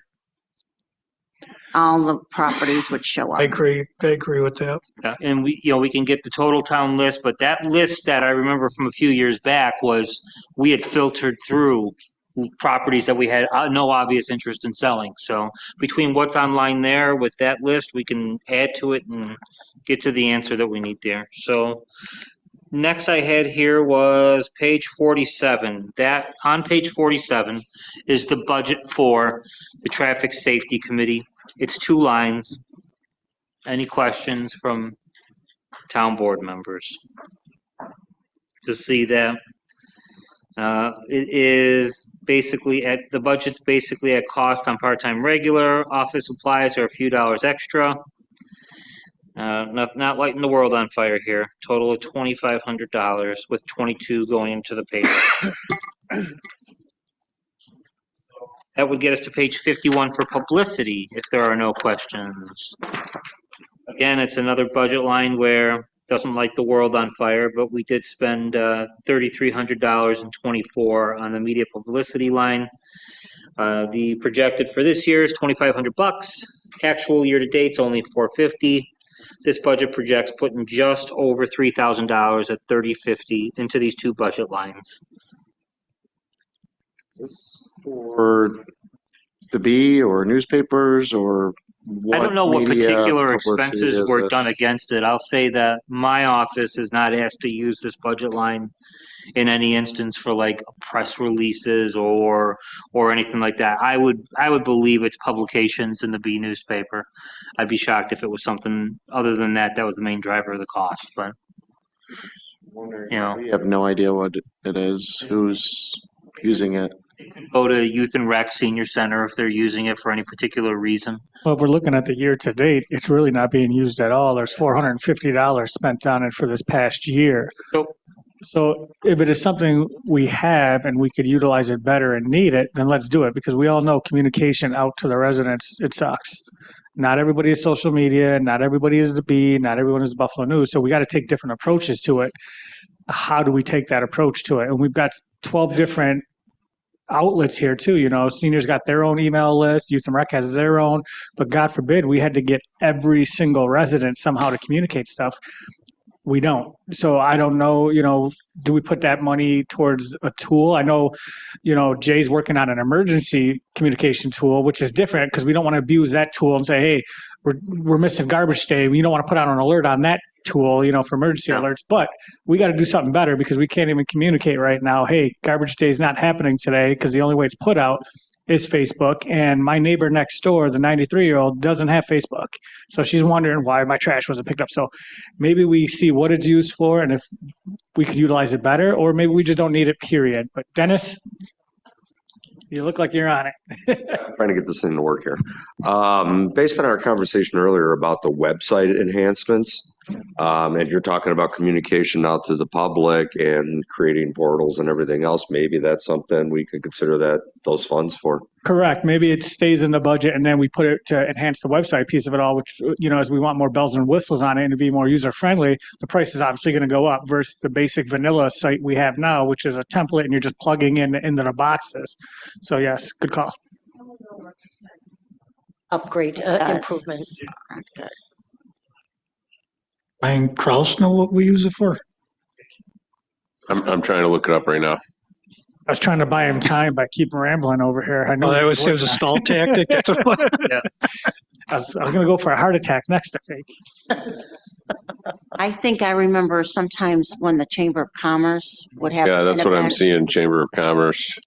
I think we've On a Cheektowaga would say. paid for some town flags, town of I Cheektowaga remember flags. we had to get some town flags in 24, so that's what that 24 expense was about. All right, $3,000 for flags? 50 flag minimum. Flags ain't cheap. Yeah, 50 flags. So, there were flags that were tattered and outdated, and different town properties have gotten replaced. I know we've got one to at least one of the fire companies. We sold a couple of them off to businesses. We've given them to dignitaries in the past. I wonder what facilities does, because they get one or two flags here and there. Like, They may have a few left over, but I know the last couple of times they needed a flag, they came to my office for them. So. Yeah, I don't know how that started. You're right. When I took over too, people would come in asking for a flag and we always had to have supply of them. So Kim Burst might know the history behind that. Okay. Gets us to page 52. If there's no other questions there, this one's very straightforward. The Veteran Services, it's a budget of $3,700, 2 budget lines. The room rentals and Vets Affair Committee. Any questions there? How many veterans posts are there now left? 4 posts, 2 facilities. They're slowly consolidating more and more. I don't see them consolidating any more than what they already are right now. You'll have the one in Sloan, the Gerlach post, which hosts 2, and then we've got the Donovan post, which hosts 2 as well. Leonard Post has moved out of Cheektowaga a few years back, and they are in Lancaster right now. So we're down to 4. That's probably as much as consolidation as we're going to get right now because it is very territorial as well. I'm not saying we should. Oh, no. But listen, I've pitched to all of them on day one when there was 5 when I came on board, and maybe they all could have gone under the Leonard Post, which was the biggest building. And like many, you know, they're afraid to lose their identity and all that stuff. So I get it, but it dwindled down as far as I think it's ever going to be unless one is just completely shut down. Councilman Thompson had a question on this one. so the room rental, we pay towards Yes, it's a stipend to those 2 posts. We host our meetings over there and everything. Yes. That is part of town law that we can do that, a maximum. Correct. There's a max. I think it's 5. Yeah. Yeah. 4 or 5. You're right. I think it's 5 though, but there's a max that each one could get. So what often happens is there's really actually $500 more in that line item, which ends up getting moved every single time to the Veterans Affairs Committee line. So it doesn't matter. We could ultimately put 1,700 and 2,000 and go that route, but it's still going to equal the same amount, just paperwork on Kraus's part and putting a transfer for 500. I think we make that change now and make it easier because we're not going to be able to go over to 2,000 for that line item anyways. So if we go 2,000 for the room rental and 1,700 for the Veterans Affairs Committee itself, it's still the same dollar amount. It's just less paperwork and no need for a transfer.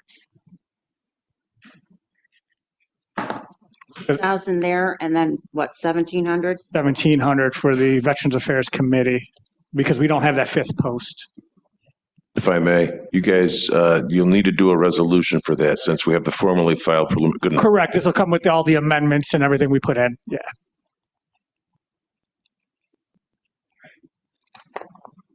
Any questions on this one? Because if not, that gets us to our final page that to cover today. At least that I have to cover today, and that would be page 62 for the libraries. This is a small section of the budget again. Brian Kraus and I prepared this. In the past, we've had input from the director of the libraries. This year in particular, we did this without reaching out to him. The costs are pretty fixed at this point in Noble, so didn't feel we had to do that in order to get a budget that was going to work for everyone involved. Any questions on this? I do. I've highlighted here heating and air conditioning. So we're paying the utilities there based off of this, what I'm saying. My question goes back to our shared service agreements. You know, what are we giving and what are we getting? You know, we're plowing county roads, et cetera. What is the county giving us? I'm sure they'll fire back and say, hey, well, we're giving you this grant through Myers or through, whoever our legislators are, Tadaro and all that stuff. I get that end of it all, but at the end of the day, we're providing them the bricks and mortar of the facility, which is ours, the upkeep and the maintenance, which is ours, the HVAC units go down, which is ours. If there's an ability to save $31,000 by saying, hey, can the county pick up that utility cost right there? We could save $31,000. We don't ask, we don't get, I guess, is where I'm getting. I understand what you're saying, and I'll extend it to the entire budget because there's 22,000 supported libraries, and then there's 600 part-time regular that we put in there. That if we're going to ask a question about the utilities, which is a majority of the budget, I understand where you're coming from. I say let's go all the way and see what we can do. Correct. With the county to get a part or all of the 53,600 covered. Because does our parks and facilities crew mow the lawn there as well? So we're literally doing everything there besides putting a staff member, librarians in there, which we're kind of doing some of that with 22,000, right? With the support. The only thing we don't do is explain the Dewey Decimal System, apparently. There's some history when Mary Holtz. Oh, I get it. That's because I'm old. For threatening to close that one library on Lawson. So that's where that part-time regular. Yeah. That. And then somehow it kind of changed to the support of the libraries. And we're buying toilet paper and supplies. So I think we could probably do away with that one at least. And I thought the heating and air conditioning contract is part of Johnson Controls. That's why we were doing. And maybe that heating and air conditioning, maybe that is the main. It is. It's divided over. There's 3 different accounts related to HVAC. So that's part of the Johnson Controls. So that 31,000 is the maintenance on us anyway. So then we'd be responsible for that anyways. It's not that we're paying the utilities for it. Okay. I mean, if anything, I would just take the 22,000 out. Part-time regular, I think, is a library board position or something. I don't, No, we don't pay for any library board position. No. Mm-hmm. I haven't claimed any money this year. No, that was when they were going to close and they said, if you don't give us money for another couple of part-timers, we're closing this one branch, or it's not going to be open on the weekend or something like that. That's something that we can leave it at, that's there. I'm sure when the county has its turn for a budget crisis, it may come to us for library money again, but that's not happening right now, so. All right, any other questions on the libraries? Hearing none. I did allocate time here if you guys are gluttons for punishment for just open session at this point. Dennis has a presentation, right? We almost excluded you. No, that's okay. I think the bulk of my comments were made yesterday afternoon. I mean, you guys all, I've supplied you guys all with the economic factors that we received, so I hope everybody read that. It's not exactly good news, but shows you that we're not the only ones. You know, once again, you do have my reports that I send out weekly with my spreadsheet. However, I kind of like to do it at a regular board meeting, do a presentation on that. So that we can involve more of the public and they can see more of what I've been doing and what my intentions are going forward. I will say that I know myself, Mr. Kraus, and the finance team had just began our implementation of the new financial system. It's going to be good in the fact that we will improve our internal controls. One thing that was not brought up in the audit, and once again, they do a very top-level review and a sample size, but we do have some internal control breakdowns when it comes to our purchasing, which obviously you've seen in my report. It's been out there, you know, mainly on the credit card side. Another item of note to know, I know at one point it was favored to use the credit cards because of cash rebates. However, in going through all the invoices, we are finding a lot of vendors now are charging us 2 to 3% credit card fee. So I don't know how that impacts our cash savings using the credit cards. The other issue with the credit cards is it does not give us visibility in our financial statements as to what it was. When I was doing this budget review, trying to find out what was in a line item, I might go in there and it'd be a Visa card payment. Well, then I'd have to go upstairs, grab the Visa statement, look at all the invoices to figure out what was spent. Not an efficient use of our time. Also, with that, the internal control issue there is there's no prior approval to purchase, or evidence, I should say, evidence of approval prior to purchase. So in other words, when you submit a purchase order, it goes to your supervisor approves it, or whoever's responsible for their budget. From that point on, I don't have to worry about any approvals, anything else until the invoice comes in, and then I match everything up and make sure everything is in compliance. Also, it will be able to trigger levels, so the procurement policy can be enforced and caught. So in other words, if somebody puts in a request or a purchase over a certain dollar amount, it's going to red flag them. You need this approver. Or it will go to that approver, or it will come back and say, did you put your 3 quotes in? We need to do an override on that because, number one, we don't have a lot of people putting in requests to work with the town, as you've seen with some of the RFPs that have gone through. We're getting 1, maybe 2. Or in certain cases, we have sole proprietor vendors. For example, I know we just did the highway, great thing with the teeth and everything. Well, there's only one supplier that we could use. So we were kind of handcuffed on that. But there are certain things that I think that can be improved. It will give us more visibility to our purchasing. It will consolidate our purchasing. I have already worked with several of the vendors now because right now we have accounts that are by department, not by town. So we can consolidate. They give us some better purchasing power in going through that. Even though we do use similar vendors throughout departments, we have been finding, and this actually came from one of the vendors saying, do you know your departments are all getting charged different amounts? And I'm like, yeah, that's why we're talking. So I think that's going to help out into the future, and it's going to give us more control because right now we're more reactionary to things. Once again, going through the warrants, as I've been going through those, we try to hold up the payment to the vendor, which to me is not a good thing and not a good relationship with our vendors. They were told to do the job. They were authorized to do it. They did it. It's not their fault that we had an internal breakdown. And that's where I've had several conversations when invoices get held up.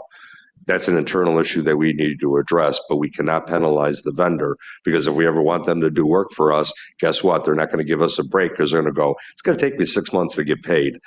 So you know what? I'm going to jump this up. So I've kind of sensed that and seen that in some of the RFPs that came through. Well, if we're going to do business with the town, we're going to make it worth our while. So those are kind of some of the highlight things. Like I said, the office supplies, once again, as I said months ago, it's going to help. It's going to help control things. It's going to stabilize some stuff, but it's not going to cover the 3.25% that we're thinking it's going to cover for wages. The other thing I'd like to say is, you know, I appreciate the board getting together. I appreciate these hearings. I think it was an education for everybody to see what I have been seeing all along, that there is no pot of gold at the end of the rainbow, unfortunately. And, you know, to the citizens out there, I apologize, but, you know, we're here to try and clean up a mess that's been growing for years. We have to pay the piper at some time in order to move forward. We keep kicking things to the curb. It's only going to get worse over the years, folks. Inflation is going up. Tariffs are going up. I mean, I can go on and on and on and on. Minimum wage is going up. That has an impact. Just wait till the next time you go to McDonald's to order a Big Mac. So, you know, right now, getting my arms around everything, I wish I could say to everybody that, yes, I found $6 million laying in this pothole somewhere. It's not the case. As a matter of fact, I'm even more scared to say that we have a lot of investment to put back into the infrastructure of this town that has been lacking. I think we heard that vehicles are an issue. Highway equipment is an issue. We've all been kind of pushing it back. And to Mark Mez's point about the facilities, nobody looks up and looks on the roof to see what's up there. These things are all going to come to fruition at some point, and we just need to be prepared for it. Once again, you know, I know everybody thinks I'm against bonding, but to the supervisor's point and to some of the council members that brought it up, this is no different than on your house and doing home improvements. You're adding to the value of your home. Yes, you're going to have to pay your home equity loan off, but at some point, you're going to get that value down the road. Not only that, but just think of all the expenses. Now, we've heard from several people, well, I got quotes back in 21, 22, but they've doubled now. So what's it going to happen in 2, 3, 4 years from now? So once again, this is for all of us to sit here and decide and come to a conclusion. I really don't know what to say at this point. I mean, there's going to be some hard decisions that'll have to be made if we don't want to raise taxes, and services are going to suffer. I think the comments earlier this morning is we don't really want to get rid of our social programs, but I understand, but I can't cut my police. I cannot cut my fire. I cannot cut certain departments because actually, if anything, there's an increase in their responsibilities. Contractually, I'd love to be able to do something with the labor, but we are stuck for the next 3 years. However, that does give us an opportunity now to figure out the new direction of the town and analyze it thoroughly to see if there's a different way of doing things. I mean, since I've come in here, the answer I always get is, when I ask is, why do we do this? Well, I don't know. That's what my grandfather did. This is not 1985 anymore. Technology, everything else has changed. The world has changed. You know, it was a point where, you know, when we were 14, 15 years old, we got in trouble. We got our ass kicked at home. You know, now we're having to put out programs to keep kids out from getting into trouble, you know. And my comment yesterday, where are the parents? Maybe we should start having some educational programs for parents. Legally, you know, there's not much I can do. That's legislative bodies, but I think there's some improvements in there that could help those societal things, but that's another subject for another time. But, you know, we are where we are. We got here. At least we all know where we're at, and now we can try to make decisions going forward that are in the best interest of the taxpayers. And please don't take this the wrong way. in the best interest of the taxpayers, not the parties. And I'd like to say that. And like I said, I've welcomed working with everybody here. As much as there's all this misinformation out on Facebook and the website, I agree. I think we have our differences, but I have noticed so far that we can all work together and have conversations. And I think that teamwork is necessary, not the political stuff. Working for our taxpayers and doing our jobs is most important. So take that into consideration. And what I look for is not what a party stands for, it's what the individual stands for. What do you do? What are you here to do to help our town? Are you just going to sit there and throw stones, or do you actually have a plan? And that's what I would like to see out of any of the council members, or maybe some of the future council members, is what's your plan? You know, to say we're going to cut services, we got to cut this, that's all well and great. As you've seen through these past 2 days, not as easy as it sounded. So thank you, and good luck.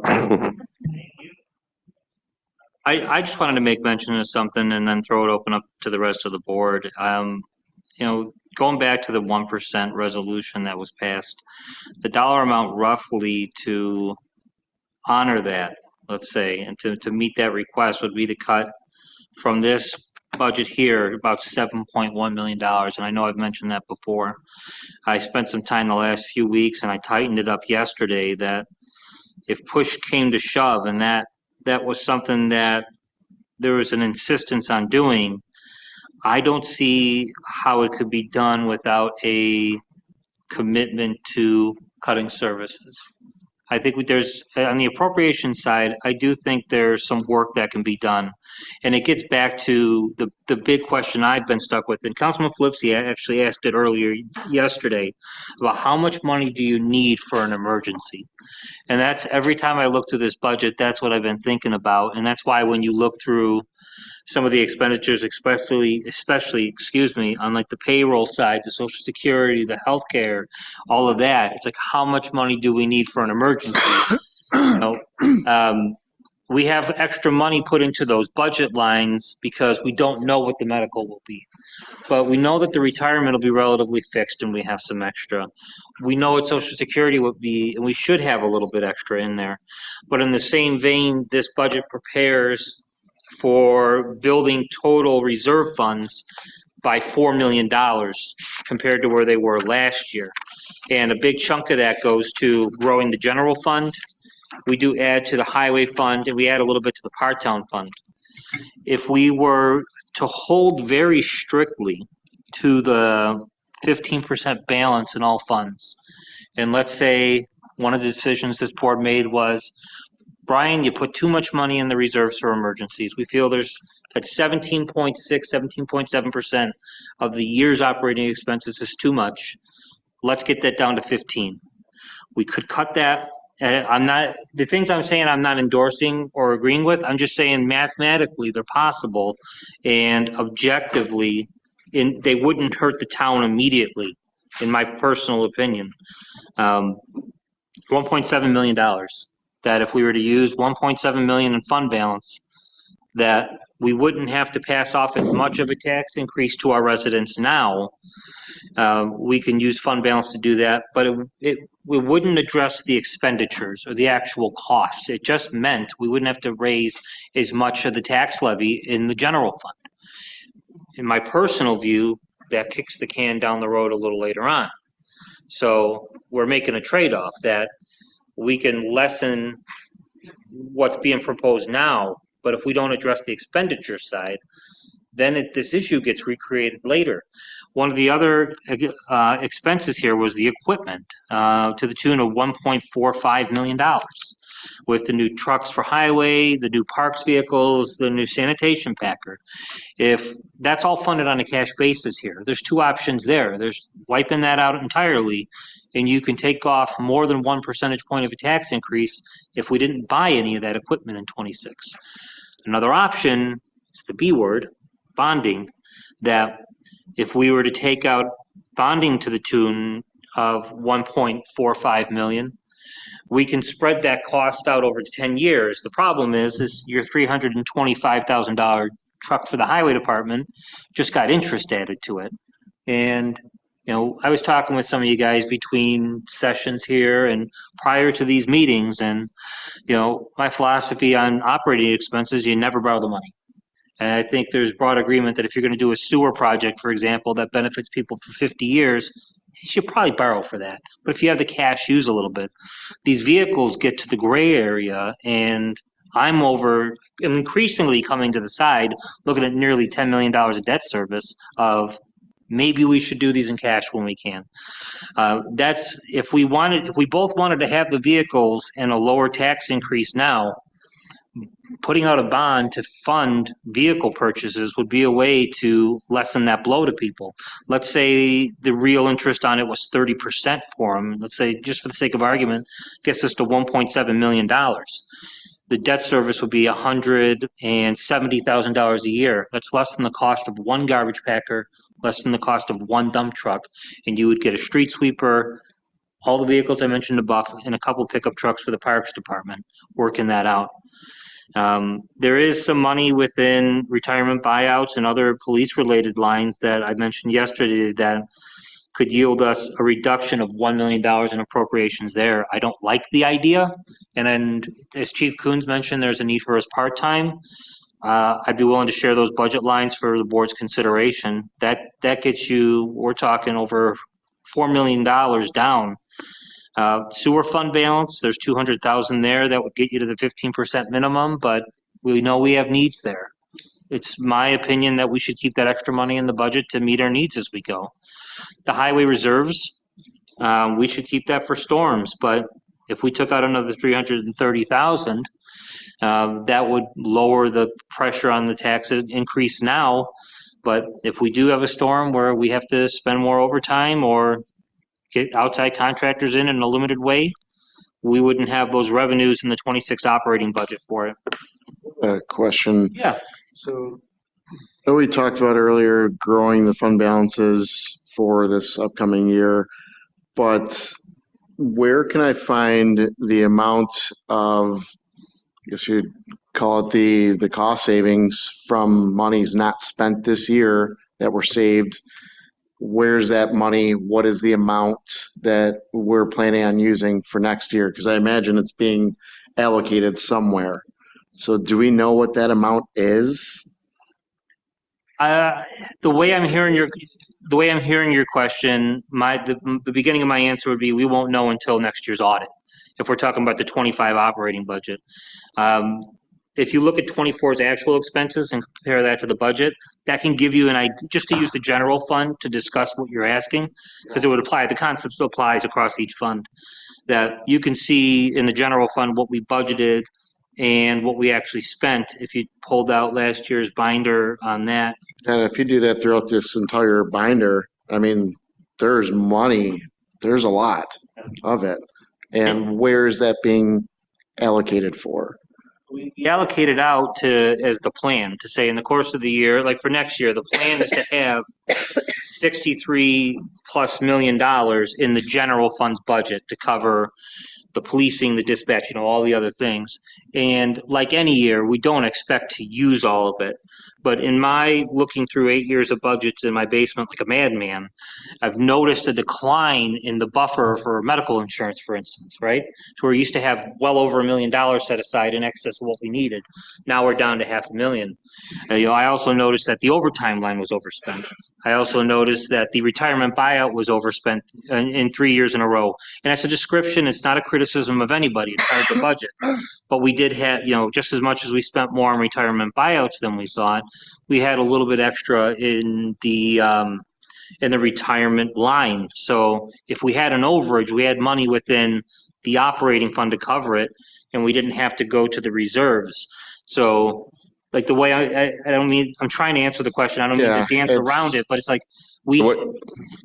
helpful to. Can I give you some thoughts or some, so the way that I kind of project where we're going to end up for the year is that in this budget prep report, the middle column that says final current projection, I ask the department heads to tell me where they're going to expect the projection to be, what the total spend of the year is. Not everybody gives them to me. I have to kind of do an educated guess in some instances. In a lot of the lines like payroll related, I'll take, hey, we're 70% of the way through the year, and I'll take that pro rate and project it to 100% to get to where I think that we're going to end up for the year. So I do that in every line. And so at the end of every fund, so like if you go to page 73 of the budget prep report, that's the end of the general fund. And so that number at the end where it says general fund and it has all the totals for just the fund, there's a number of $1.2 million rounded down.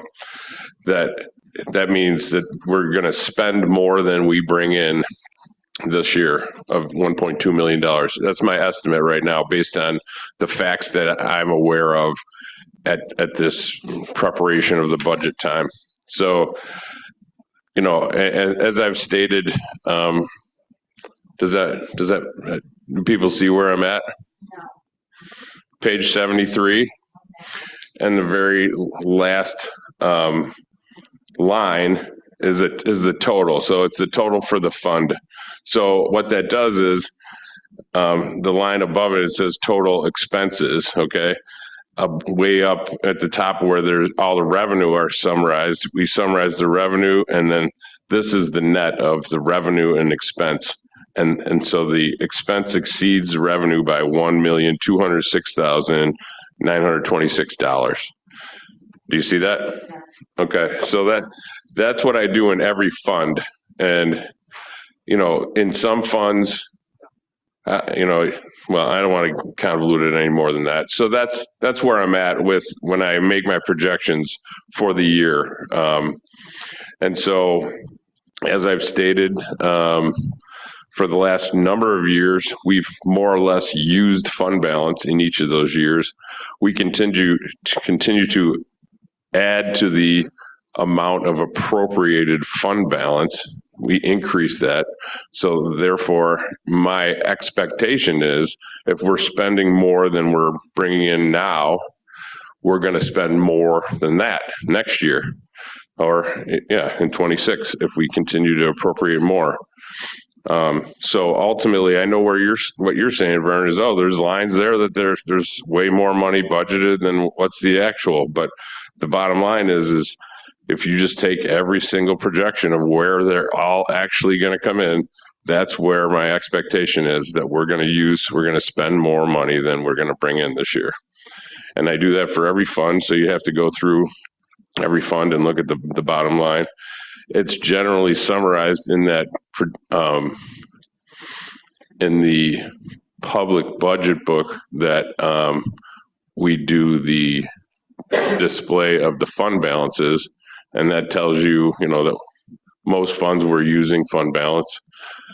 We would have used fund balance in highway in 2025, if you ask me, but we got about $1.1 million of FEMA money that finally came in.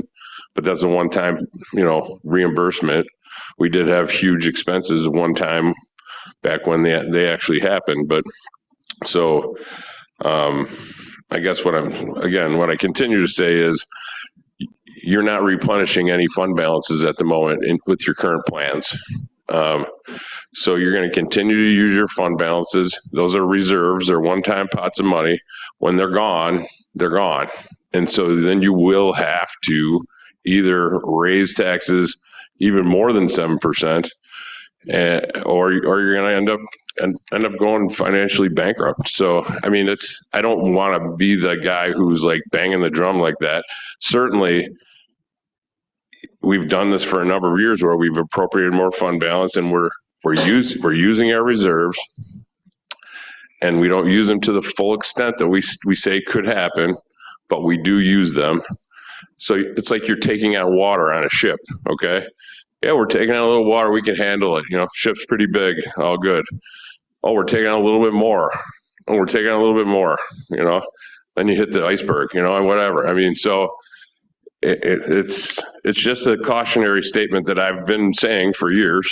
And I know nobody likes to hear we should raise taxes in some form, but our costs increase. We have contractually related mandatory expenses. You have 5 union contracts that we've committed to. They're expensive. Do we want to change them? We should, but that the changes when they're made are hard to see because it takes time for changes to come in place at times. And well, I'll just leave it at that. So that's me on my soapbox.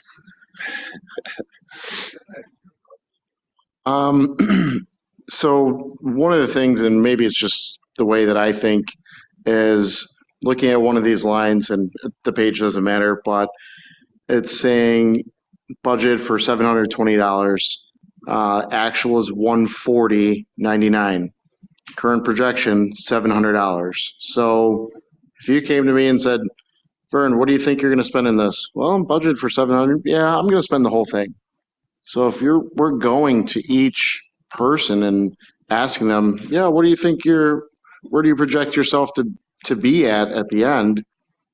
I don't know. I just find it odd that most would say, yeah, we can cut that down, and because everybody wants to be comfortable and you don't want to come to ask for money. So if someone's just going to give you the same that you might not need, you're going to say, okay, yeah, I'll take the 700 again. And that's, again, maybe that's just the way that I think. Does that make sense to anybody? Oh, it does. I get it. And listen, my first year on the board, actually, it was my first meeting was the budget one, and there was a proposal to buy all new office furniture. Well, it's in the budget. I'm like, no. I go, pump the brakes there. Just because you have it, it's not a use it up at the end of the year type thing. You don't need new office furniture because that line item's there. But some of their budgets also, though, in the defense is, some of them are seasonal too. So we're going to see a spike in rock salt and stuff like that right now for the winter season at highway at the end of the year because this is their main time season, But if we see a spike right now, for the sake of argument, in beach and pool and grass clipping stuff, I'm going to question. I'm like, what the hell, because that season's over. So it also depends on the season and what nature of the business is as well. But I definitely agree with you too, is somewhere in the mindset, oh, I better use it because it's there. It's use it or lose it. And then it's going to affect me long term. It'll get to the point where if the sky's falling, you're going to have department head pounding on our door, say, hey, look outside. I need this next week or whatever it may be. Or there's going to be emails or phone calls to us to say, hey, we need to look at this. But it also goes back to what Dennis said, is we need to make sure the procedure is followed so we can shut that down before somebody goes and swipes a credit card and purchases new office furniture. And then what are we going to do then? It's unboxed, it's already in, we see the warrant, after it's paid a month later on the credit card, and we're like, no, we can't send it back. It's not the vendor's fault. So how do we address those things too? So there's things we got to tighten up and figure out ways to address. Certainly many layers that go into it, but I'm not looking to save hundreds of thousands of dollars by doing this, but it should be considered to some degree when going through and asking people, what do you think you're going to spend this year? I mean, they're going to tell you the exact same amount. I mean, did I spend the same amount in groceries last year as I did this year? But if you're paying for it and you're saying, yep, here's $10,000 for groceries that you had last year, I think I need 15 this year. Where is that? I understand there are increases in percentages we go off of, but there's got to be a little bit more that goes into it. It's just my thought. Yeah, council member, just I've over the last 6 months, I've met with a lot of the department heads, and I think the mentality of use it or lose it is kind of faded. Now, are there situations where certain departments want to stock up on some nuts and bolts or some supplies because they're on sale or something? You might have that, but I don't think, and they better not lie to me. Yeah, I don't think you see that frivolous spending. I think everybody is on the up and up as far as, yeah, we know we're in trouble. We need to save money, and they're, they're cutting costs. For example, I mean, I met with Central Garage on one of the crash patrol cars. The estimate came in at $12,000, but they were able to cannibalize $9,000 worth of parts off the old cars.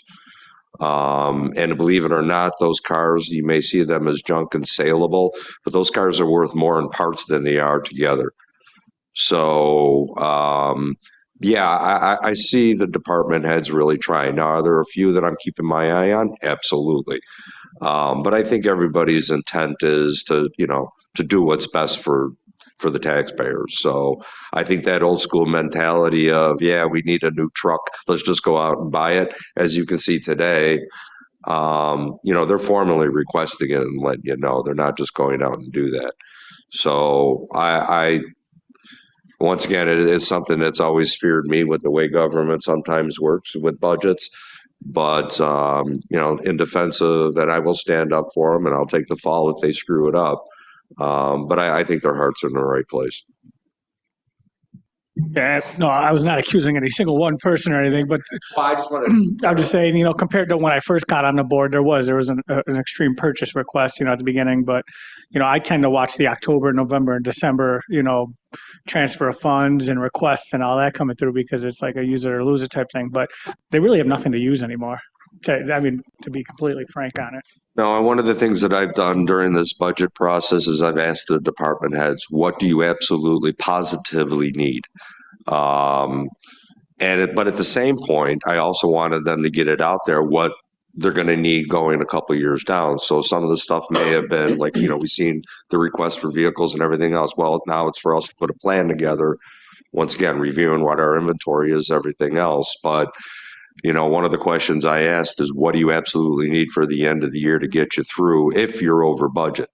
Now, like I did with highway, we found that they had different allocations and money in different pots. And I'm like, okay, well, what do we need to get done? Well, we need to get that pink truck because we're not getting the insurance settlement. Okay, let's take the funds from there and get that truck back on the road in case we have another October storm. So I work hand in hand, and people are calling me with questions, and that's kind of what I'm here for. So I don't recall if it was last year or the year before, but one thing they do, which is responsible, is look at the future costs going up. So I know Youth and Rec and Parks and Facilities, either last year or the year before, said, look, we both have a couple thousand left in these line items. If we get our pool chemicals now, the vendor already told us they're going up 5%. So we get it now and house it until next year. We're saving 5% on the cost going up and not pushing that, cost onto the next year's budget. So they do communicate on that and try to pool their resources to address right. it. And that goes to, once again, the same thing with centralizing some of the purchasing aspects, that we have better control over that. And once again, I think this new system is going to put that in place and make things a lot more visible to you guys as well.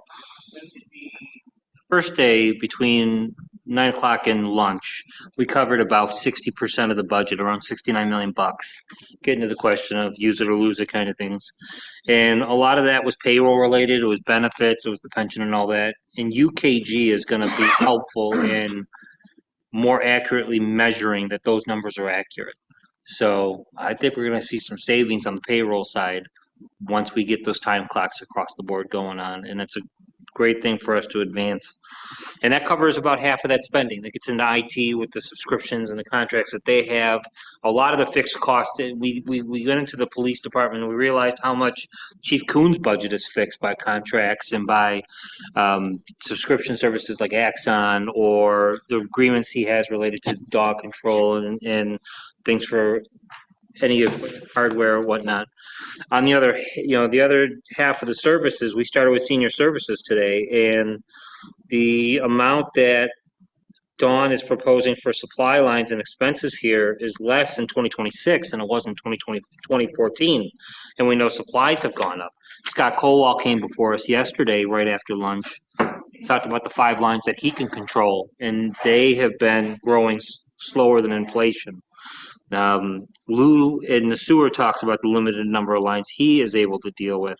In Youth and Rec, we talked about how in 2016, their entire budget, actually speaking, was $1.985 million, and how the projection this year for the appropriations is $1.99 million. They'll probably come in under Their 26 spending is almost guaranteed to come in under the 2016 spending.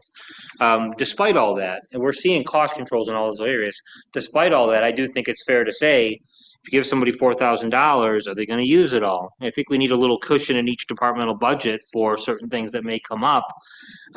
But in amending this budget, if folks say, I want to cut $500 from this line or $50 from this line, I'm willing to entertain anything seriously to get us to something that all 6 of us here can agree with. Ideally, all 7 of us would, but I can only speak for the people up here at this table because we haven't heard any input the last 2 days there. I'm open to anything on that. It's just a lot of this is fixed and is just going to go up that 3% or the 14% on healthcare, the extra $1 million on the pension, and when it gets into equipment. Those are decisions we have to make as board members. Do we use cash to buy 2 trucks for highway? Do we buy the TV truck for the sewer department? And that's a bulk of these costs. Every penny is worth looking at seriously. That's why I'm glad we spent time the first day going over the employee benefit section. And if there are budget lines where anybody feels that's happening, and there's going to be an amendment to scale them back as part of a larger package, I'm open to hearing it. Well, in my opinion, just my opinion, I think a 7.6% tax increase is ambitious. I think we can do better than that, and I think we have to do better than that. There is some hard choices that are going to have to be made. There's no sacred cows. I mean, to me, do we need a therapy dog? Do we need another dog to make people feel good? That's very expensive. I'm biased because I came from the police. I don't think it's necessary. Do we need flock cameras? Is that a luxury that we can no longer afford? These are things that we need to ask ourselves. And I'm not picking on just the police department, it's every department. Every department thinks they need everything and can justify it, and I get it. But there's going to have to be hard choices, and people aren't going to be happy. Like I said, I think 7.6 is very ambitious. I get we need money, we have to do things different, but was approximately $2 million a year in hotel bed tax revenue taken into account? Was Emerald Gardens restarting to finish that housing, was that taken into account?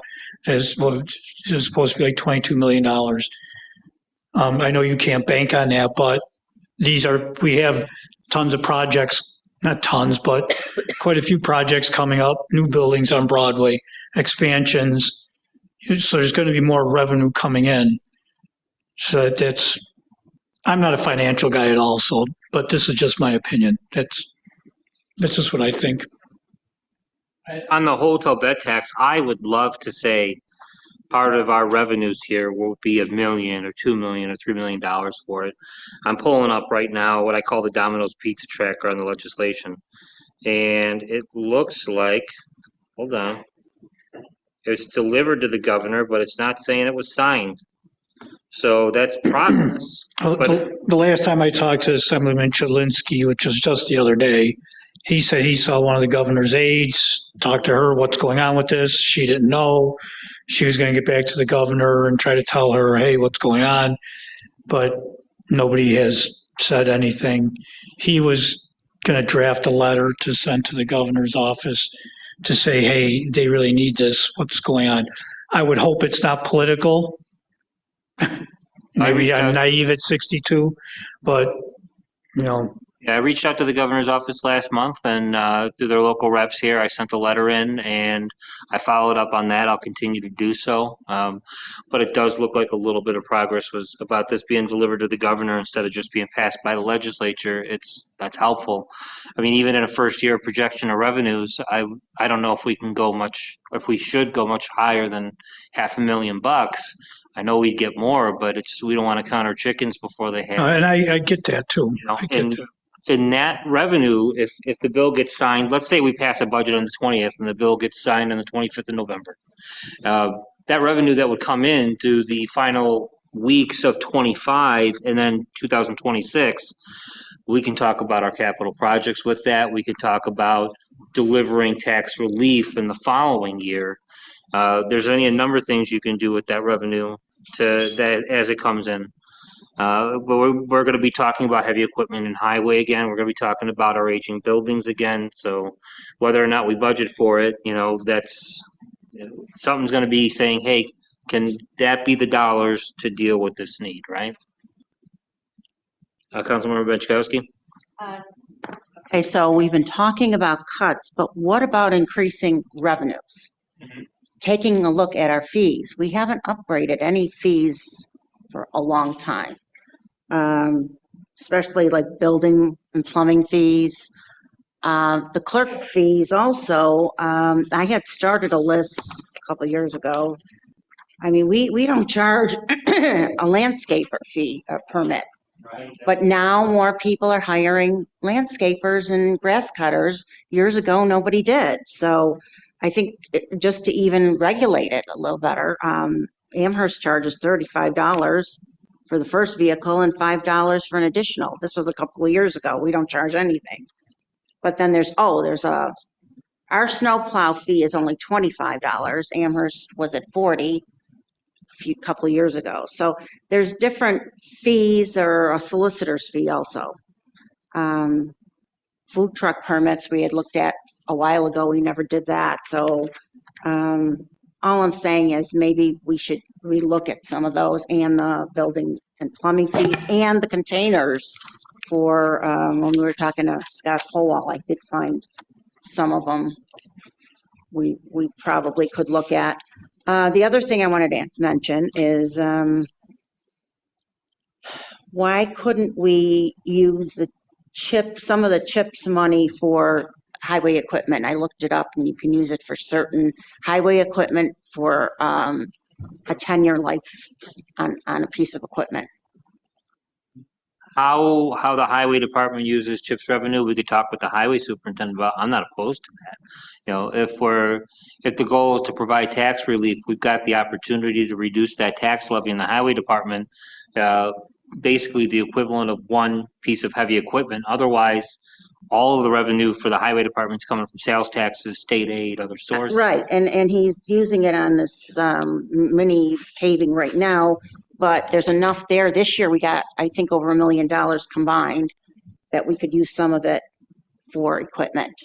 Again, I'm not opposed to that. At the beginning of the day, Mark Mez brought up the shelter fees. I was looking back That's 10 good. years. That's another one. 10 years of shelter fee revenue. It's basically around the low 30,000s. So if they haven't been upgraded in a while, if they haven't been increased, especially the ones with electric, that's something we should certainly do. And we know the electric now is much more expensive than it was 10 years ago. So Yeah, so I think we should look at some of our revenues to increase them. So that'll help us build up those fund balances if we're dipping into them. But then this coming year, we could start building them up.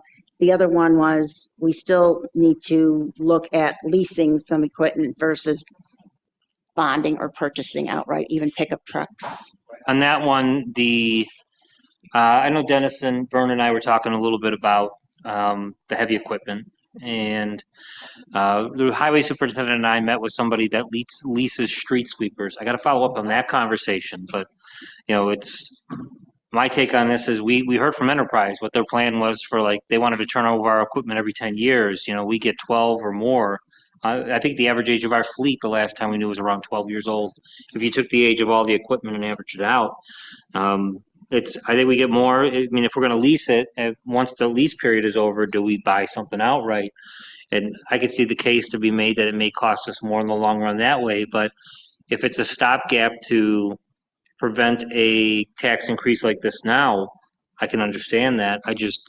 If we don't lower our expenditures somehow, this is why I brought up the Parks Department earlier in the day, as crazy as of an idea as it was, to you have an opportunity with youth and parks both where there's a lot of part-time labor there. It's a highly unpopular thing that to put snow fence around the parks and to sell off the parks equipment and to end the youth programming, that there's an opportunity to stop expenditures there. You can get rid of full-timers through attrition or department transfers, incentivizing and all that. I'm not promoting it. I'm not endorsing it. I think it's an act of madness because our residents, just on grass clippings, in an informal survey by a 4-to-1 margin, every one of them that says, get rid of it, 4 of them say keep the service, and we're going to have to do some unpopular things up here. I don't think any of us want to close the Parks Department. I don't think any of us want to end youth programming. And if we're not going to go the route of service cuts, the cost compounding is going to keep going. We have opportunities to delay the big tax increase later. We have opportunities, I'd argue we probably don't have the opportunity to exceed the tax cap now. But we have opportunities to delay that for a year, but the problem is going to reproduce next year. And I think what you've mentioned and what Vern's also mentioned, and I agree with the both of you, about tweaking at the edges here to just make some marginal improvements. I think we all want to do that. I just don't want to look people in the eye and say, we're not going to give you this. We don't have to exceed the tax cap, because the major cost, the way they're going, is going to either present this problem now or in 27 or in 28. Right, just changing some things, like I said, increase revenue and maybe not pay cash for this equipment instead of bonding, though leasing, and then you get a new piece of equipment in 10 years. I mean, I'm all for the bonding. I mean, West Seneca earlier in the year, they did a bond for 3 garbage trucks and a pickup truck, and it cost them $1.1 million. With the debt service, I'd argue, let's add another 200 grand to it. That's $130,000 a year in their next 10 budgets. It's extra interest payment on it. And that's not something I personally want to see all the time. But if we're talking about catching up, I would say bonding would be the answer in the short run. If we get the numbers on leasing and they're reasonable enough, if it's that or a bond, compare leasing to bonding. In that case, you may be able to make the case for the lease. But the leasing, if you have cash here versus leasing or bonding, cash wins every day if we're willing to do it. But putting up one against the other, I can see that. Ever do something like, hey, Tonawanda, Amherst, West Seneca, Orchard Park, we're looking to buy 2 F-50s pickup trucks. So instead of buying 2 for Cheektowaga, we buy 15 from whoever. This is a Tom question, though. Do they allow that? I know in the school districts, they do not allow piggybacking. So that's part of the problem with bidding out for school buses, where first student kind of has you handcuffed because they're going to charge Maryville School District, $5 million, and then they'll charge Central another $5 million. So you can't piggyback on contracts. But I don't know if you could for the government level. You could. Oh, yeah. Okay. Fire districts, you can. Yeah. That's definitely another option. Then if it's not illegal, then heck yeah. Because I would think if you're going to buy 10 or 12, absolutely. Who cares what color they are, or just slap a friggin' sticker on it that says Cheektowaga and go on your way. If you're going to buy 12 of them, West Seneca needs 2, Orchard Park needs 1, Amherst needs 4. We'll take 3.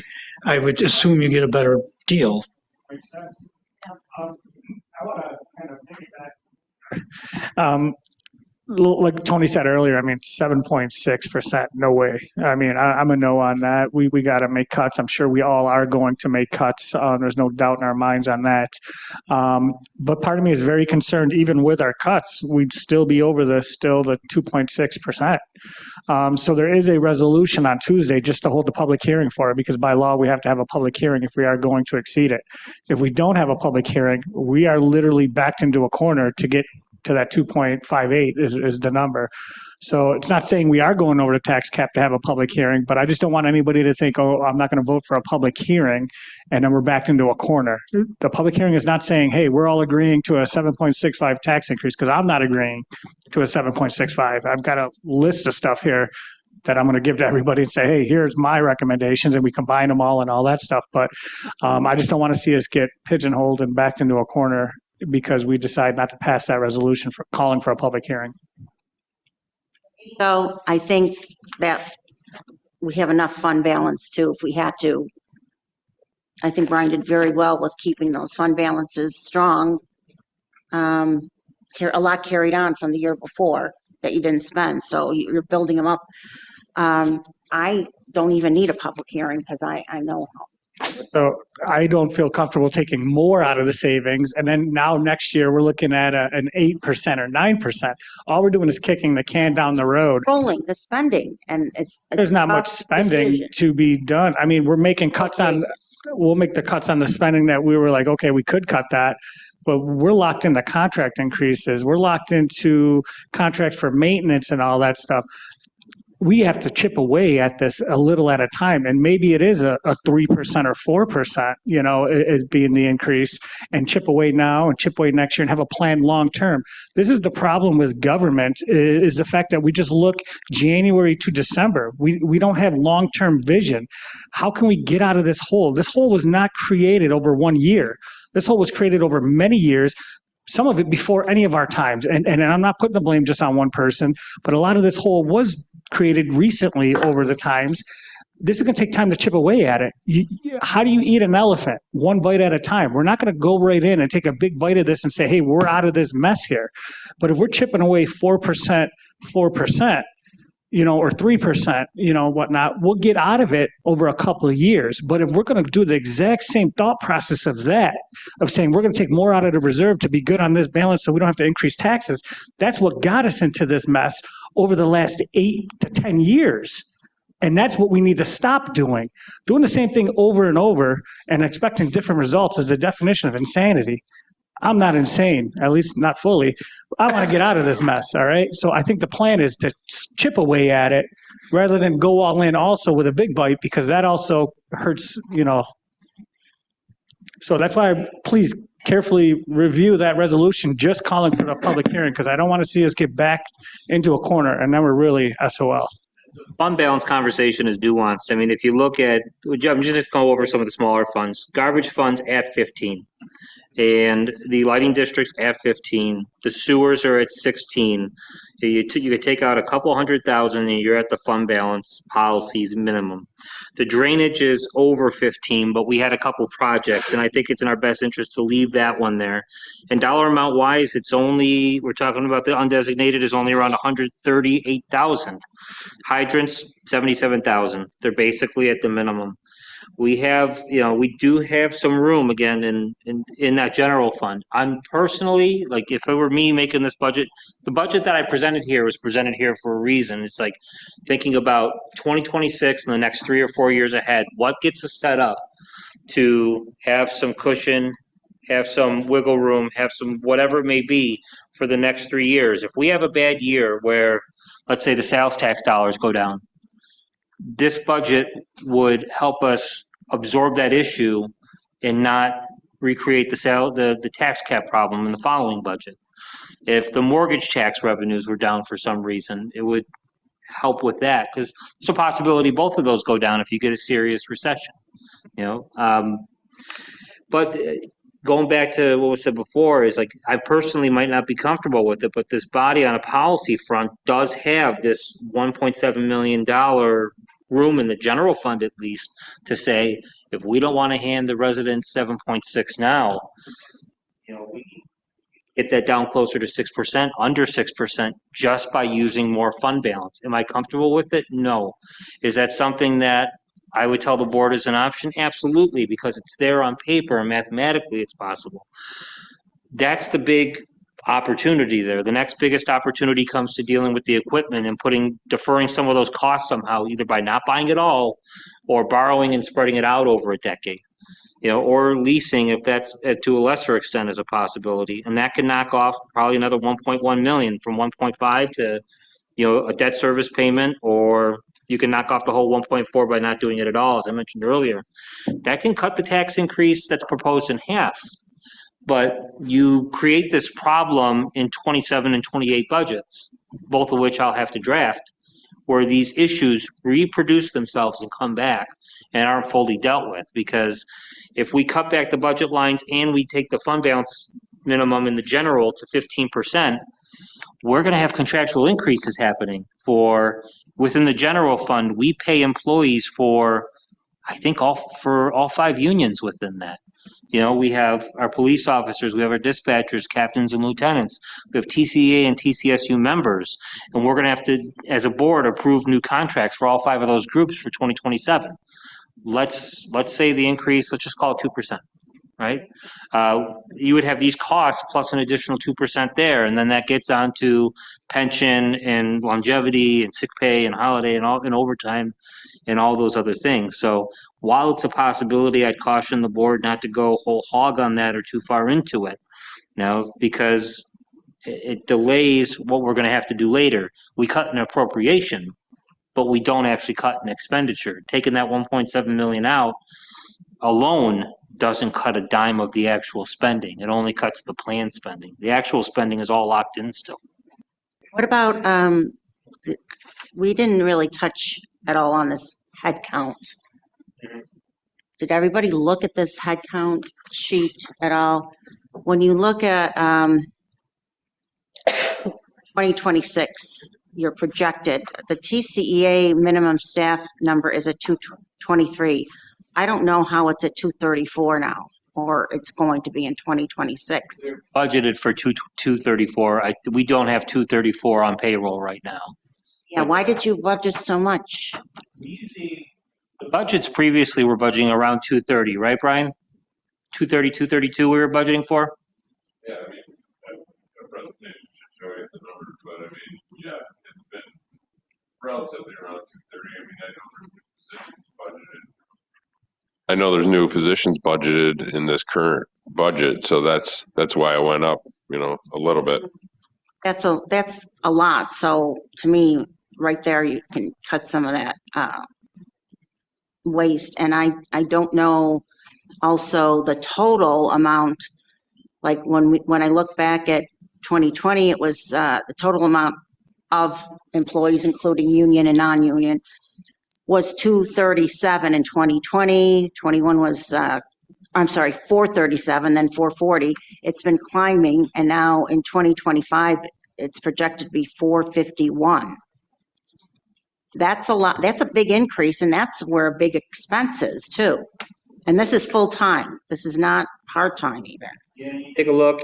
So we're talking about an increase of 6 people. 3 of those bodies from, you can find them in the courts. I'm going on the list. So we added a position in justice court recently. And there's a general fund. The other one is Mr. Supervisor, would you allow an interruption? And I apologize. Do you need me here for your budget discussions? Is there any reason for me to stay, or can I? At this point, no. If you don't mind, I'll go get some work done. Free to go. Thank you. We're nearly finished ourselves, right? But yeah, so you got 4. The other one proposed would be a deputy highway superintendent and general fund. So that's the extra 4 there. Then in highway, the numbers have actually gone down between 24 and 26. Building and plumbing, we've increased by 2. I know we added 1 recently. And then main pump, we're up an extra person there. We budgeted for, in 26, we budgeted for a maintenance man there.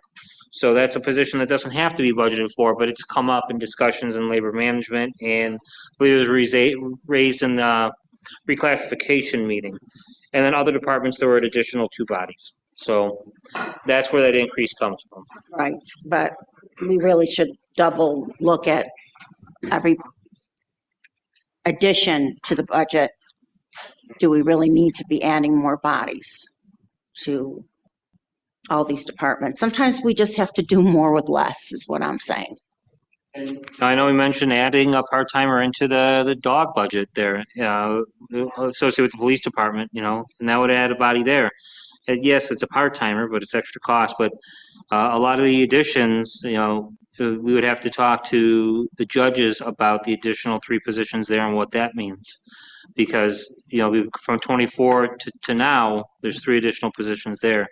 Well, I think if you make all the part-timers minimum wage also, instead of, there's some that are making 18, some are making 19, some are making 28. We must have to go up with a policy. Sorry, all part-time people make minimum wage, which is going to be $16, 18, whatever it is. That's just my opinion. And the other thing is, that's why I've been beating this drum about our people doing more work. To Dennis's point, we always subcontract. That's the way we've always done it. That's the way we've always done it. Then we're not trained. Then we're not safe. There's 1,000 excuses of why we can't do it. I've literally begged certain people to say, just give me that much. I'm not asking for the world. Yes, you can't dig 20 feet, I get it, but you can dig 7 feet. Like he wants his big excavator in his budget. They just got done telling us they can't dig past 5 feet, but they have backhoes that can dig 13 feet. So what do you need a bigger excavator for? $40,000 for shoring equipment. You rented shoring equipment to do Starlight and Wojcik. Then you said it wasn't safe and nobody was trained, so you paid for it, sent it back, but obviously you thought people could do it because you rented the equipment. Now you want to buy the equipment, but we can't do it. That's what's maddening to me, is that just there's 1 or 2, maybe 3 that just don't want to cooperate and want to throw up a roadblock all the time. As far as I'm concerned, then they get nothing. If you don't want to work and you don't want to come this far, then sorry, don't come to me and ask me for more money or equipment. This is a two-way street. I've been very reasonable. We've all have, I think, pretty much. This is, we're in a situation. 1 or 2 years, that's all I ask for, is for give me a couple lean years, help us through it, right the ship, and then, let's move on. And it's steadfastly no all the time. So I got no sympathy for a couple of departments that refuse to even change their ways at all. This is the way we do it. We've always done it. We're going to continue to do it. And we get killed on subcontracting. And stuff that we can do. The rank and file people want to do it. They say they can do it. It's just extremely frustrating.